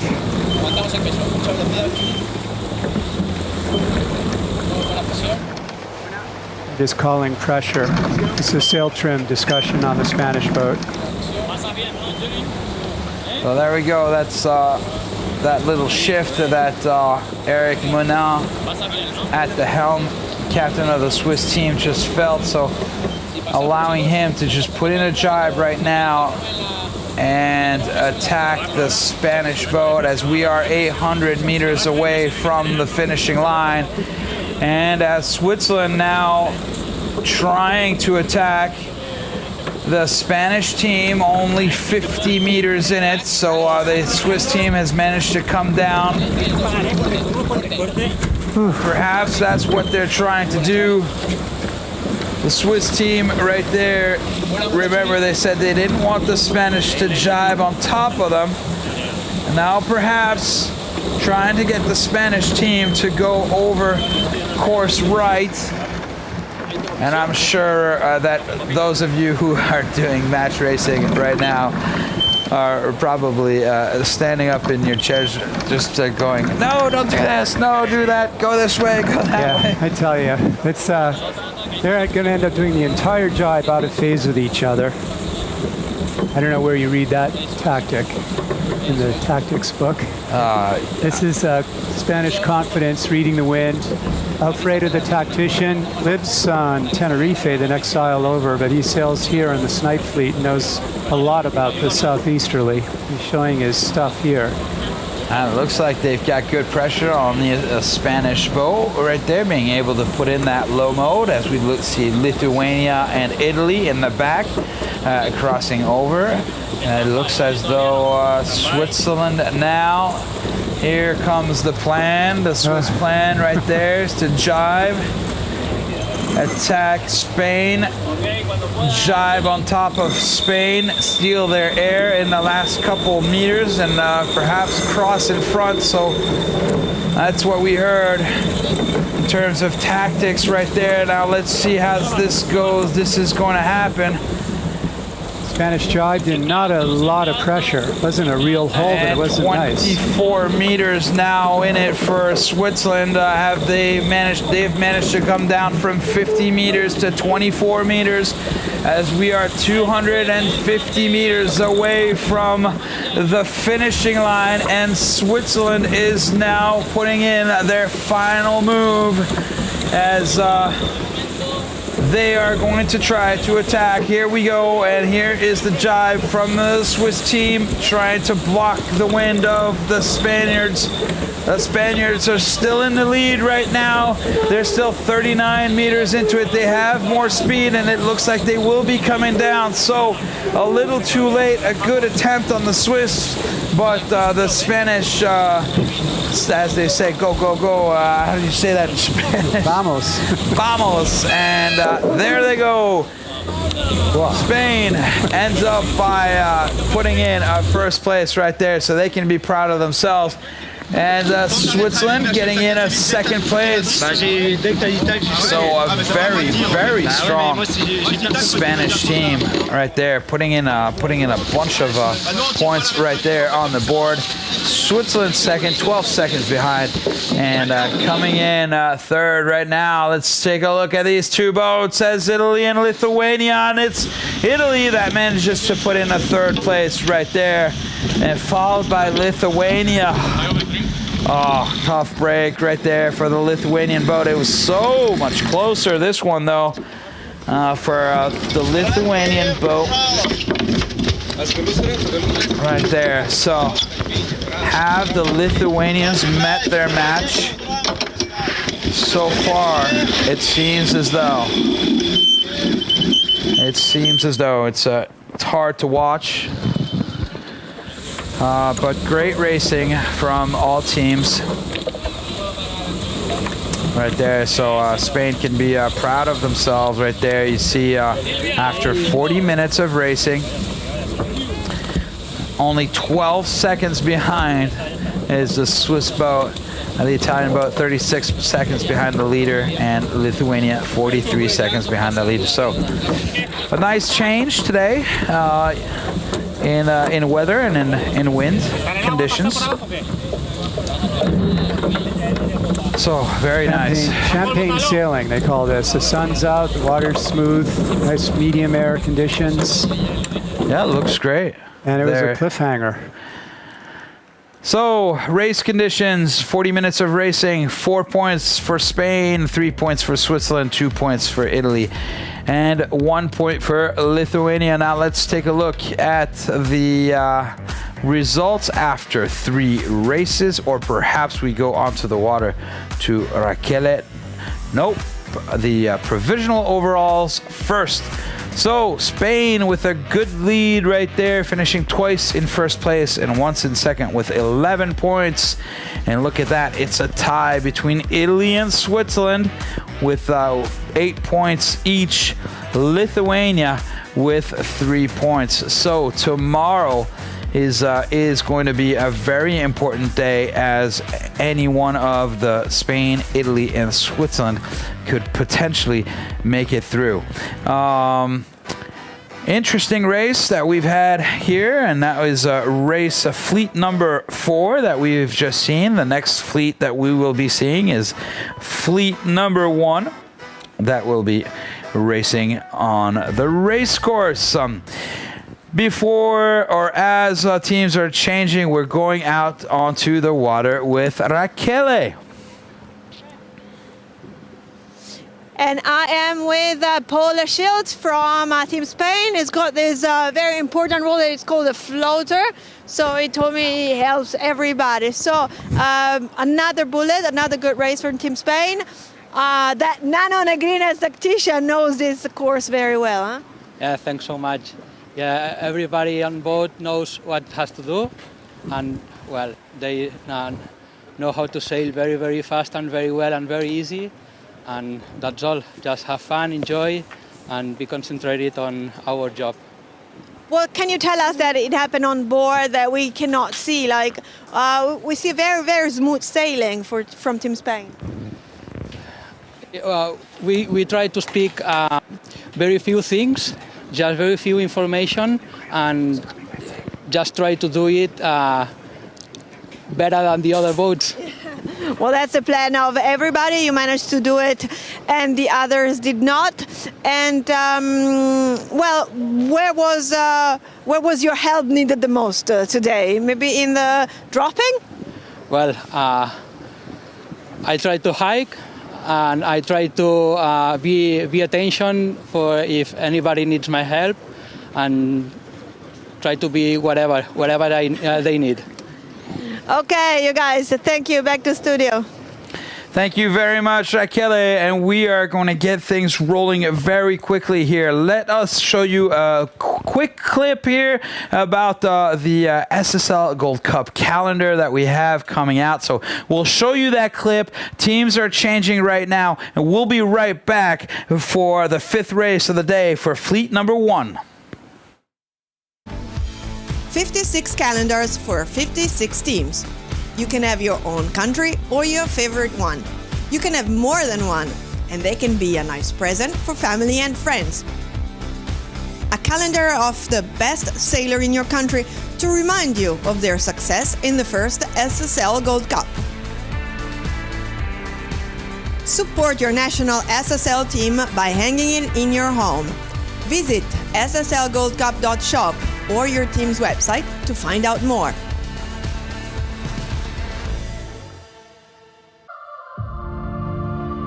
Minus 10, 9, 8. We have a go for main engine start. We have main engine start. 4, 3, 2, 1.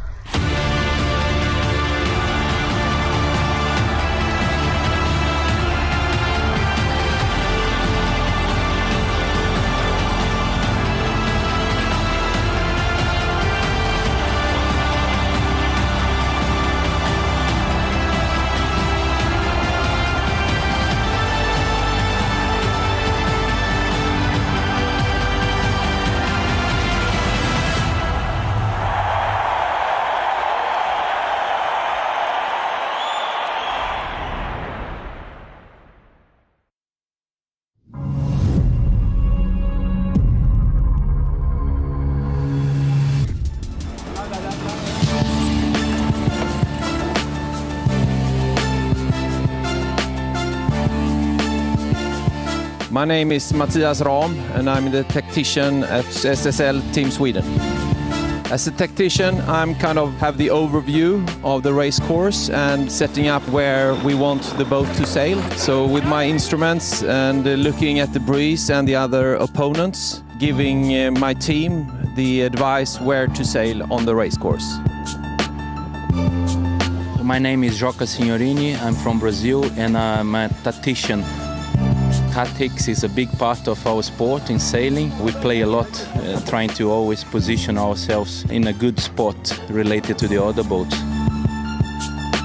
My name's Matthew Belcher. I'm the strategist tactician for Team Australia. I guess my part is I'll caddy for the main sheet. I'll have a look at the Vang, the Cunningham and some of the controls just on the centerpiece here. You know, downwind, I'm easing on the spinnaker and, you know, just trying to do drop lines and just really help support the guys that are doing the main grinding. I'm pretty light, pretty small, not a great grinder and, you know, and I'm just tailing a lot of sheets but also trying to get my head out of the boat and, you know, make sure we're in the right position. As a tactician, you are kind of a football coach or a co-driver in a car. The most important skill is just to remain calm, you know, and just try and be in advance and put your boat in the right position and just try and predict what your competitors are going to do. Communication is very important on this role as well. And as I said before, it's a full teamwork and we achieve things together.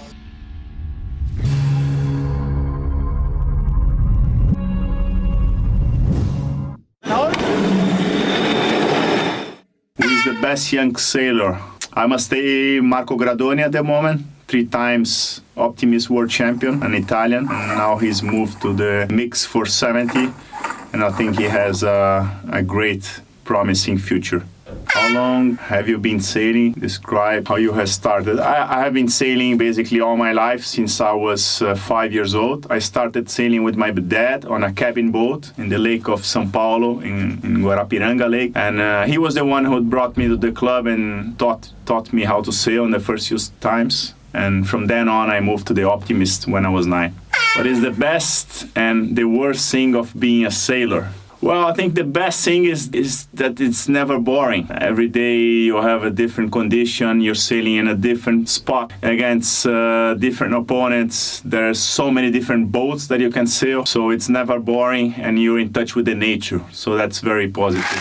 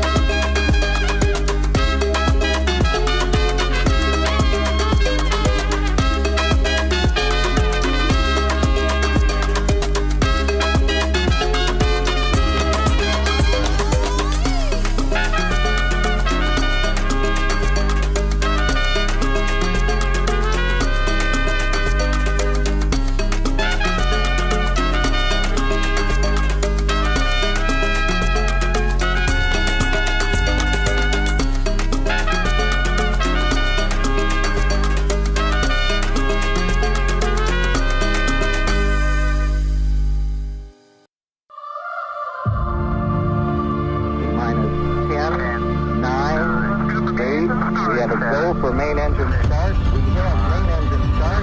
4, 3, 2, 1.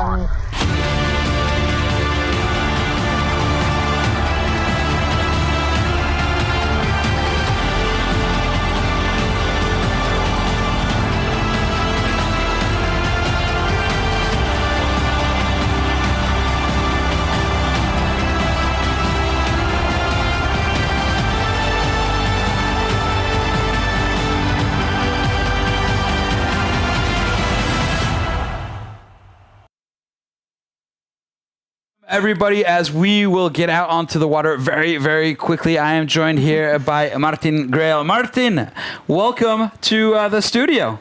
Thank you. From the water straight to the studio. Yeah, from the water. Oh, 2 races for her and then straight into the studio. It's a long day for you, huh? Yeah, I mean, doing 2 races a day is still okay. Yeah. Right, well, we'll have time to talk about that. Now, let's take a look at the highlights here from fleet number 1. That's the next fleet that'll be racing. So, highlights right now. Race number 2 for fleet number 1 only saw 2 boats managing to get off the line with any speed. In the end, we saw a battle between Great Britain and France, as Great Britain managed to stay out in front and put in their 2nd victory in a row. France finished 2nd in very light conditions. Malaysia finished 3rd, and the unfortunate Danes did not make it across the line in time. Great to get a win for Great Britain. Yeah, it's fair to say we made some errors, but I think it's obviously very, very difficult. It was a little lighter wind today than we raced in yesterday, and that does make it tricky, and you're going to make errors out there. There's no doubt about that. It's just how you deal with those situations. You've got to come back, stay cool. You can't do anything about what's just happened. You've just got to do something about what comes next, which, you know, the guys did a great job. Nick, again, getting the pressure. I think the trimmers are doing a great job with the speed, and we obviously had a few handling errors as well, but the guys took it on, they sorted it out and got the boat around the marks and good enough to win. After 2 races in fleet number 1, Great Britain is in the lead with 8 points. France in 2nd place with 5, tied with Malaysia, who is in 3rd, and Denmark is in 4th with 1 point. And those were the the highlights for Fleet 1 of them sailing over the last couple days. And now let's take a look at the team comparisons right here. So top left, we have Team Great Britain, and the captain of that team is number 8, Ian Williams. To the right of him is Denmark, and the team captain right there is Frederik Korsgaard. And to the bottom left is Malaysia, and the captain is number 10, Megat Daniel. To the bottom right is Team France with team captain number 10, Loïc Perron. And now let's listen to the team's national anthems.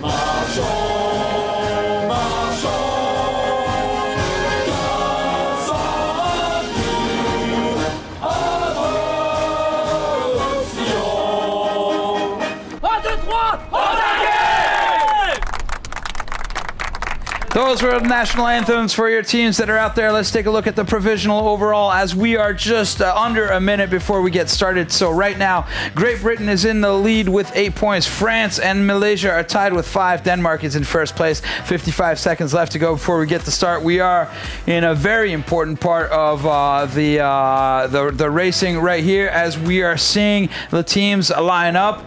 And Martin was just telling me that interesting to see that really some of these teams have their traditional way every time that they come into the same way. A routine on the pre-start, and we see today many teams trying to win the pin. We say France has got a very low lay line there, and so we'll see who is trying to win the pin. As we saw earlier, Italy just a little bit early, and they had a little bit of an issue. Switzerland got off to a great start. Now look at this right here as Malaysia is blocking out the British. And France is just a little bit early. France but is I think early. They will make it. Oh, but they're going to have to pick up some speed. And with these boats picking up speed and being able to go up windward is going to be really tough. They're putting in attack right there or not. Oh dear, that's a terrible start for Team France. But a great start right there for the Danish. I think Team Malaysia just got that leeward from the British boat, and I think if they can hold on to their dear lives there, they can just make it. So 2 good starts right here. Team Malaysia and the Danish, but really it's the Danish. Danish got the best start, so this is perfect for them. Remember, yesterday it was just, heartbreaking to see, but they didn't manage to go across the finish line. Picked up 0 points as there was no more wind at the end of their race. So, very good right here at Team Denmark, currently doing a great job right there, and the British team, as we're seeing them on the right-hand side, they're in the lead currently. Big battle between the Malaysians and the British here to windward of your screen. Tough place right there, huh, for Malaysia? I think Malaysia just has it.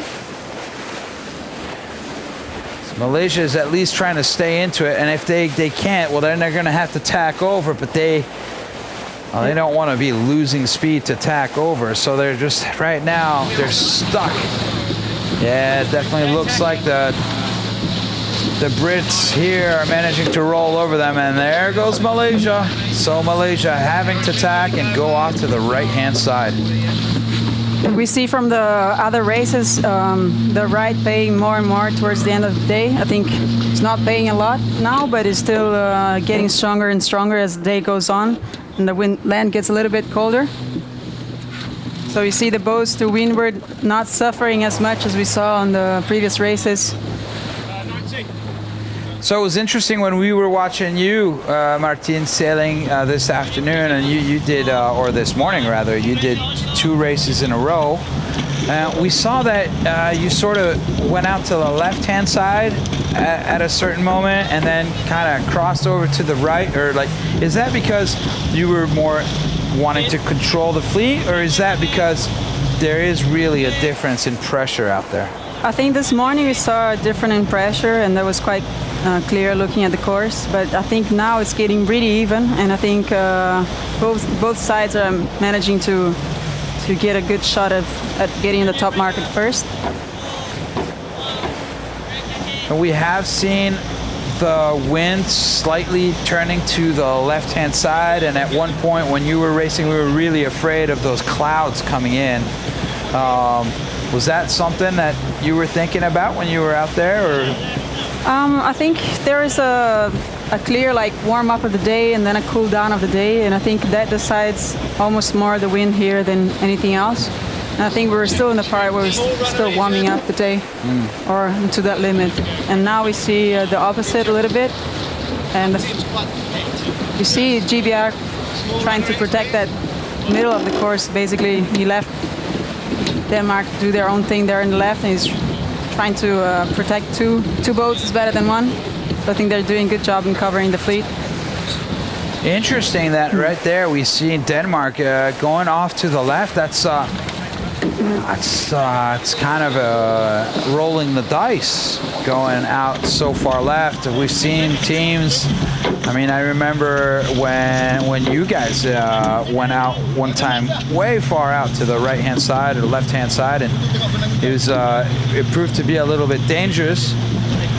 And so the Danes right there, I don't know what the idea is behind that. Perhaps they just don't want to get into a battle. Perhaps they just want to be able to sail fast and not having to deal with other boats tacking on top of them. Yeah, I think we're seeing a totally different situation today with more steadier breeze filling up the whole course. The previous days and even the previous race of this group, it was pretty marginal racing, very light breeze and, you know, pockets and puffs out of the blue. So I think we see a more stable day, and I think separating from the fleet, if you're sure on one side is not that, I think, costly as separating the fleet in the previous days. So I think it looks like they're seeing something there because they're going straight pretty far away from the fleet. And you see the fleet is fighting between themselves there with a lot of attacks, and that slows them down a little bit too. So Denmark choosing to go off on their own as the Vikings there are staying off to the left-hand side. As actually they call themselves the Danish Dynamite. So the Danish Dynamite going off over to the left-hand side right there, avoiding these, yes, shall we say, dynamite situations with other boats. They've just come in here and they've had it's been a tough couple days. Waiting to see that line on the tracker right now to see how they're coming back. See how the fleet is coming. Looks like British have a little bit of leverage on them. Seeing them losing a little bit of meters there, it looks like British has a big margin on them. Yeah, we'll have to see as the boats really come together to see who is in front of who.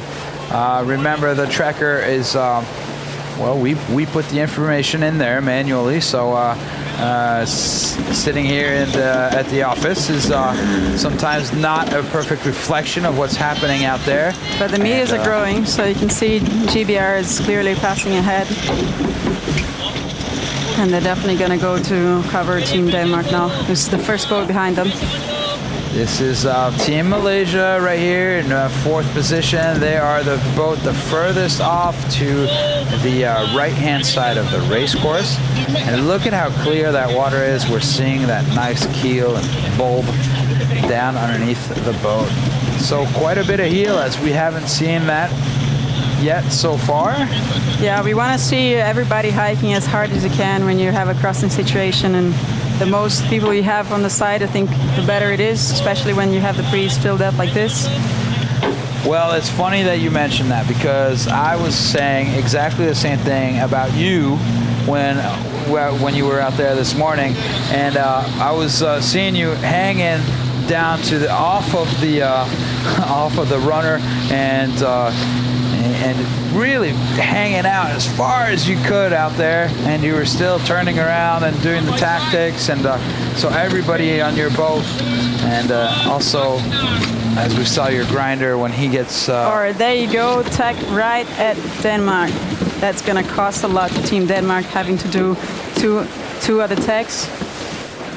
Let's see what France do there. He's attacking to leeward. He knows Team Denmark is gonna attack, so they want to try to meet them on the ley line as they're approaching the top mark.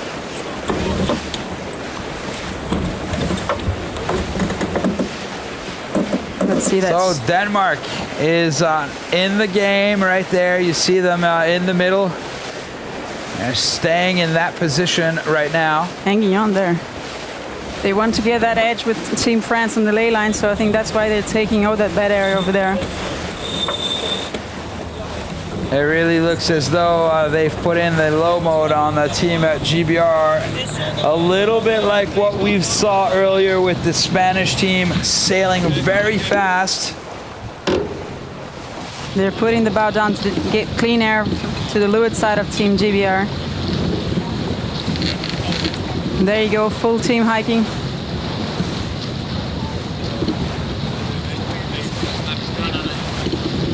You better get that heavy crew out, that's for sure. And here is Malaysia right now, tacking just in front of Team France. And forcing France to go off to the left-hand side. You really can the see. tacking duel continues. Yeah, you still can't see any mark there. So I think they're standing a little bit left of the course, heading towards the mark. I'm surprised Denmark is being able to hold there so long. I think they're kind of doing a good job there to hold on to that position. That probably means hike, hike, hike, hike, hike in Danish. Yeah, they had a pretty good split, and I think coming back in second is not a bad position. But Team GBR is not making it easy for them. Definitely pressing that bow down and getting some distance there as a leader. And the Danish guys, they're big guys. They're actually sailing with 8 people on board. Yeah, you want to have the full weight if you can on these conditions. The slightest heel, you already want to have full weight outside. So I think they're 8, but I don't think they're the heaviest boat. Let's see how Team Malaysia plays with Team Denmark. They're approaching the ley line. They can try to do a short tack to try to get them out of the ley line, but it's going to be really hard with GBR right in front of them. Seems like they went straight for the tack, Team Denmark. Oh, and who is that right there, tacking in front of the Danes? It looks like they have No, that's Denmark tacking in front of Malaysia. Yeah, I think they have a clear lane there. Looks like GBR is already bearing away from the mark. There we are on board with the Danes as they are just a lee bow of Malaysia. As we are getting closer and closer. Here's Team France on the right-hand side. Here we go, we're taking a look right now as the drone is flying overhead. And Team GBR making it first to the windward mark. As they are right now on a beam reach and getting ready to hoist that spinnaker. Yeah, that preparation for the top mark goes way back to 20 seconds before the actual hoist. They need to prepare a tack line. The bowman needs to clear that spinnaker from the hatch, and there you go. Let's see that hoist. Now let's take a look at the hoist here as Team GBR does like a great hoist and a good drop. Oh, they really... That's a jury whistle. What is going on right there? That must be between Team Malaysia and Team Denmark. It's the only boats that are close there. All right, so that's Team Denmark right there and the Malaysian team. So the Danes, much faster than the Malaysians, is getting the spinnaker up. I think that's a late hoist for the Malaysians. That's going to cost them. That's a late hoist and a late drop too. It might cost them even the 3rd place. Oh, ho, ho, ho, ho. A red flag. I didn't see that situation. Oh, what happened right there? Oh, Team Denmark needs to keep clear from Team Malaysia. Right there. So the Danes picked up a penalty right there. Oh, they're going to have to put in a 360. And they cannot spin right now. They have to keep clear of the other boats. They can't. They have to keep clear. Oh, and the spinnaker now goes down into the water. This is terrible right here. That could be the end for Team Denmark right there. Oh, they had such a good situation. So when you have a red flag like that we just saw, that means they have to do a 360. So that's a tack and a jibe. So in order to do that, they have to take the spinnaker down, and they cannot disturb anybody else as they're doing that. And that's why you saw the Danes having to take their time in order to be able to get away and not bother Team France. Otherwise, they would have had another penalty. Team GBR seems very comfortable there ahead, even with the 2 teams behind them jibing. They seem to do what they wanted to do, jibe to protect them, and seem very comfortable down there. Well, let's see the replay. I think the protest was a little bit further behind, huh? So it's they did not respond or reply to the luff from Team Malaysia. And that seems to be the call. But I think it was just on the first mark where they were still trying to go up and get clean air. But we see a lot of boats jibes or early jibing, so I think you can see that the wind is turning further right, close to the top mark. And we'll see how that plays along with Team GBR, but I think they still have a very comfortable lead. So, drama at the offset mark for the Danish team as they get a red flag. And what a tough day, what a tough week it has been for them with the last place and then a DNF and now picking up a penalty with the red flag. So, it's going from bad to worse, unfortunately, for the Danes. But you can see tomorrow is going to be a big battle between Malaysia and Team France. Absolutely, tomorrow. That's where we are going to see the battle here between all these guys. Now, Team France attacking the Malaysians. We have seen Team Malaysia being so dynamic on their boat, really working their boat a lot. And I'll be eager to see if they do that again. This position of Team Malaysia is really strong because they are just lured getting clean air, but in a position if they start a jibe, they're the first ones after the jibe. You can see they're moving the weight a lot, trying to get those waves. And Martin, if we look at the top left-hand side of our screen there, we have the projected results. So that would be the amount of points awarded to all teams right now as if they were to finish in this.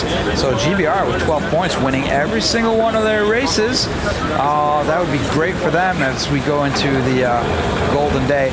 Malaysia 8, France 7, Denmark 2. So as it stands right now, GBR and Malaysia would be passing on to the semi-finals. But tomorrow is the golden day. Now let's go out onto the water and let's speak with Raquel. Perhaps she saw exactly what was going on, as I believe I did see her boat at the offset mark. So Raquel, do you have any information about that Danish penalty? I think you said it correctly. We were a little covered. I mean, they were a little covered by the GBR hoisting, so I didn't quite see it. But I think it was a matter of being too close to the Malaysian team, tacking too close on them. But it's so unfortunate for Team Denmark, who was finally having a good race. It's really, really unfortunate. That would have opened up a little bit the games and the possibility for them to go ahead. I wanted to say ciao to Martina. Happy to see her hearing her in the commentary room. I believe she was born in Italy. She certainly was a Luna Rossa child, being her father the tactician that led the Italians, Luna Rossa, to winning the Louis Vuitton Cup in Auckland. So really happy to have you here with us. Great job you did today. Fantastic. And well, this race, like Martina said, the race course is really even. So it's a matter of doing the less mistakes, keeping, being as fast as you can, and probably not doing too many miles. GBR is doing a fantastic job. They're leading once again, and well, it's nice now to focus on the fight between Malaysia and France. Unfortunately, Denmark is out of the game. Here are the British putting in a jibe, probably not wanting to see the other two competitors going away, because this is indeed a fleet race, even though sometimes it switches to match racing mode. Yeah, we see that they're now getting down to the leeward gate. And Martine was right next to me, and apparently she's not born in Italy. So she was making big signs to you, but you didn't see them. Anyway, we are 143 meters down to the leeward gates. This is going to be a very important moment right now as we see Team GBR dropping their spinnaker. And it looks like it's a good drop right there, a good clean drop for Team GBR as they're going around the leeward gate and decided to go back to the right-hand side. Yeah, they really want to protect that right-hand side, and for them being so far ahead. Oh, there go the jibe, matching jibe between the French and the Malaysians. That's a really nice battle to watch. But I think the Malaysians are always keeping themselves very comfortable for the next jibe, and I think they're doing a very good job tactically on that. They come hot into this mark as they are really past the ley line a little bit if they wanting to try left turn. So, as we see Malaysia right now coming in hot, let's see how this drop is going to go. This is always hard to bring the spinnaker up a windward. Oh, and look, a great job. Really good. Oh, they're getting better and better. So, have a really good speed in that mark. In the beginning, we saw Malaysia sort of struggling with their maneuvers, and now look at them. Look at how well they're sailing right here. Malaysia, this is great. And we see a split on the gate there. Team France trying to get something unexpected on the other side of the course is Team Malaysia. Tactically, I think that's the only thing they could try to do there, but I think the right-hand side is gonna have to do something if they want to catch up to these teams. But the right-hand side seems very strong right now. The British have still not tacked over there, so I think they're really preferring that side. Martin, we have a Charlie plus green down at the gate. So we will be seeing the race course lengthened to 1.1 nautical miles, so it's 2 kilometers long. But the heading is still the same, right? 135. No, green. So it's gone to the right. So we've gone 5 degrees. That's very little. So I think it's a pretty steady day on the breeze. We saw very little change since the beginning of the day. Yeah, we were seeing before big as they go split up. between Team France and Team Malaysia right now. We were seeing 125 early during the day. Let's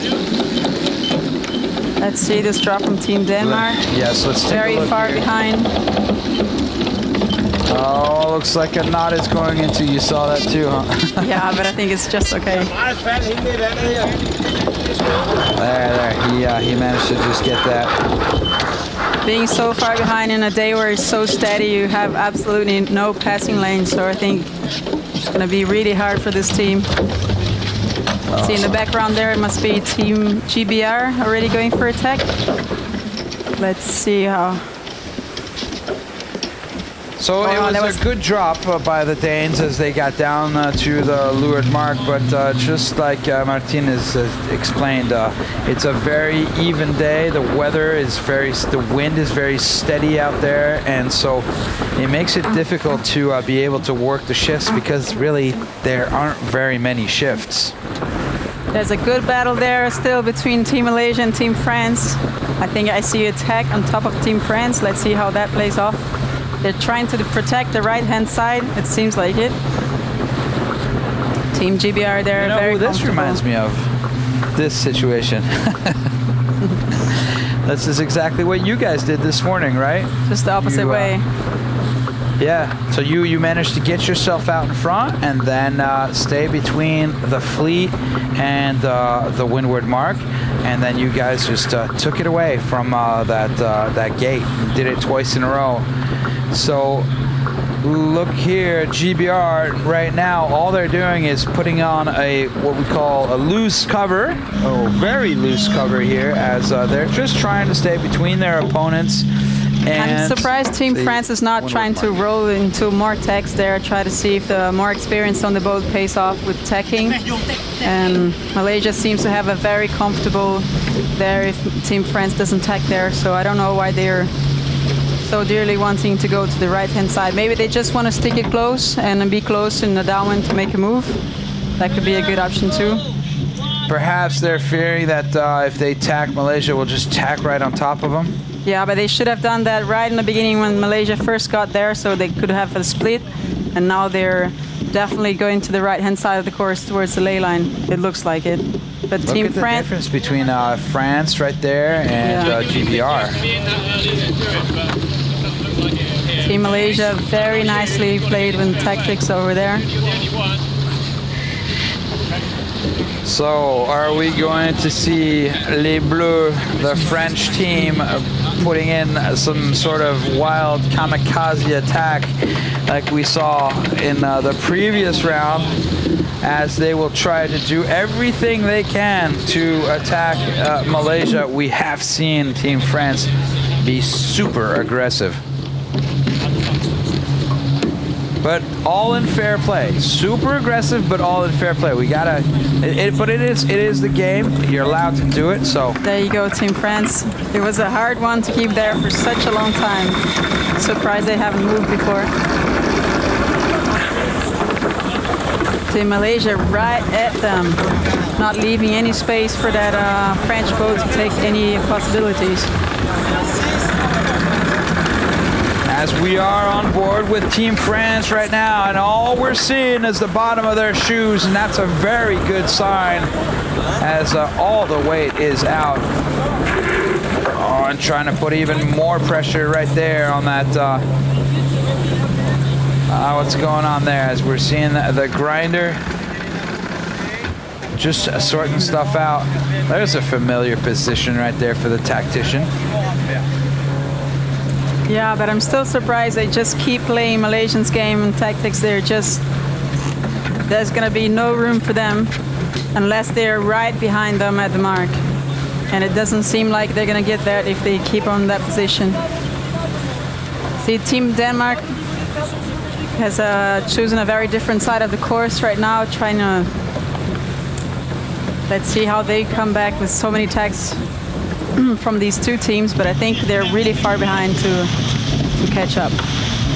That's very interesting. It seems as though France right now just doing everything they can to just power out in front and perhaps put a little bit of a low mode and go faster, as we're seeing the distance now increase between Malaysia. So Malaysia just steadily, meter by meter, almost every 2 seconds, getting a little bit further out in front of the French boat. So interesting to see the French staying out there and accepting Malaysia to just sit over the top of them. Or perhaps they just don't have the solution right now. No, Team Denmark comes very far behind. It's just the rich start getting richer at this point of the race course. See Team GBR stretching their lead, very comfortable position, and Team Denmark getting as a behind. tactician, what would you do if you were on the French boat right now? If you could coach them right now, what would you tell them to do? It's really hard to not be in the water and tell people what to do, but I think if you're in that situation, you think you got a stronger crew, I would just start playing on tags, especially when Team Denmark is so far behind. Probably not going to lose anything, and you know, you might get an edge on a bad tag from the other team, and Team Malaysia is just very comfortable there, getting the tactical position on them and just leading them to the when tactically you don't have anything left to do, the only thing you can do is just work them at the core, right? Work them at the body, try to see. I mean, not in this breeze. If you had really light winds, then it's a whole different game, like we saw yesterday. A lot of lead change and very risky business sailing yesterday. But today you have a very steady breeze, and I think it's no chance of passing on a special. So you'd go into a full-on battle of tacking battles and seeing who's going to make the first mistake. I mean, we all see match racing, and you have two boats that are isolated, and of course GBR so far ahead, Denmark so far back. That's exactly what you start doing with a team next to you. And I think that's so good about this model of racing, is that you're fleet racing until you're not, and then you're straight battle with one person. The match races get out. We have a lot of match racing teams here. Ian Williams is one of them, but it looks like he doesn't have to use his skills today. or perhaps he has already used them in the first lap, and now is so far ahead. Yeah. But it's great, absolutely. It's very dynamic here by having 4 boats. We go from sailing a fleet to doing these one-on-one battles, and sometimes 3-on-3, and it's very varied. But we see right here, Team GBR. Wow, what a lead they have right now over Team Malaysia and Team France. So smooth sailing right now for Team GBR. I'll tell you what, we've seen the last times that the teams that have won all of their races, generally all they have to do on the final day, on the golden day, where all races are worth double in points, all they have to do is finish. So we'll see how the mathematic goes once we get done with this race. But right now, GBR is really setting themselves up to be able to very easily go into the semifinals. As a matter of fact, when they have so many points and they're so far out front, generally it becomes a match race for the second place position. And they'll just leave the first one to go. Yeah, but we saw you fighting with Team Tahiti. Yeah, we had a good fight. You guys, that was an epic battle. But I think we learned from that one as well, not to relax, not even a single bit, because we saw our team Argentina with a very good lead, and it seems like they were just maybe too comfortable coming in, and they relaxed just a little bit and slipped that, on the last race, yeah, got fourth and got kicked out. Yeah, really strong team, but not making into the next phase because of a very bad last race. So I think the last race is really important. The last race is very important, absolutely, especially because it's worth doubling points. So yeah, it was a tough break for the Argentinians who came into that last race leading. I'm surprised to see Malaysia not covering Team France right there. I think they've been doing a really good job tactically, but on the last tacking just short of Team France, opening up for them to catching up a few meters. But it's still very, very far ahead in the lead, so we'll see them doing the mark round very comfortably. Now, let's see what happens on Malaysia, on the Malaysian boat. Now, I don't want to jinx them, but every time we've seen them getting very excited and in a difficult situation, things have happened. So now let's take a look here at what's going on here on this Malaysian boat, as they're going to have to do a couple maneuvers at once. Just remembering with a change of course. Listen to them on board there. You can feel the tension.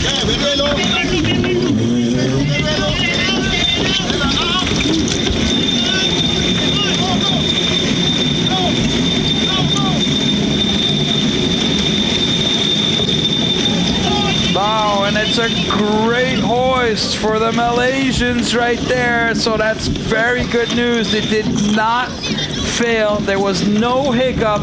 Oh, it looks like France right there is going in for Sambuca. So Sambuca right there for France, I believe, as they're putting in an immediate. But that's a really late hoist on a one single mark. There's no spare part to prepare for that, so that's going to cost a lot to them. Oh boy! Still haven't set the spinnaker, and that's a long way. No tack. Oh my God! No tack line, and looking like there's issues right there. They have to put that bow down to get that tack line in. Oh jeez! Look at that tack line out there in front. Somebody's got to pull that tack line back in. Malaysia is already covering them. I think they might not even get any better on that jibe set there. All right, Malaysia managing to calm their nerves and put in an excellent mark rounding, as now the pressure was on France. And that was, sorry to say, but quite a disastrous mark rounding and a hoist right there. That's a really hard maneuver to do, also with more breeze. Yeah. In the previous days, we saw very little breeze, and that maneuver was a little bit easier to spin that spinnaker around. And it's a very risky maneuver. You gotta take risk when you're behind, but they didn't have it too far away, and now they're even further. So a jibe set, also known as a Sambuca, up at the top at the offset mark. It turns out that perhaps that was a little too risky for the French team right there. Now, we know the French are very fast downwind, but so are the Malaysians. Now, let's take a look at the top left-hand side of our screen right there, as we see Team GBR currently in the lead with 12 points. Malaysia second with 8. France with 7 points, and Denmark with 2. So it seems to me like tomorrow in this field, we will most likely be seeing Malaysia and France having a huge battle in order to see who will be going through as a Team GBR right now, winning all of their races so far. Team France trying to get something special from the left side of the course. Let's see how that plays off in the long term. But I believe it's hard that Team Malaysia doesn't try to match their jibe and try to cover them at this point, really close to the finish line. Just remembering there's a next race coming up, because all the previous days. There's still one more race. So this is where on fleet number 1, and we'll be seeing fleet number 2. So the fleet number 2 was the first fleet to sail this morning, so it's a long day for those guys. Yeah, a very long day. But they can get to watch all the races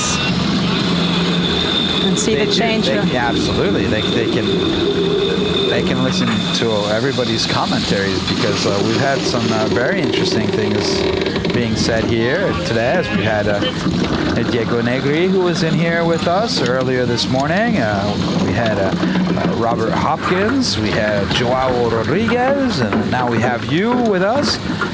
And so very nice maneuver from Team GBR when you're leading, no hurries, all the time to plan for it. They look very comfortable. You see that in their body language. Obviously, they're just as concentrated as they've ever been, but they look comfortable, and they should be. They're 475 meters ahead of the second place boat. So we've got just a little over a kilometer to go until we get down to the finishing line. There's a great image right there of Team GBR. And it looks like really managing to put in a low mode. There's very little to say when they come to this time of the race where the boats are so far apart. I think it's just, doing their homework and going for the finish. Always good to see that the teams working together right there to be able to push that boat, flatten it out, in order to get a sort of a little bit of an acceleration out of the maneuver, out of the jibe.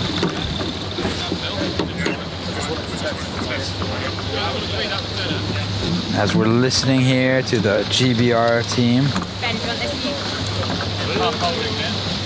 And we saw the floater right there in the front. That was number 2, Kate McGregor. She's an Olympian and a 3 times world match racing champion.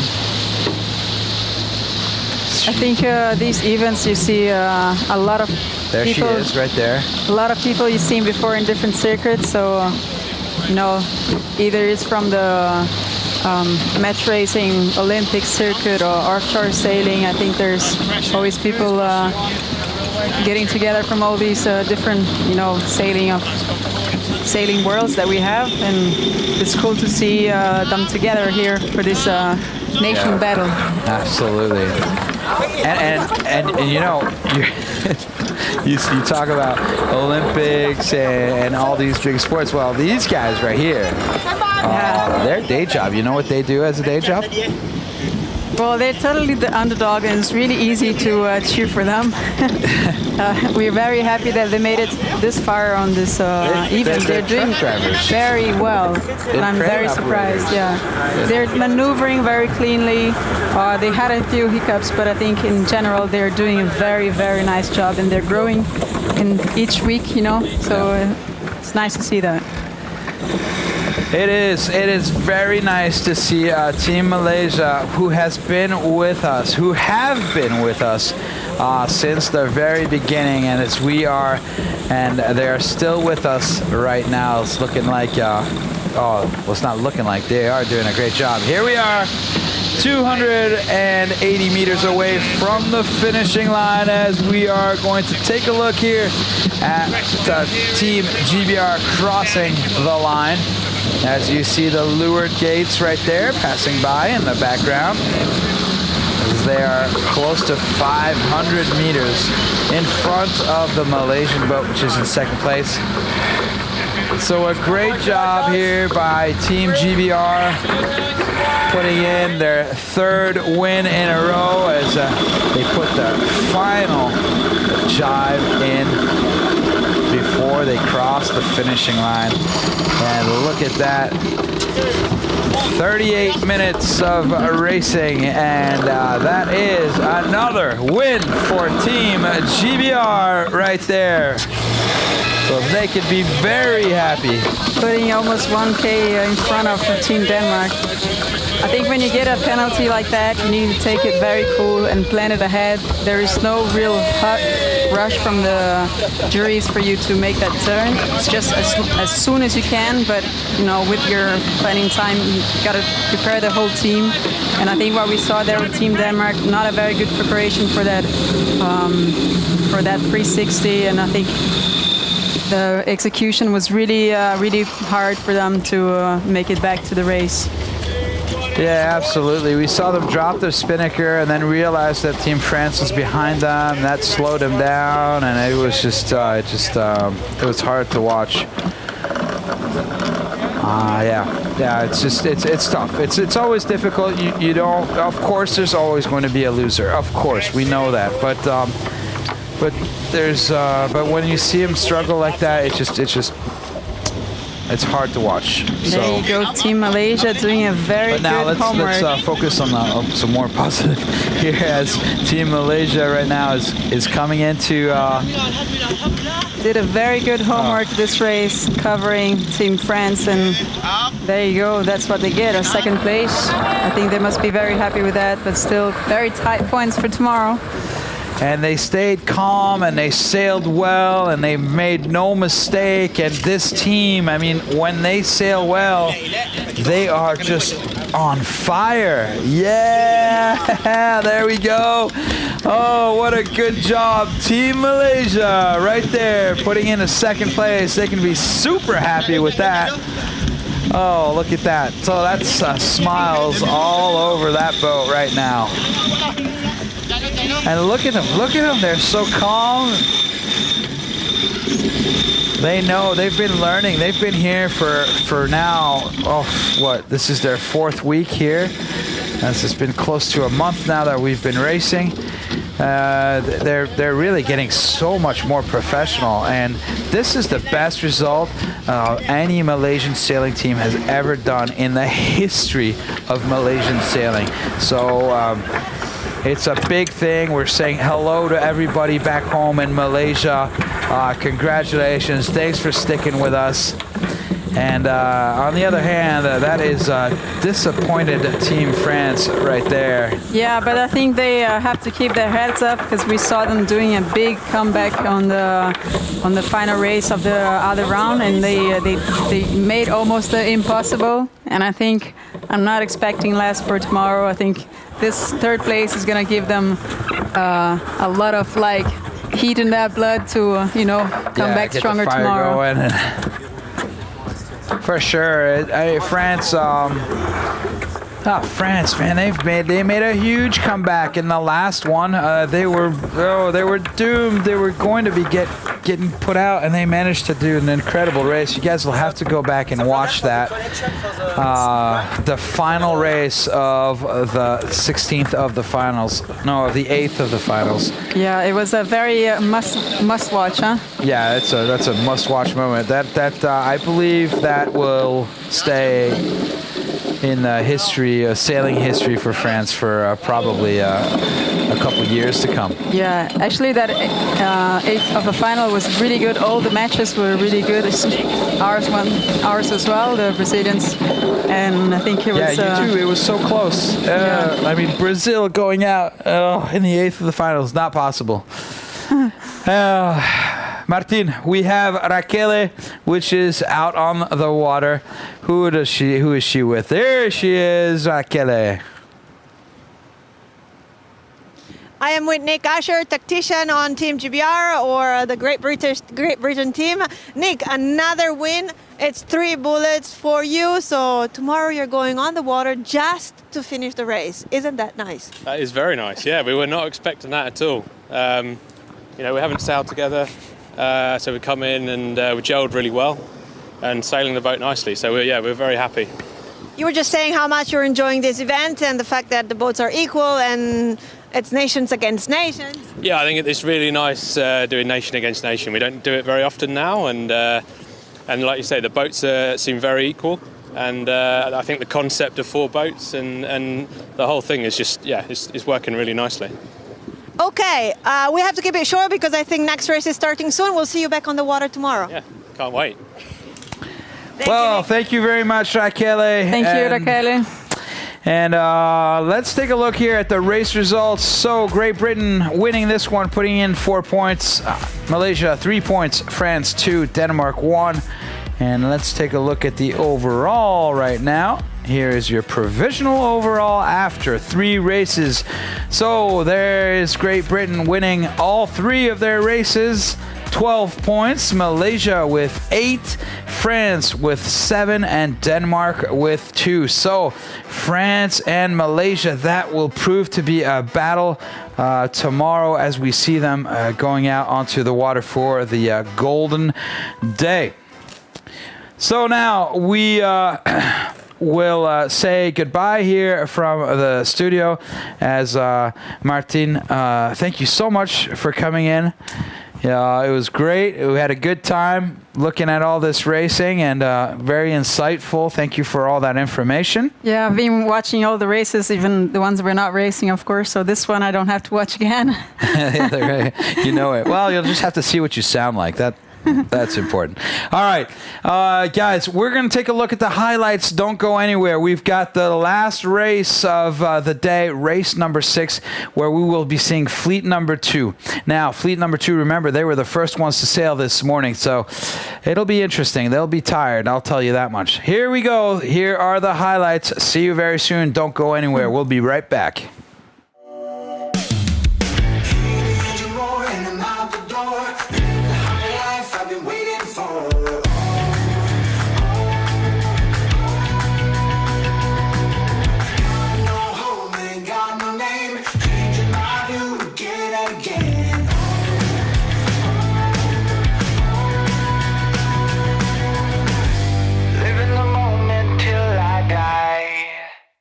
I'm gonna chase it, and I'm gonna chase it. I know we can't ignore it, no matter how hard we try. And I'm gonna chase it, and I'm gonna chase it. I know we can't ignore it, no matter how hard we try. Fire in the veins, I fight to gain, breaking all the rules to keep me sane.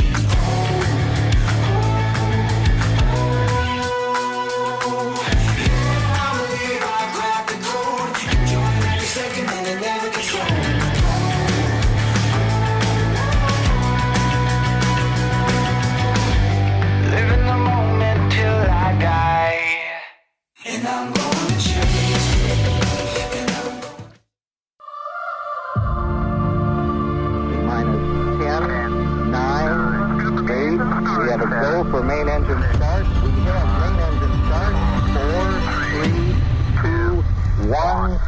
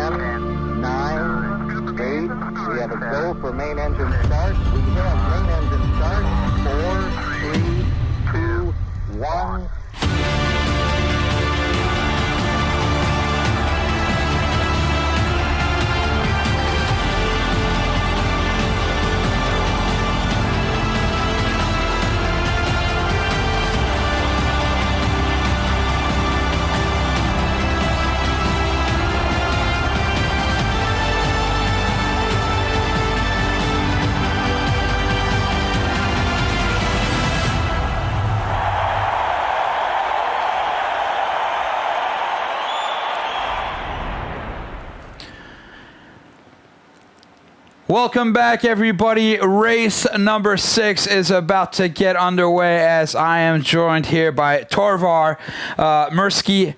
Torvar, nice to have you here. I was going to say nice to meet you, but we've met before. We're about to get this 6th race underway, and this is a tough one for these guys out there as they have already raced today. That's right, yeah, 6 races. It's been super good win today. Yeah. Better than the last couple of days. And yeah, they're doing their second race of the day. I was out there earlier, and it's the conditions have changed slightly, but the wind's increased, I would say. So let's take a look at the teams that are sailing. Here are the team comparisons.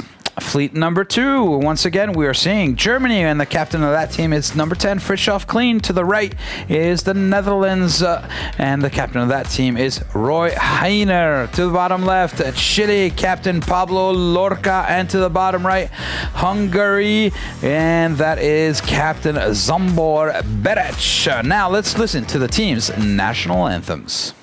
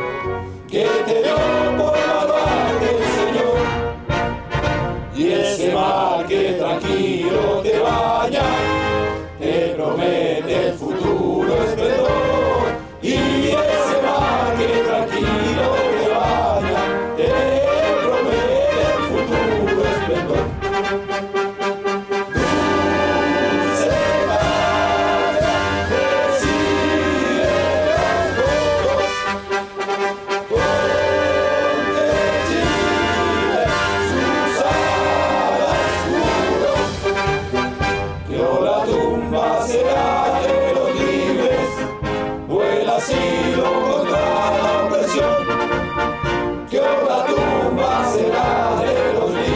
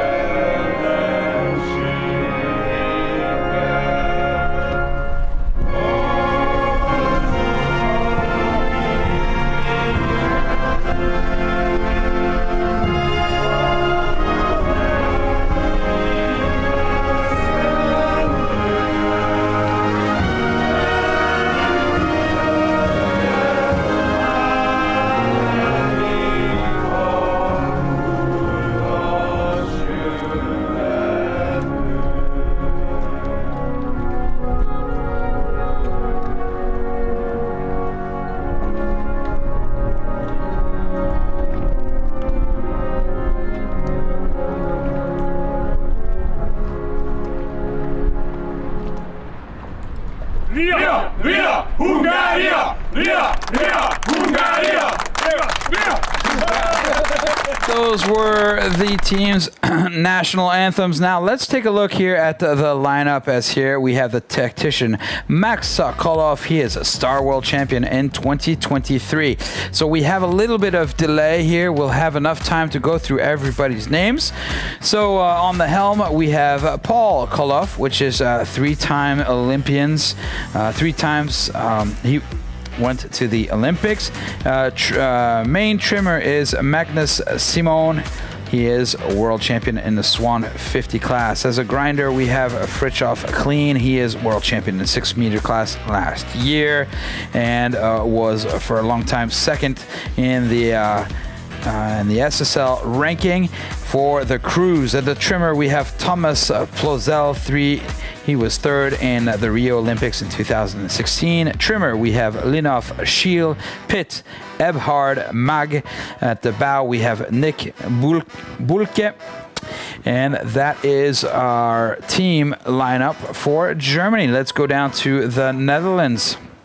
The tactician is Bart Lombrechts, and he is 3 times 49er world champion. And as a matter of fact, he is the current #1 of the SSL ranking as a skipper.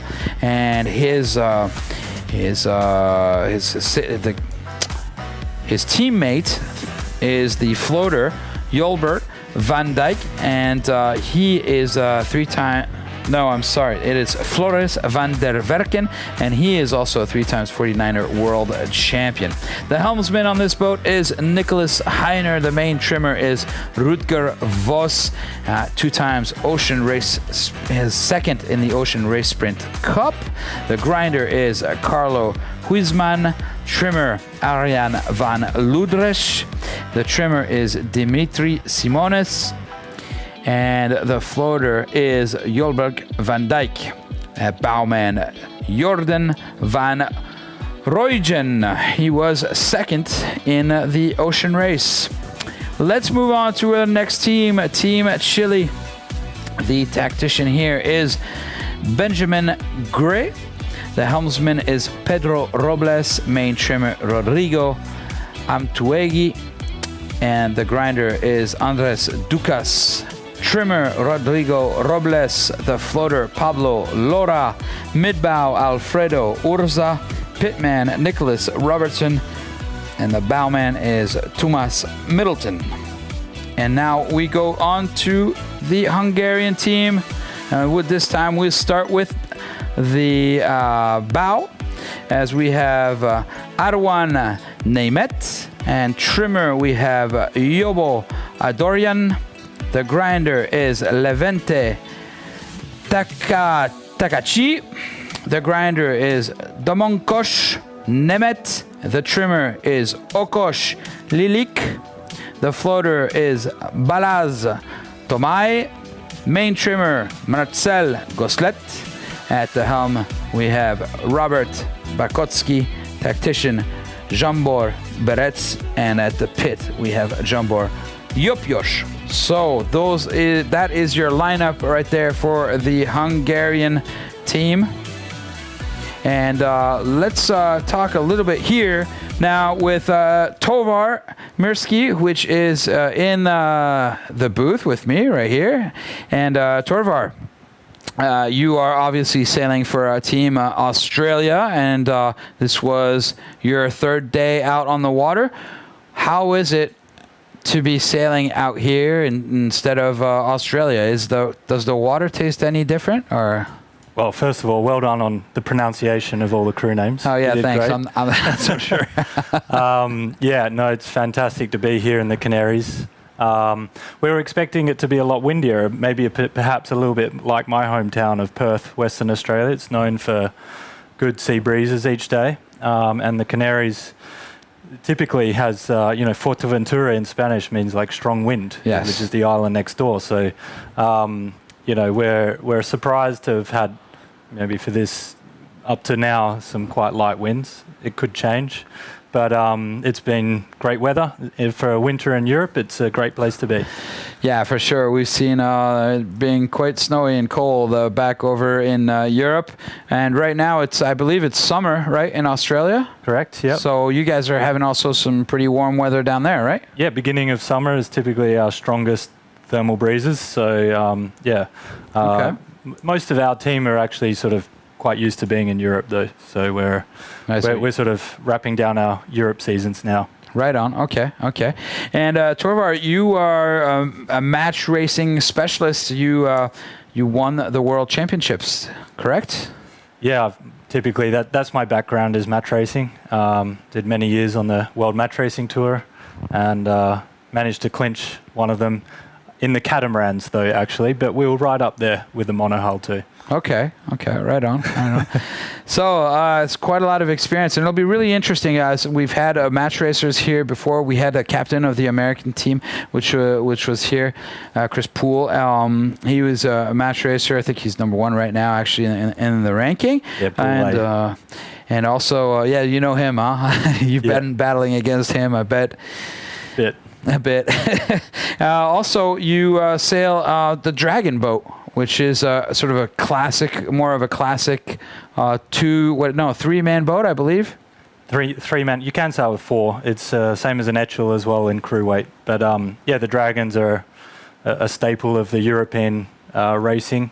And this year I had a season sailing Dragons, which is slow, classic style racing, and also fast catamarans. So it was couldn't get the middle. Just so now you are in the middle. Yeah, right? I'd say that this the SSL 47 is in the middle. So yeah, it's nice to be there, and nice to sail with a team of full Australians. I guess each team is probably appreciating that there's no cultural differences on their crew. It's it's sort of unusual that we always get to race. Everybody on the Australian boat has an Australian passport, and that's the same thing for every other boat. And it's great. Exactly. And it makes communication perhaps easier on some of the other boats as well.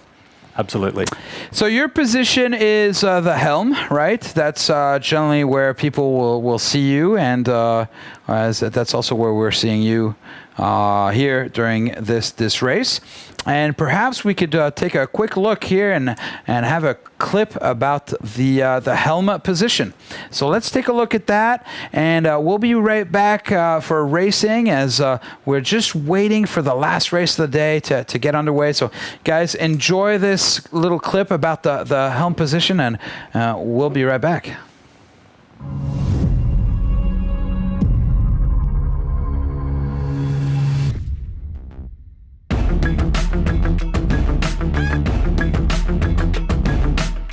My name's Tom Slingsby, and I'm the helmsman of Team Australia. I'm working with our trim team to try to make the boat go fast, also helping a bit with tactics and positioning on the racetrack. My name is Robert Scheidt. I'm the captain of Team Brazil, and my position is the helmsman. A lot of the times, because he has the boat on his hands, then it's easier for him to make some judgment calls of when to accelerate, when to push the boat. Generally, I don't have too much to say on where we're going, but I'm working with Matt Belcher on the tactic. He's giving me a lot of information, and then I'm making the decision if we go with that or not. My name's Ian Williams. I'm the team captain for Team GBR and also the helmsman.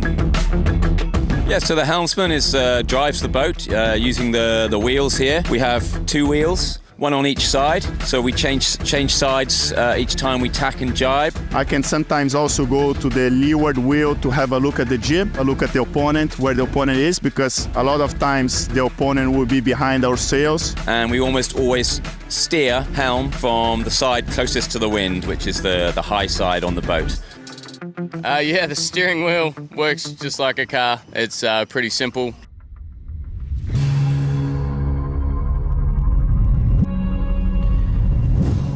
That was a small little clip right there about the helming position from different skippers. that have been on the boat and or are currently on the boat. Here we are, 3 minutes to the start. This is a very important moment here for the teams as we see them sort of circling around themselves here. Look at we see the different tracks of the teams as each team is sort of getting into their mode and lining themselves up with one another, right? So what do you find really important 2 minutes and 40 seconds before the start? Yeah, well, the breeze is up a bit from the last couple of days. So the 4 boats, these boats you can point quite high into the wind if you want to for a while, and then the angle to the wind changes quite aggressively, so they're just going to be finding their sort of ley lines with that momentum. 4 boats in a small line though, it's going to be tricky to sort of get your positioning early. Yeah, and we've seen it before where we'd have 2 boats like right now, which are sort of on the left-hand side of the race course, and we'll have 2 other boats on the right-hand side. Do you think right there we're seeing sort of the beginning of a strategy that's being put in place? For sure. It looks like the Dutch team probably want to start closer to the pin end, and the German team are looking to start near the boat end based on this port train lineup. I mean, certainly it'd probably be difficult for the Germans to get to the pin from there. So we're looking right there. That was the Netherlands. That very recognizable in their orange jersey. As they are coming down now towards the Hungarian boat and Team Germany. So remember, these guys have been out here already one time today. They're definitely feeling it. They've had the pressure on this morning, and now they've had to stay, all day waiting for this last race. Oh, look at this. Oh, protest right there. Oh, the nerves right there. 1 minute before we're getting to the start, as these boats really need to get a good, clean start here. Looks like there's a luff coming in right here on the Team Netherlands. The Dutch boat right there is luffing the Chilean boats. 40 seconds to go. As we see the bowmen right there doing their job and indicating what is happening. And generally they're saying what the distance is to the line, right? And that's why we're seeing those fingers up there. Super tactical to try and execute that last phase, so the bowmans are crucial. Right there, telling them to slow down, we're a little early. We've got time to waste here. 10, 13 seconds now. They need to bear away right now because these boats, once they're powered up, they go very well. But because the keel is not very wide, they need to get some speed. And there we go. There's a good, clean start. And I see no individual recall on the race committee. So, looks like a very good start right there. I have confirmation it is clear. Looks like a very good start for the Dutch team as they are off. There you see them to the right-hand side of your screen. And it looks like the Germans as well got off that line super clean with a lot of speed. A little bit tougher right now for the 2 boats in the middle. So that's the Chilean team and the Hungarians. That's Chile just right there above, right next to the Dutch. And in the middle over there is the Hungarian team. So they're stuck in a very difficult position. There you are. Now Chile has, this is tough, right, Torvar? Absolutely, yeah. The Dutch executed a great start, tacked very close to the Chileans in that 50 seconds to go, and just nailed the pin end there. And they're free to mode themselves, and obviously had enough speed to sail up and around those boats in the middle. And typically the boats in the middle always have it tough to mode correctly, so the Germans and the Dutch controlled that start. So there goes the Hungarian boat right there with attack and getting out of that situation as fast as possible as they were in the wind shadow of the Germany and all the other boats, the Dutch boat as well. So right now, a good opportunity for them to be able to get out of there and get some fresh air. Oh, and as we're seeing, Germany tacking on top of Chile to the right-hand side of your screen right there. So Chile in a difficult position. Perhaps they will have to do another tack. So Hungarian boat right now just trying to get away. Yep, there we go. That's the Chilean boat. Oh, and look who's they're going to be crossing now. The Chileans will be crossing. The Dutch team here as they come across. Chile just not being able to get a break. That's right. It does look like the Dutch are lifting up a bit, so maybe Chile heading out left is an opportunity. But yeah, they've certainly not been in control of where they're going, so they're on the back foot. So here we are. This drag race now has proved to be very good for the team from the Netherlands. The German boat also getting a very good start, and we see them in second place as they had a lot of speed and they had room to bear away for the start, giving them time and distance, which was great. So they came in time and distance was correct, and as well as having some speed. So those two boats, well, they're our leaders right now. But don't take the Hungarian boat out, don't take the Chilean boat out, as we've seen boats come back. We've seen them be able to come back by going out to the left-hand side or to the right-hand side. Now, we'll see sort of how things pan out. Remember, we're only 3 minutes here into this race, and these boats right now are just trying to get some nice, clean air and not get into an early tacking duel. But Martin was in here just before you came in, and she was saying, well, really, in days like today, you don't have much change in the wind in terms of puffs and things like that. It's good to get into mano a mano battle between the people and see if you can perhaps duke them out in a tacking battle. Well, Martine smashed us today on the race course, so I need to listen to her advice. Yeah, she and the Brazilian team did great. They were fast and clean out the left. I think the tacks are quite costly in these boats in this wind range. It takes I don't know, maybe 10 or 12 seconds after the tack to get up to speed again. And yeah, as I was saying earlier, the modes are quite wide when you're building speed, and then once you're up to speed, you're pointing quite high and quite fast. Yeah, we've seen 20 seconds, 20 meters loss generally when we do the tacks. That's what we're seeing here on the telemetry. The Germans need Big Frieda to get out over the side. They were a bit underweight on crew weight, I saw, but as soon as you get him out the side, you're fine, I think. There he is, number 10. He'll appreciate that.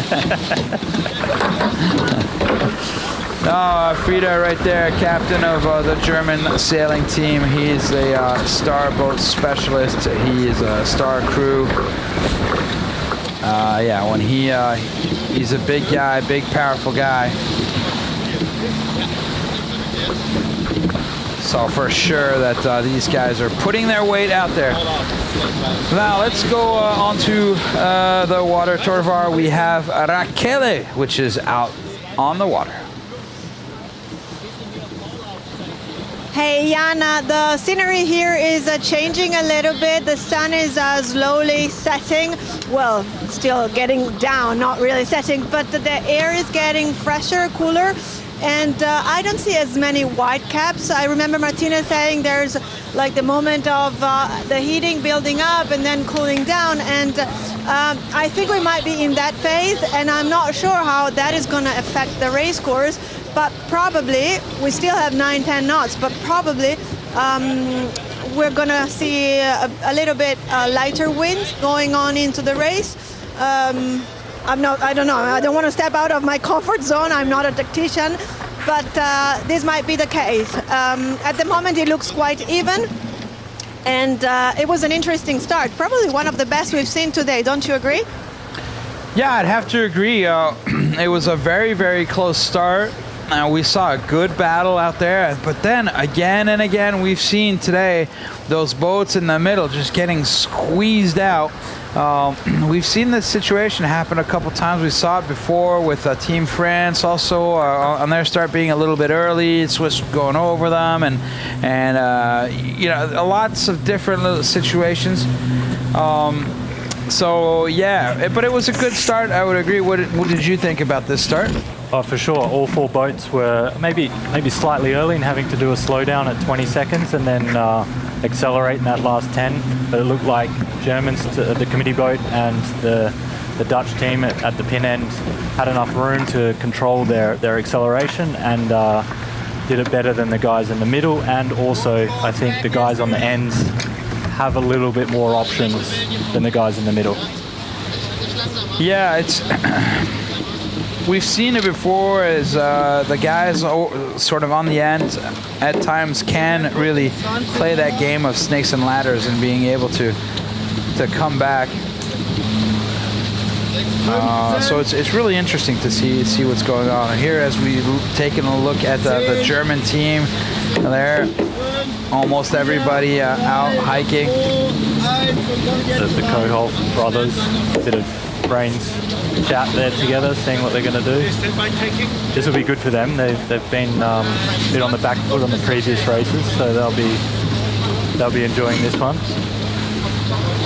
So we just heard right there, standby tacking, as they're about to put in a tack over the, what team is that right there? The Dutch team. Is that the Dutch team? They're second place Dutch there as well. Oh, the Dutch having none of it. Tacking immediately.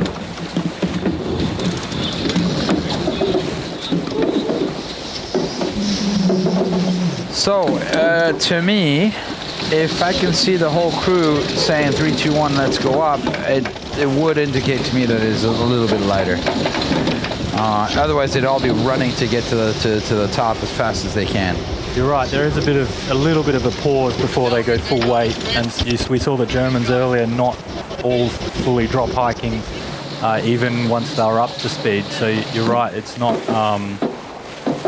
that. Maybe the wind is dying a little. For sure, though, out of the tacks, if it's a little bit lighter, you delay your full hike sometimes just to keep the heel correct. So Raquel, you were right. It's definitely what we are seeing here. Looks like a little bit lighter breeze out there on the race course. Obviously, we say lighter, it's a lot stronger than what it was yesterday. Yeah, sure. I mean, these guys are traveller in the middle. If it was light, they'd be travel all the way up. They are fully hiking. Or Frieda's back up. They need to keep him down, though, I think. And yeah. Looks like they're getting ready for a maneuver. As we can hear the onboard right now.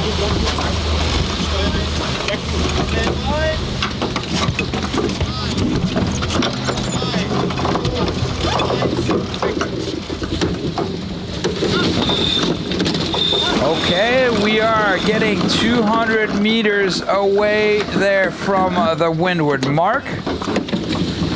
As we are seeing Team Germany, our leaders right now,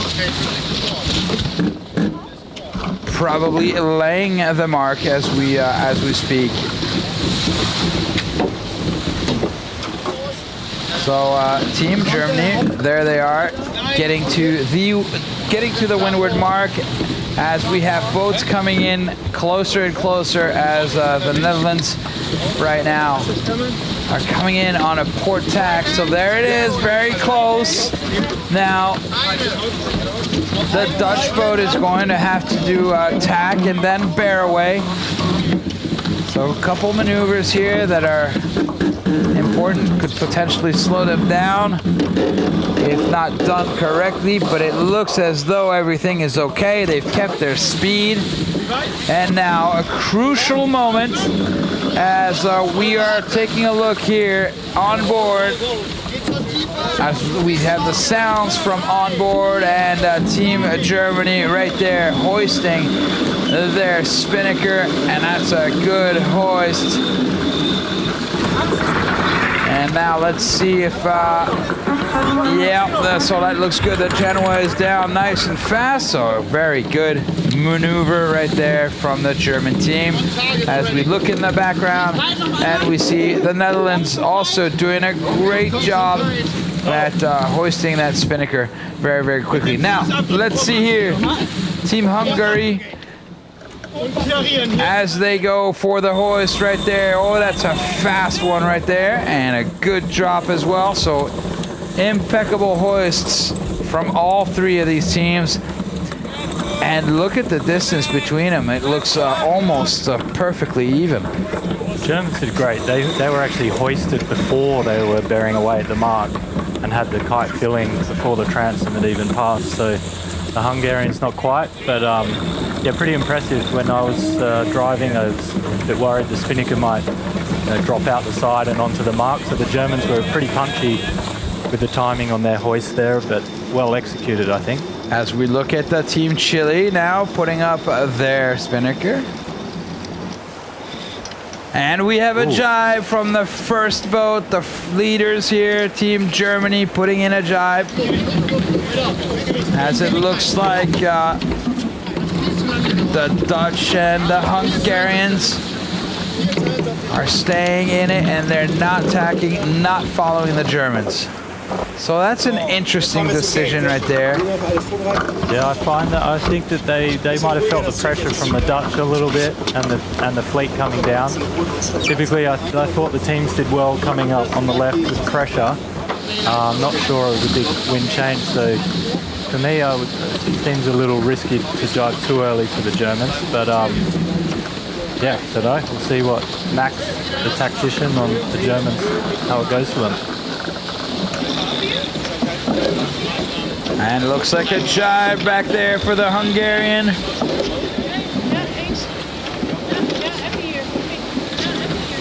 So, Hungarian team deciding to jibe as well. And Chile in the back. And it looks like the Hungarian, no, the Dutch team deciding to keep on going. So interesting. Look at this. Chile, Germany, Hungary all have jibed, and looks like they're being able to put a very nice bow down mode right there. As the Netherlands, it doesn't look like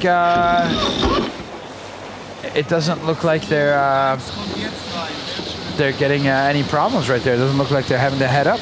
No, it's looking good. The angles were relatively low. For sure, they're in a sort of low, like try and sail low wind range. Need it to be a bit windier before you're getting full weight up and pressing the boat. But so far so good for the Germans. So Torvar, take a look at the top left-hand side of the screen. That is the projected results right now. So the Hungarians right now are leading the pack with 10 points. Germany tied with the Netherlands at 8, and Chile with 4 points. So this is the result if they were to cross the line right now. Now, of course, we'll see how this pans out, as we are only on the second leg. So this is the first downwind that we're seeing from these teams, as they have a little bit over a kilometer to go until we get down to the leeward gate. Interesting vantage point here from our leaders, as we are seeing both the Chilean and the Hungarian boats behind. And take a look at that. The Dutch totally willing to not be intimidated by the others and follow. Have been doing their own thing and doing quite a good job, being right now in second place. Yeah, they're sneaking down the inside quite nicely there, and it looks like it's a bit of right shift down the bottom, so the Dutch are got leverage for a wind shift on port here. Could be definitely be making the Germans nervous. So explain that to us. They've got leverage down here. Speak sailing school. So the Germans jibed a bit earlier, and the Dutch continued. and so they're both on port with a bit of gauge between them, and if the wind shifts to the right, they'll knock down on port, which will give a wind shift advantage to the Dutch team. And we can see the projected lead is coming down a little bit right now to 7 meters when it was 90, and it's making the Germans nervous, that's for sure. So I hope you guys appreciated that explanation put into simpler terms for everybody out there. Let's go out onto the water quickly before we get down to the leeward gate, as we're only 600 meters away. Raquel, any quick information before we get down to the gates?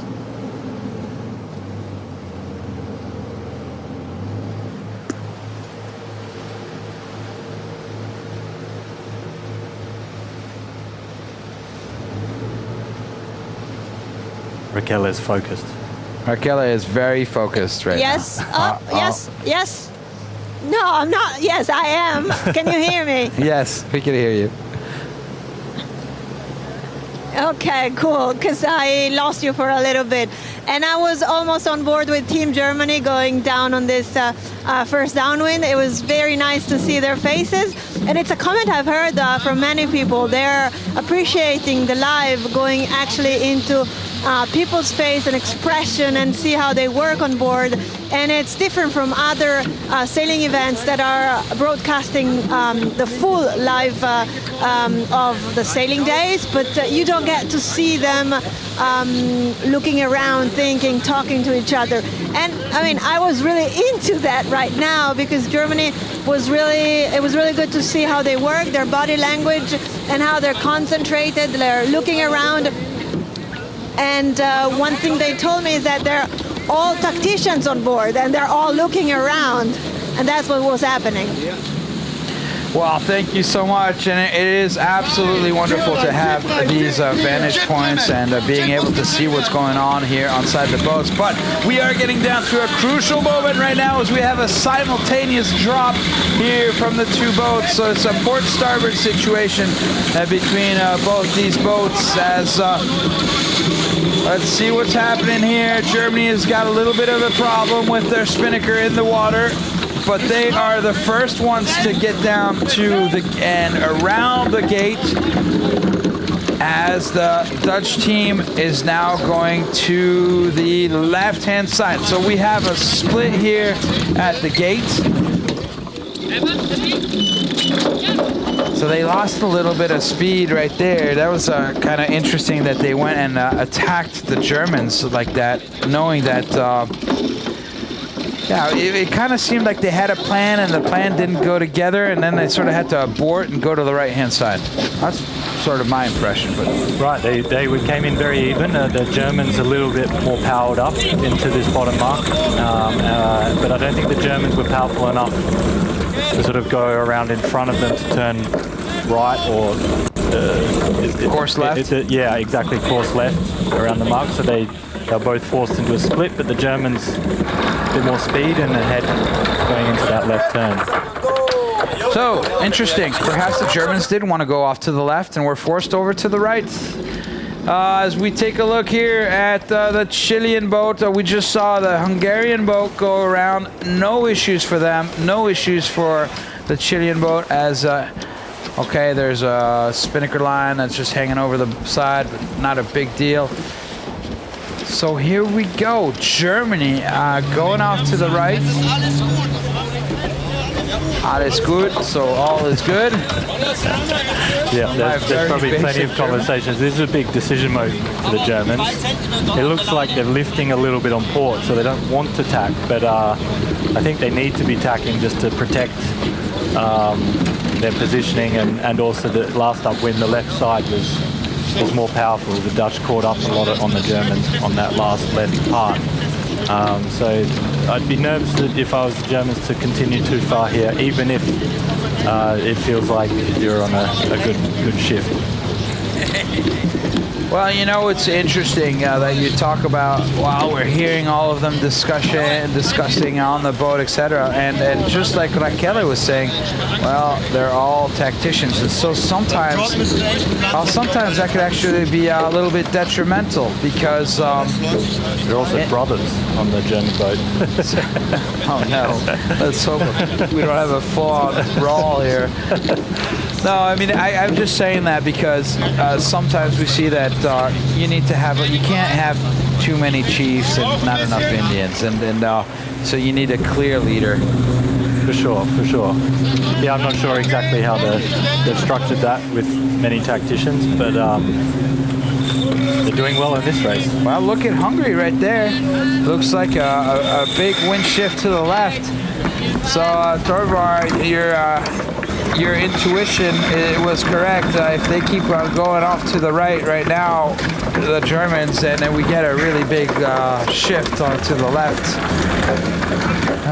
Will they be able to stay out in front? Well, right now, a good move for the Hungarian team. Let's see what happens as the boats come back together, because that's the way we'll really be able to see who's out in front. But right now, it's showing, the computer is showing us a 200-meter lead for the Germans. And a great move there by the Hungarians in second place right now.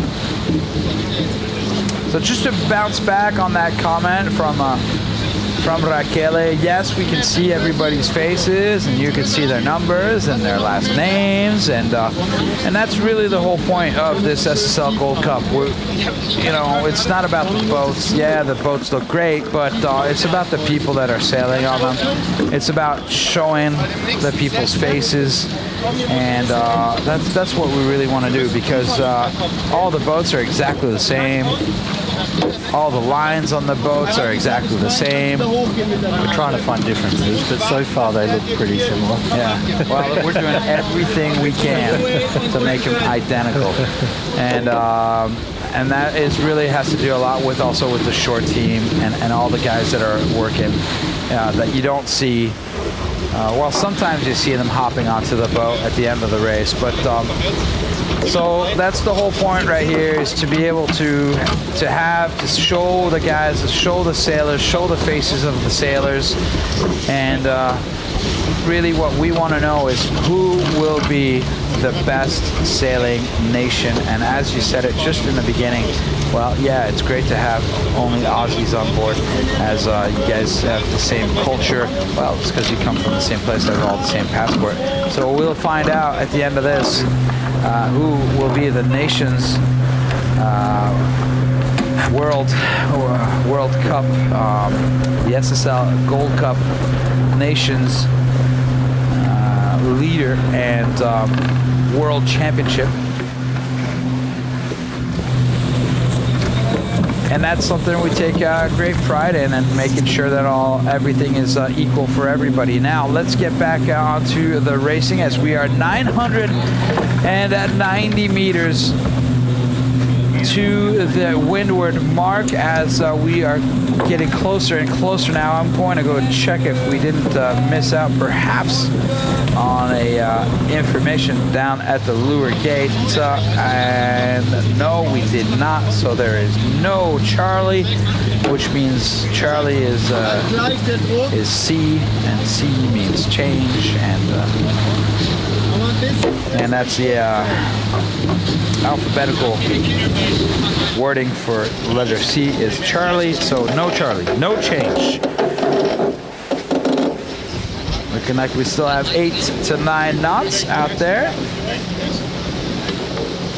And it looks like perhaps now we have just had a change here for second place between the Hungarian boat and the Netherlands.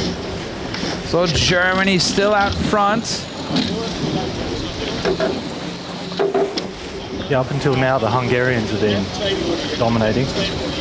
So there's a little change up in this fleet to have the Germans and the Dutch out in front.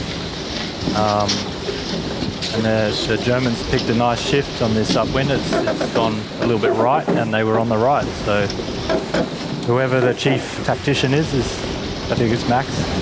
He made a good call. Oh, here we are taking a look at the Germans as they are in the leadership position here, as we are 560 meters away from the windward mark. And managing to stay out in front. Right now it's damage control here as they are staying in a loose cover over the other boats. So as long as they're staying between the weather mark and the opposition, as we're seeing right here, they are controlling the fleet. Right now it's more of a fleet race than it is a match race. So interesting to see that, as we've seen both happening on the water. Sometimes it's fleet racing and sometimes it's match racing. Here comes the Germans.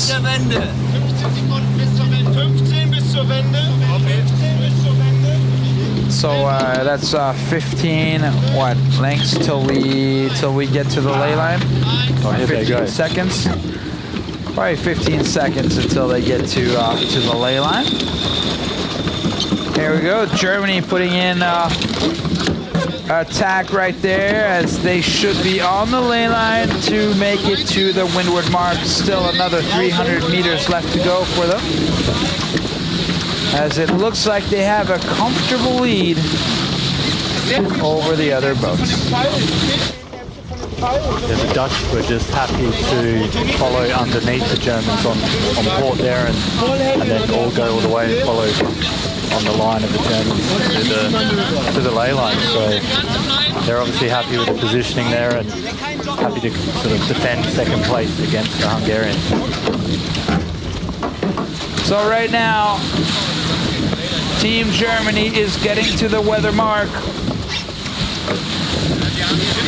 Here we are, this is a great view, and this is from the onboard camera from Raquel's boat, as we are getting a great view as the Germans are now arriving at the weather mark. So, because there has been no change in course, they will go around this weather mark, bear away to go to the offset, where they will have a little bit more time to prepare the spinnaker. See if they hoist as early as they do on the previous top mark. Looks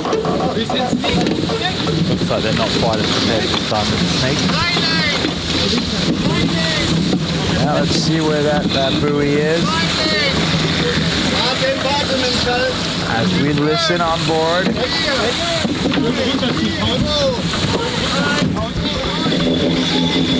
So would you say that's about the same, or? No, they were hoisted a lot earlier on the previous top mark, and they have a huge lead at the moment. They start quite low out of the top there. There's a little 49er style on they're away on the hoist and then come back up to accelerate. But yeah. Yeah, so people perhaps are wondering, why do they do such a big bear-away? Go ahead, what's that reasoning? Well, I mean, while the spinnaker is being hoisted and it's not filled, you just use the momentum of the boat to sail low until you know the spinnaker will be filling, and then come up to your acceleration angle. So the helmsmen are taking that opportunity to sort of steer the boat low, use that extra momentum to get down, and then come up again. So you can see the Germans here have quite a nice exit line out of this out of the top mark. The Dutch team behind didn't quite have that low mode out and ended up with a higher angle. Look at all that water coming off of that Hungarian spinnaker right there, and it looks like perhaps a little bit of an issue going on right there with getting, looks like a ball of spaghetti right there. So we're looking into the pit right there.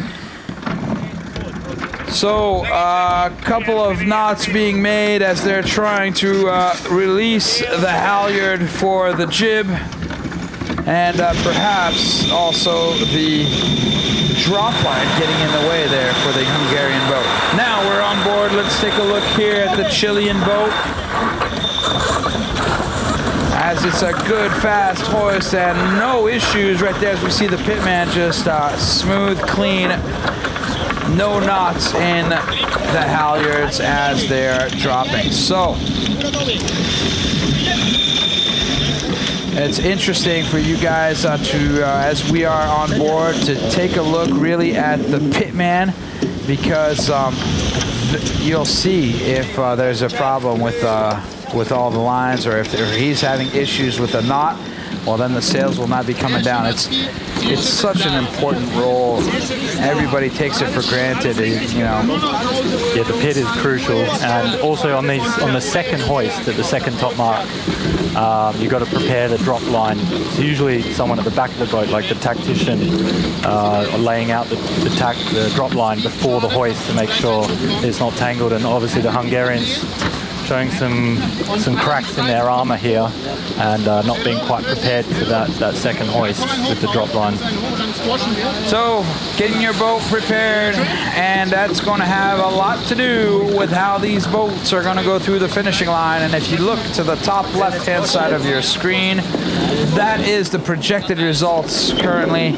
After 3 races here, we see Hungary leading with 10 points, Germany with 8, tied with the Netherlands, which are in 3rd, and the Chilean boat in 4th. Here we are as the boats are on their way down towards the finishing line, as we are in long leg number 4. So a long day for these sailors, as they were the very first ones to sail today, and are also the very last ones to sail today, as they were catching up for a race from this morning. Let's go out onto the water and speak with Rachele. Wunderbare race for Team Germany. After that bad start, that bad first race, they had 2 wins. Well, no, actually a second and a win, but an amazing day today. So, I mean, it takes a lot of strength, and there is a lot on board Team Germany to come back from a very bad start. They were so low after that first race, and I am happy for them to see them come back, because there's a lot of talent. I've said it already many times today, but there's a lot of talent on that boat. We're getting closer to the finish line, and also us on this boat, we're getting closer to the finish of the day. We've been up and down the race course 24 times, Jan. So we are quite done with the day ourselves. And but it's been an amazing day, actually. And coming from yesterday, very frustrating one, we enjoyed the 6 races very much, and I hope our viewers did too. And we're finishing with an even nicer one, because we've seen a good start, some battling on the race course, and now a more gentle downwind. I don't see so much battles in the backfields, but I am going down with the leader, so I don't have a clear idea of what's happening in the back. Well, thank you very much. I can tell you here, we are also feeling it. We haven't been on the water, but yes, it's been a long day for everybody. And this is how it is sometimes with sailboat racing. And but it's been a great day, and we've had some wind, and we saw some really great sailing, some good battles out there, and we had some unbelievable guests come and speak with us, and so from everywhere. So first of all, I want to thank everybody. Torvar, thank you very much for being here and getting off the water and still agreeing to come over here, and not directly going to take a shower, and so it's quite cool that you've decided to come over here. And we also want to thank Martin Grell, who was here, Diego Negri, Robert Hopkins, Joao Rodriguez, who stayed actually with us for 2 races. So it's been a big day. It's been a long day. and we love it. And there's still 2 more days of racing, and especially tomorrow, it will be the golden day, the day where all races count double in points. It's going to be so exciting. Tomorrow, we will find out who will be going on to the semi-finals. So it's not over. It's the best is still coming up. As we take a look here at the German team, 474 meters away from getting down to the finishing line in the first place position. So let's concentrate here on the last moments of the 6th race of the day. Now the second one for this fleet right here. This is fleet number 2, as they are 340 meters away. Going to the finish, Alter. Yes, yes, go to the finish line. They're just reminding each other. We needed that reminder on the upwind to go to the change of course mark sometimes. But yeah, some simple things just need to be reminded sometimes. Absolutely. No, it's true. I mean, you're so into it, right? Exactly. And it's great for me to be in the studio and watch these guys sail, look at all the screens and see the cameras on each boat. I'm trying to figure out, where they're putting their weight, what out-haul setting they have, what target speed they're using, and just any little moments to learn is crucial for us. You could get as we look here at Team Germany going and crossing the line first. So Germany right there can be very happy.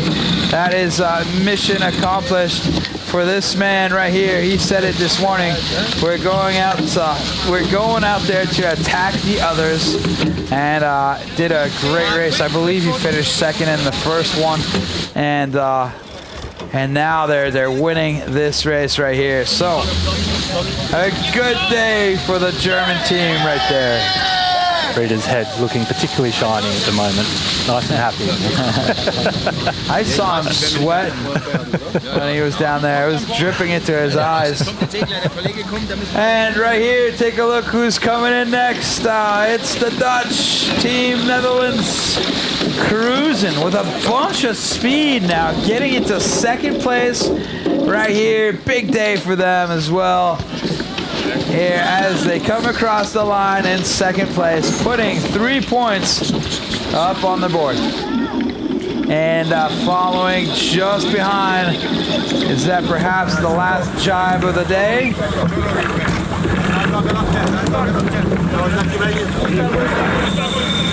Up.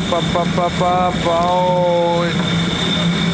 Make sure you get across that finishing line. Oh, there we go. Okay, I was thinking to myself, ooh, perhaps Chile's going to come back and get him. I think they're just trying to Hungary save the job. Finishing 3rd, and Chilean boat finishing 4th. And what a day of racing as the sun is starting to get lower and lower on the horizon. And we're on board there with the Chilean team. A tough day for this Chilean team. There are the race results, ladies and gentlemen. Germany taking home the win after 38 minutes of racing. The Netherlands put on 3 points onto the leaderboard, and Hungary 2, and Chile 1 point. Now let's take a look at the overall, provisional overall right here. Hungary with 10 points, so they are leading right now. This fleet number 2. Germany is tied with the Netherlands at 8 points. And Chile has 4 points. So very interesting as we see that Germany and the Netherlands right there have the same amount of points. And that's going to be particularly interesting tomorrow. As remember, only the top 2 teams are going to be going through. So you can take out your calculators at home and try to figure out what's going to happen. So as you can see right there, in race 1 and race 2, if you finish first place, you have 4 points. And obviously, like you just saw, second place is 3 points. So you can figure it out. Tomorrow is double points. You finish first tomorrow, you'll have 8 points. Who could potentially go through? How does Chile have to finish, or who do they have to finish in front of in order for them to be able to pass? I'll let you guys do the math at home. Yeah, if Chile get 8 points and Germany and Netherlands only, if they go to last, they're going to have 2 more, so they'll be on 10, Chile on 12. So it's still open for all 4 teams. Yeah, it's still open for all those. And look who we have here.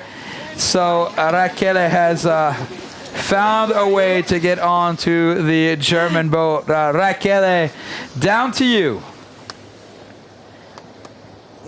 Quite happy everybody on board here. They had a good day.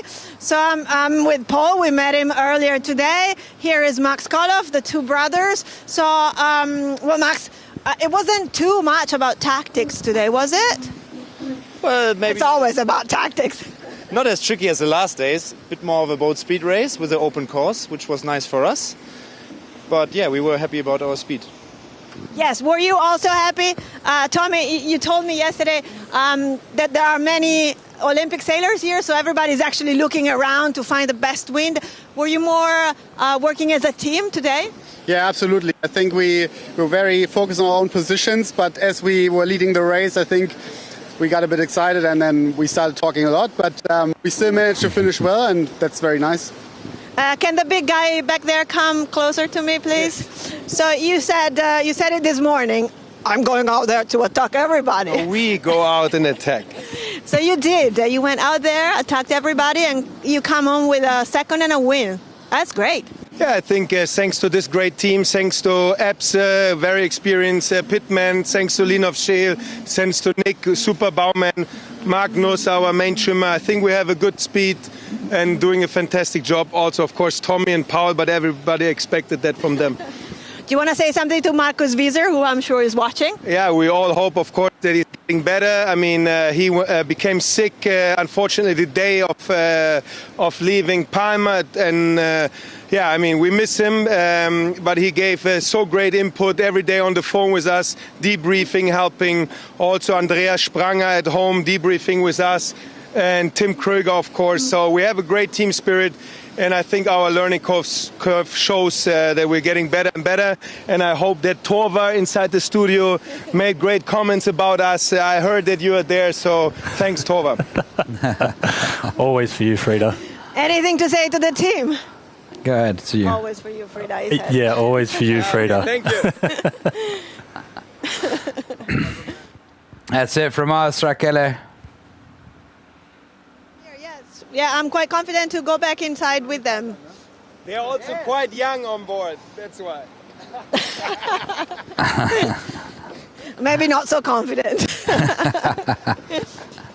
Right, well, thank you very much, Raquel. What a great interview. These guys are a lot of fun to hang around with. And there it was, a long day. A long day right there, Torvar. And here we are with a great drone shot as we're seeing everybody cruising back slowly to get back to the harbor before tomorrow's big race, the Golden Day, the day where all points count double. So, first of all, Torvar, thank you very much. You're welcome for coming in and talking and checking out the racing. I hope you learned a lot and managed to take a couple things home. Every time, and now I don't have to watch as much later tonight, so it was efficient. Good, perfect. Yeah, you can get to bed early and be ready for exactly. Tomorrow. Exactly. So guys, you too, get to bed early, get ready for tomorrow, because tomorrow is going to be a very exciting day where we will see all the teams that are at least half the fleet leaving. The other half will be staying for the finals, and it'll be a very exciting day. So let's show you the highlights, guys. Of course, do not forget to see us on Facebook, Instagram, and of course check us out on the website, where we have all sorts of pictures and a lot of different things, and you can go to the application for the Panini. We have a special Panini application that was made by them for the SSL Gold Cup, and you can collect all the cards. We'll have a Lego boat that'll be coming out soon, so all sorts of different things. We've got the calendar as well. We'll have a great calendar which is coming out. You can order all of that. You can go onto the teams pages, and you can get down to the bottom, and you can order jerseys, wonderful jerseys like he is wearing right there. Thank you. And that's enough from us over here. Let's show you the highlights, and we'll catch you tomorrow. 10:30 local time is when we'll be starting the racing. So thanks for having stuck with us, and we'll see you tomorrow. Thanks a lot. Bye-bye, guys. Bye.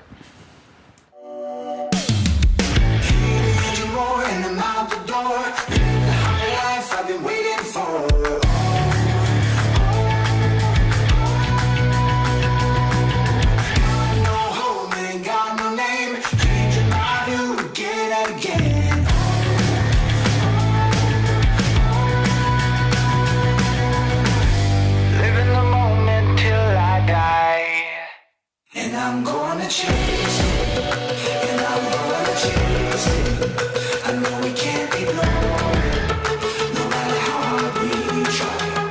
And I'm gonna chase it, and I'm gonna chase it. I know we can't ignore it, no matter how hard we try. Fire in the veins, I fight to gain, breaking all the rules to keep me sane.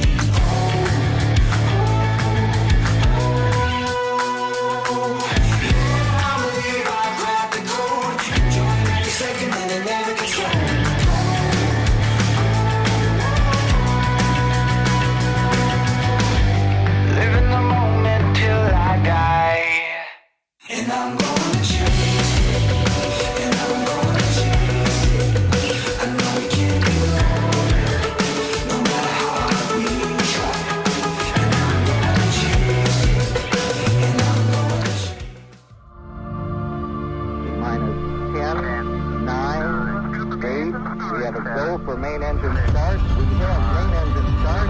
4, 3, 2, 1.